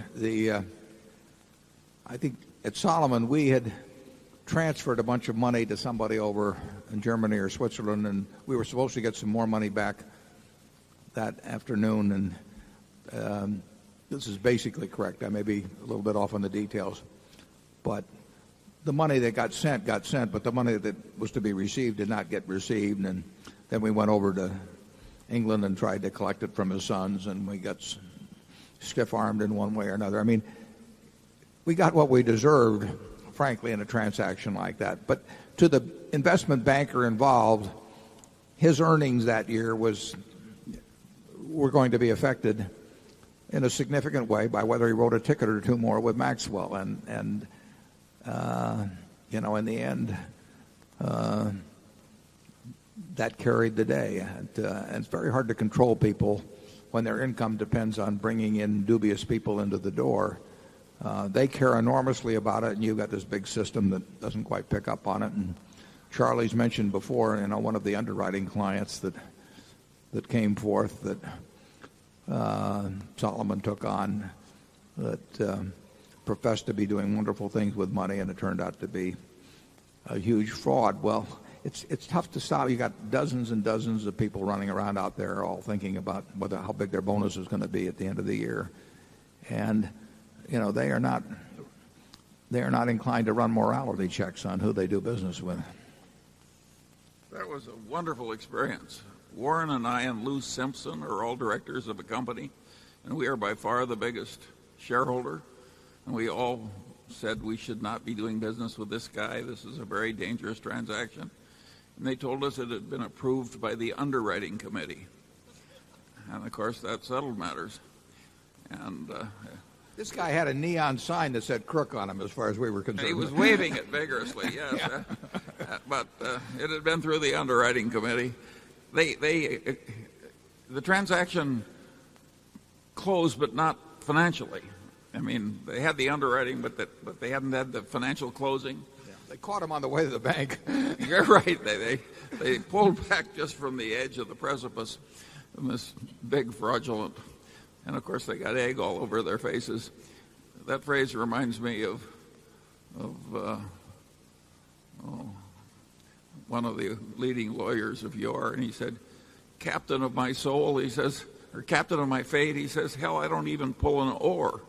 I mean, here we are, with all three of us on the board and the biggest shareholder, and we can't even stop one stupid little underwriting. He did go to jail, though, I think, didn't he? Yes. Yeah. He claimed to, incidentally, to be a huge shareholder of Berkshire Hathaway and have made all this money. And I went to the shareholders list, and admittedly he could have had it in street name someplace, but it was a big quantity. He claimed I couldn't find any record in any place, but But he did have some kind of a letter from an accounting firm that was backing him up. Didn't back him up all the way, though, it turned out. Number 11, please. Good afternoon. I'm Manuel Fernandez from Mexico City, Mexico. And I want to thank you for your valuable lessons on how to be good partners and for exporting some good ideas and principles to the world for free. My simple question is, do you think it makes sense for individual investors to invest a part of their capital in hedge funds or fund of hedge funds, somewhat like the $600 million investment Berkshire made in value capital? Yeah, I would say that people that are now investing in hedge funds in aggregate are going to be disappointed. You don't get smarter because you're running something called a hedge fund or something called private equity or something called anything, an LBO fund.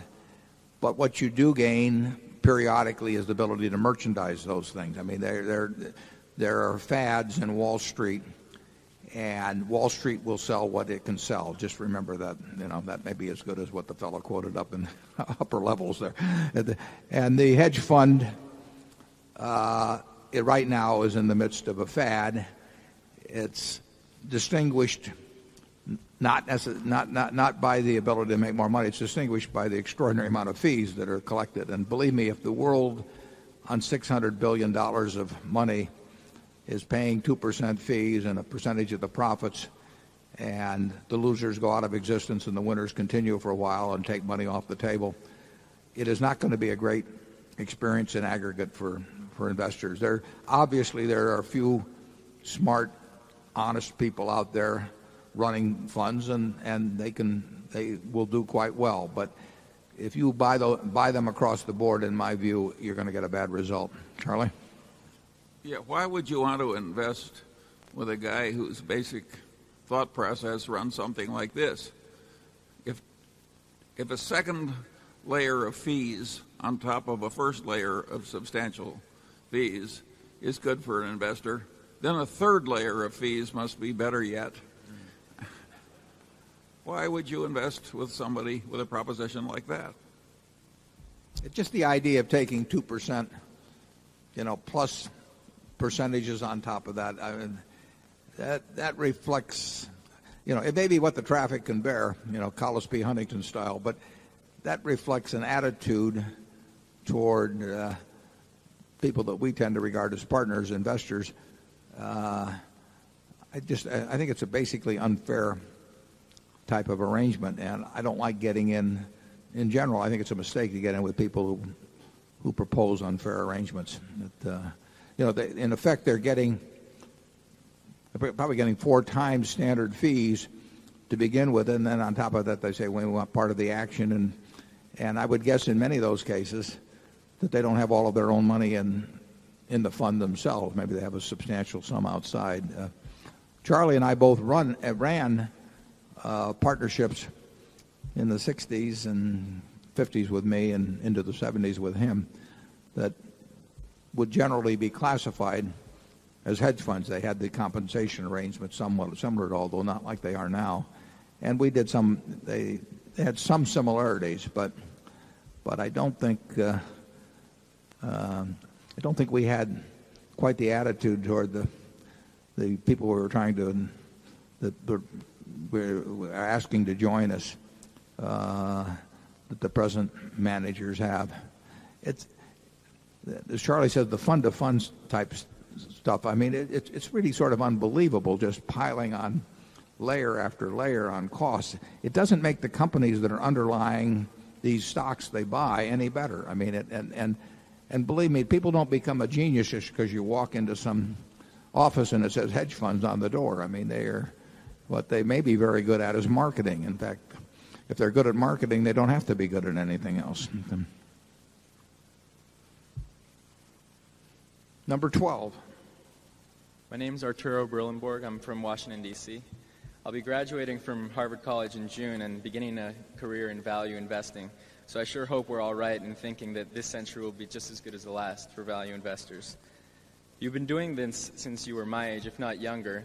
So I'm wondering what habit or habits have contributed most to your ability to continue learning and improving your investment decisions in a changing business and financial environment?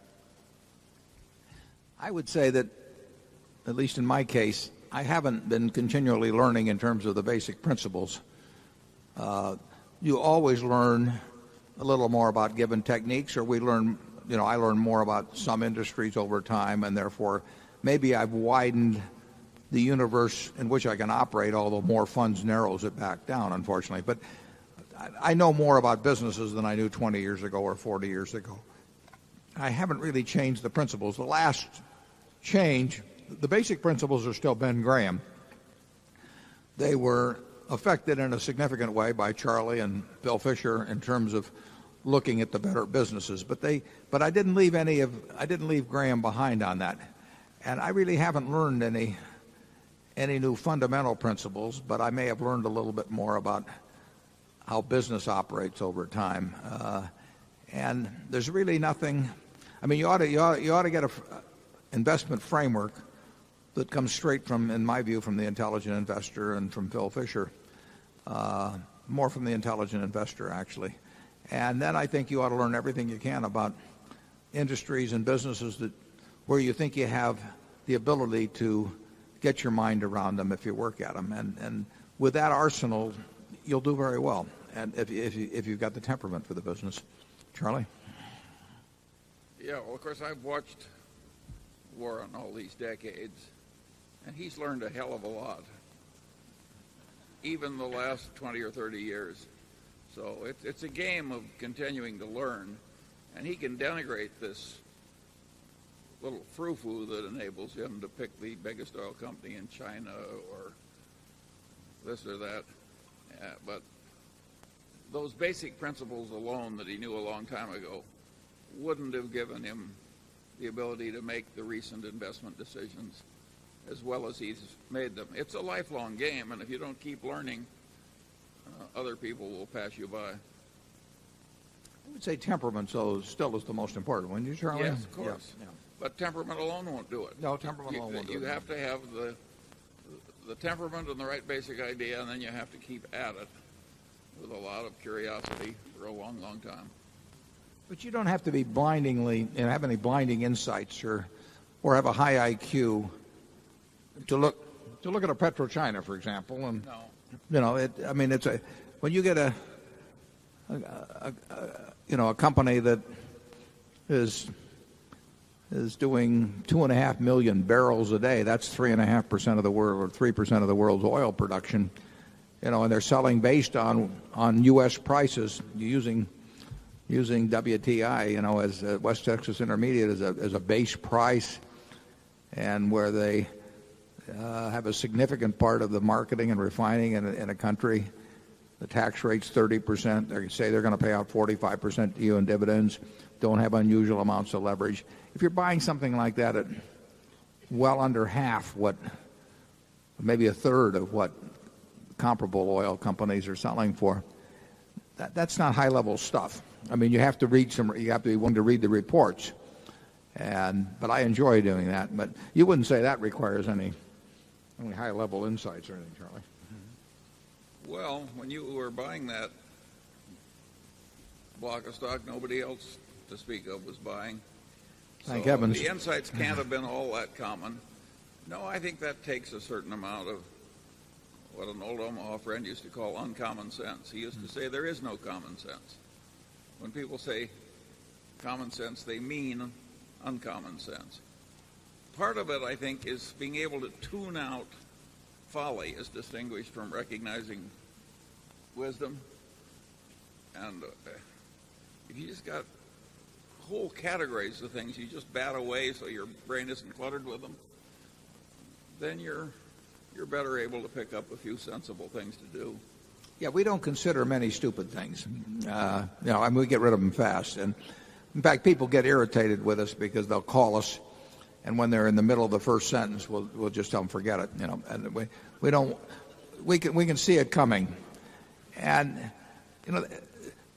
that's the way actually the mind works. There was a great article in the New Yorker magazine 30 years ago or so, a little more than that. It was when the Fischer-Spassky chess matches were going on, and it got into the speculation of would the humans being able to take on computers in chess. And, here were these computers doing hundreds of thousands of calculations a second, and they said, how can the human mind, when all you're really looking at is the future, the results from various moves in the future, how can a human mind deal with a computer that's thinking at speeds that are unbelievable? And, of course, they examine the subject some, and a mind like, well, in fact, all minds, but some much better than others, but a Fisher or Spassky essentially was eliminating about 99.99% of the possibilities without even thinking about it. So it wasn't that they could outthink the computer in terms of speed, but they had this ability in what you might call grouping or exclusion, where essentially they just got right down to the few possibilities out of these zillions of possibilities that really had any chance of success. And getting rid of the nonsense, I mean, just figuring that people start calling you and say, I've got this great, wonderful idea. Don't spend 10 minutes, once you know in the first sentence that it isn't a great, wonderful idea. Don't be polite. Go through the whole process. And Charlie and I are pretty good at that. We can hang up very fast. Right? Well, there you have it. All you've got to do is go at it in the way that Vasily Smyslov did when he was the world champion and of chess, and just do the same thing in investments. Okay, microphone one. Good afternoon, Mr. Buffett, Mr. Munger. My name is Richard Azar. I'm from Trinidad in the West Indies. You guys have been very generous with your intellect over the years, and it's been a huge help to me in my personal and financial life. I weathered, if it was appropriate for me to describe the methodology in which I'm trying to determine the range of Berkshire's intrinsic value, and if you can guide me on if my methodology is flawed or is reasonably accurate.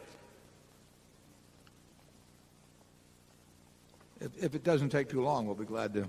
Although I think I know the answer already. Okay. We ended 2003 with about $5.422 billion of operating earnings. I estimated our look-through earnings to be approximately $915 million. So in total, that was about $6.337 billion of estimated look-through earnings.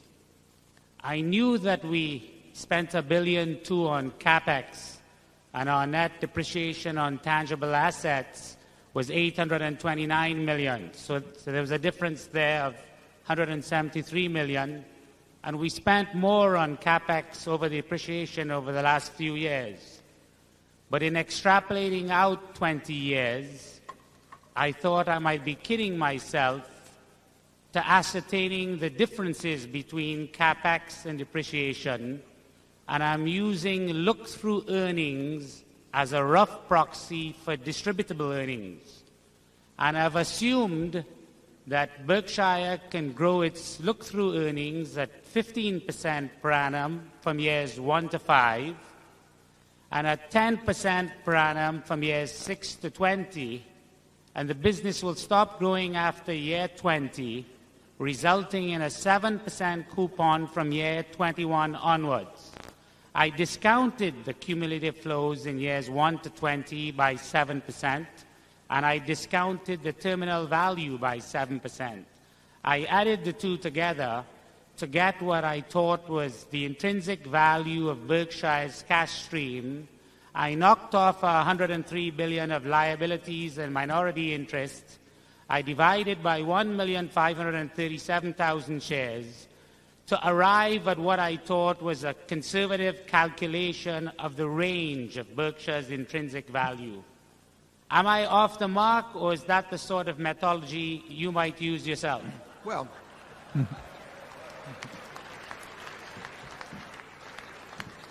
well, you've done your homework. The line of thinking is correct. It just depends on what variables you plug in, and we might have different ideas on variables, and neither one of us knows. But the approach, in general, the approach of trying to figure out distributable cash over a period of time. The business today is worth the present value at some number. You're using 7%, but the question is what number to use. But it's worth the present value of all the cash it can distribute between now and Judgment Day. And if cash can be retained and it's at a rate higher, it produces at a rate higher than your discount rate, obviously, you'll get some benefit from that retention. But, you know, I would say that your assumptions about CapEx and related to depreciation, I would expect CapEx to be on average a little more than depreciation unless we run into highly inflationary times. But of course we have to keep buying businesses and using the capital in the business that we retain. If we retain those earnings, we have to use that to buy more businesses, and then the question is what kind of returns can we expect on those. I don't quarrel with the approach you're using, but you know, everybody has to do their own equation and plug in some numbers, and I think we might settle for lower numbers on earnings gains than you've postulated, because we're very large and it gets harder all the time to deploy the kind of funds that keep flowing into Omaha. Charlie? Yeah, and you shouldn't necessarily get overly excited about last year. As Warren said, that is it was a very unusual year when everything worked together pretty darn well. Except interest rates on. Yeah, well, but a lot worked together very well. The interesting thing about Berkshire's present valuation is how much cash and cash equivalents it has to do something. And that is a very interesting question. How well are we going to do with this massive amount of investable cash and cash equivalents? Yeah, we should be out working now. I mean, that is the test. I mean, we've got a bunch of good businesses. We've got a lot of money that we'd like to use to buy more good businesses.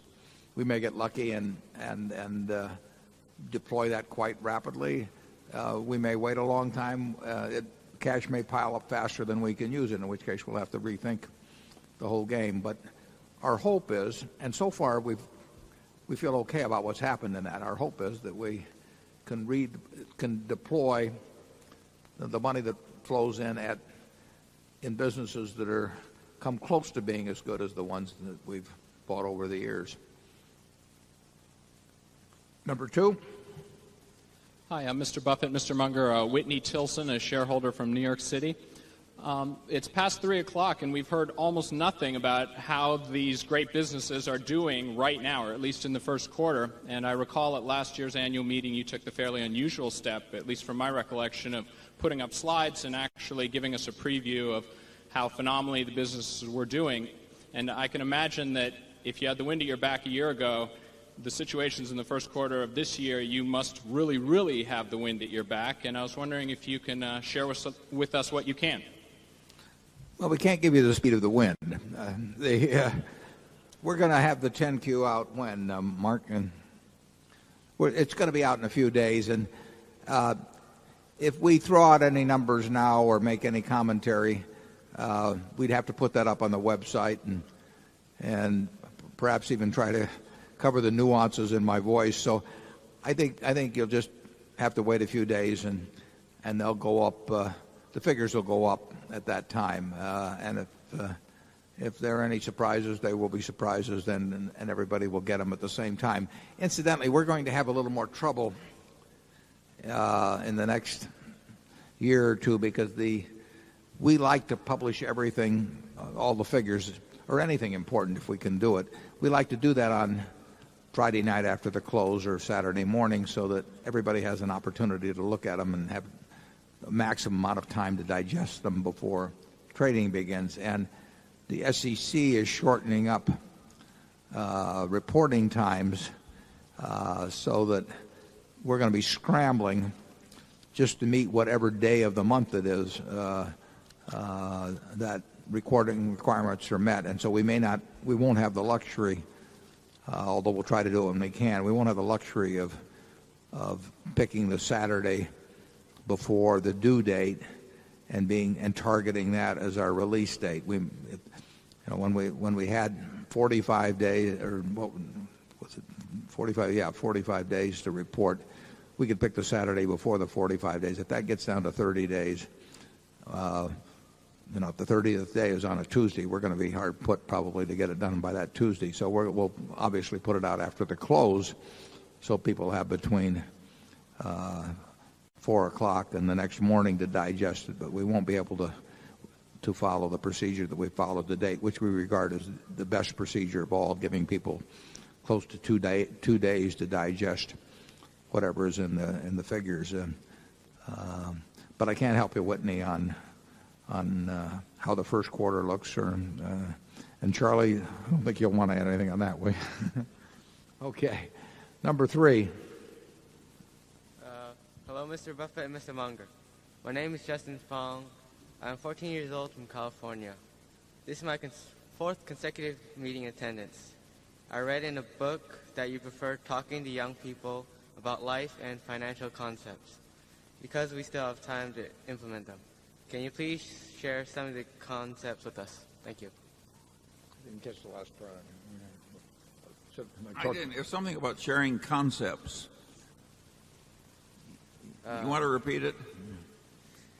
Can you please share the life and financial concepts that you prefer talking to young people about? Share. He wants to know your life concepts and financial concepts that are useful to young people. Well, that's a fairly broad question, but I think the financial concepts, we've obviously spelled out in the reports.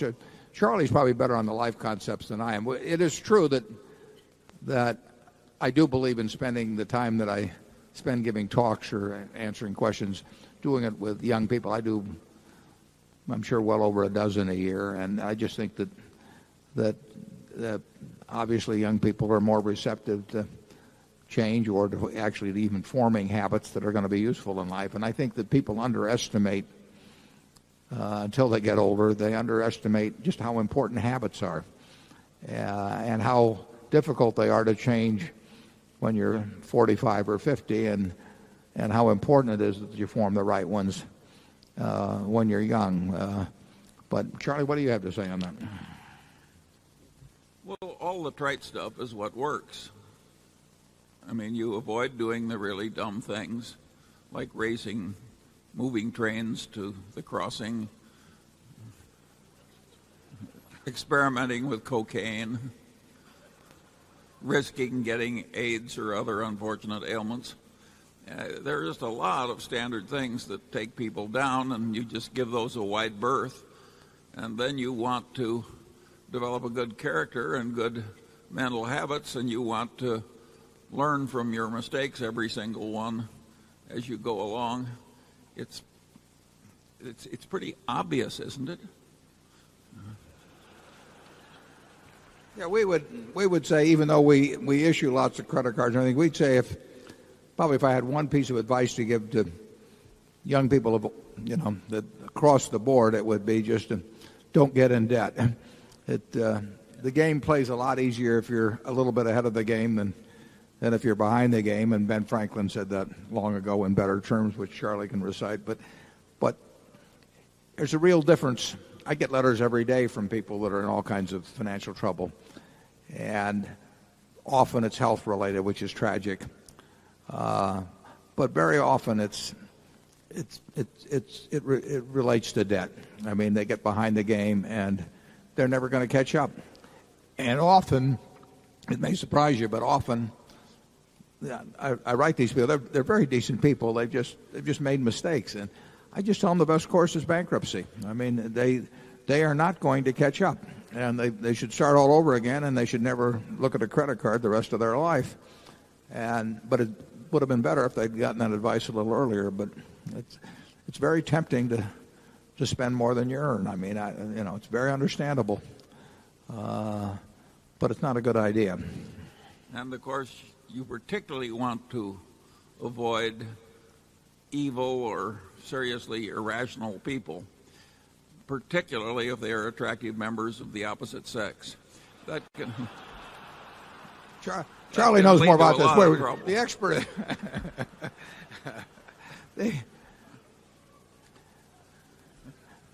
It's better to hang out with people better than you.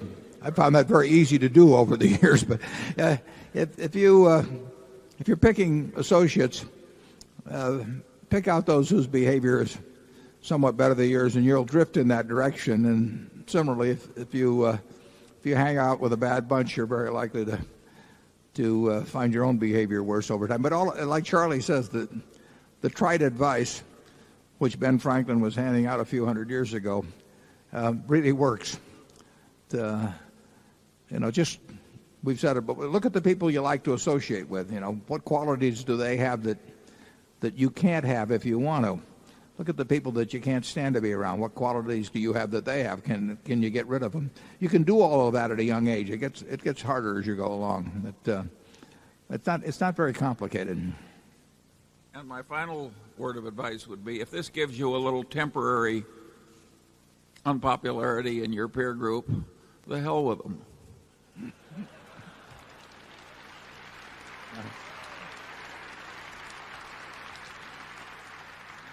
And as advice, a little more applicable to me and Charlie, I was reading about a woman that was 103, and they said, "What do you like about being 103?" And she says, "No peer pressure."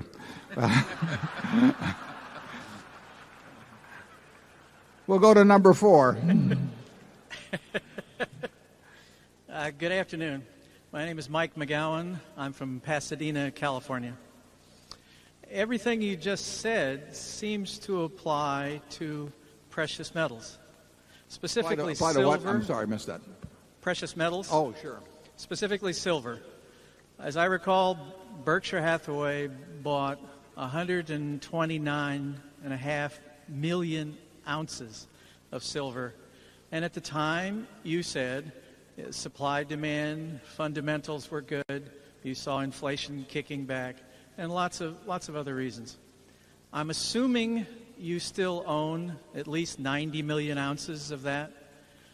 The problem would be the pricing mechanism. Apparently, the COMEX, or at least certain of the managers of the silver price on the COMEX, are in debt. The New York banks and financial institutions are short 400 plus million ounces, and it doesn't look as if they really want the price to go anywhere. So given that Berkshire has all of this silver, do you see the price of silver actually trading in a free market at some point? Or would you look at shares instead of the physical metal? And otherwise, we're kind of at the point, I guess, where John Maynard Keynes said the market can remain irrational a lot longer than we can remain solvent. We have no comment at all to make on our present position in silver, if any. We could own more, we could own the same, we could own less, we could own none. So, and we won't comment. We commented one time because the Bank of England asked us to comment, and since it was the only time the Bank of England had ever talked to me, I felt quite flattered. But I would say this. I would disagree very much with your thoughts that the market is in some way rigged or something of the sort.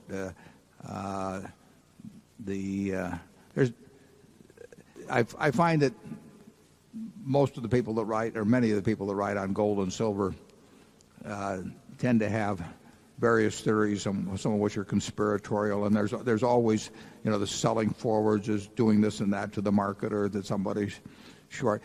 The answer is that there's plenty of silver above ground, and whether there's more or less than there was a few years ago in terms of the supply demand since then, I'm not 100% sure. It's tough to figure out what goes on in China and a lot of things, but there's nothing flawed in my view about the market for silver or copper or gold or really any commodity that I can think of that trades in real quantity. Charlie? Yeah, I think it also should be pointed out that you're asking for the opinions of people who have not particularly distinguished themselves in this arena. He was pointing at me. With good reason. We'll go to number 5. Good afternoon. Travis Keith from Dallas, Texas. The OCC's quarterly report on bank derivatives shows that Wells Fargo has one of the largest derivatives portfolios of any U.S. bank. In spite of your high-profile criticism of derivatives, Berkshire added to its position in Wells Fargo last year. What about Wells Fargo's derivatives portfolio did you find less objectionable, and what disclosure did you examine in considering the risks of Wells Fargo's derivatives portfolio? I don't have their report here, but without looking at it, I would be willing to bet that J.P. Morgan Chase has a derivatives portfolio that's far, far greater than Wells. I do not think of Wells, I may be wrong, I do not think of Wells as being a big player. Now, all the big banks have various derivative positions, but I don't think of Wells as being a big player in the derivative game. You can't, there is no perfect measurement of the size of a derivative position. I mean, you hear all these huge numbers thrown around, and they sound great, but they tend to exaggerate things in a very dramatic way in terms of trillions of this or that. But so there can be, you could talk about $1 billion notional amount of one kind of derivative, and it could have less danger in it than a $50 million position in some other type.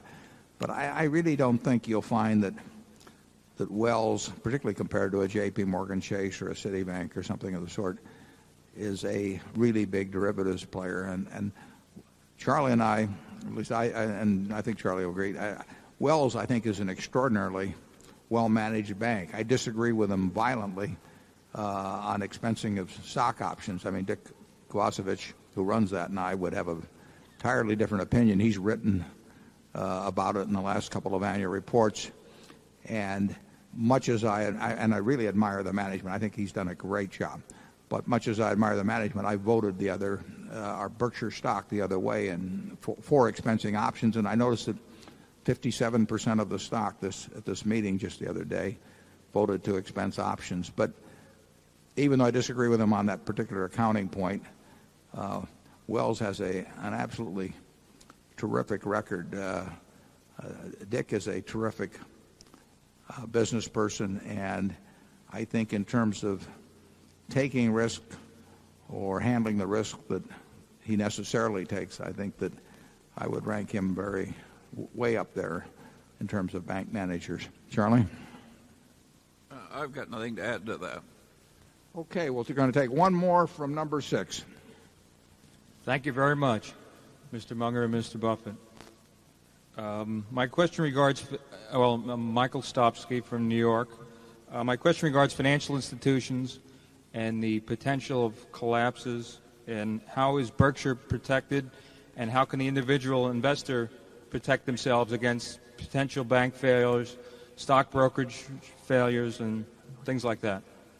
Well, I think as a depositor with large banks or as somebody that leaves their securities with large brokerage firms, I really don't think you need to worry very much. We have a too big to fail doctrine operating in this country relative to what you might call the innocent parties in big financial institution failures. We don't have it in respect to the equity holders, nor should we have it. But I would not, I don't worry about leaving my securities, my personal securities, or for that matter, Berkshire securities, with the large securities firms. I don't worry about my bank accounts at big banks. So, but you're talking cash accounts. Yeah, cash accounts. Not margin. Yeah. And but if you, in terms of owning the equities of companies like that, or in terms of the fallout, the big thing that will, really the only way a smart person that's reasonably disciplined in how they look at investments can get in trouble is through leverage. I mean, if somebody else can pull the plug on you during the worst moment of some kind of general financial disaster, you go broke. And Charlie and I both have friends where that's happened to them. But absent leverage, and absent just kind of going crazy in terms of valuation on things, the world won't hurt you over time in securities. I mean, you won't be subject to the financial cataclysms that they don't need to do you in. If you have any more money during periods like that, you buy. Berkshire, I think, is an extraordinarily strong position in respect to any kind of a financial cataclysm. I think we would be definitely the last man standing and then some. And while we don't go around, like undertakers looking for a plague or anything like that, we would probably do very, very well in the end. And that's happened a couple of times actually in the past, where we've had cash and we've had courage when the world was panicking, and we've done reasonably well during that period. And we've never gotten hurt by what was happening in the world around us, at least in the last 30 or 40 years. Charlie? Well, I think that's plainly right. Okay, well, with him saying that, after I've made a comment, I think we can happily disband. We'll see you next year, and we'll see the international people at 4 o'clock. Thank you.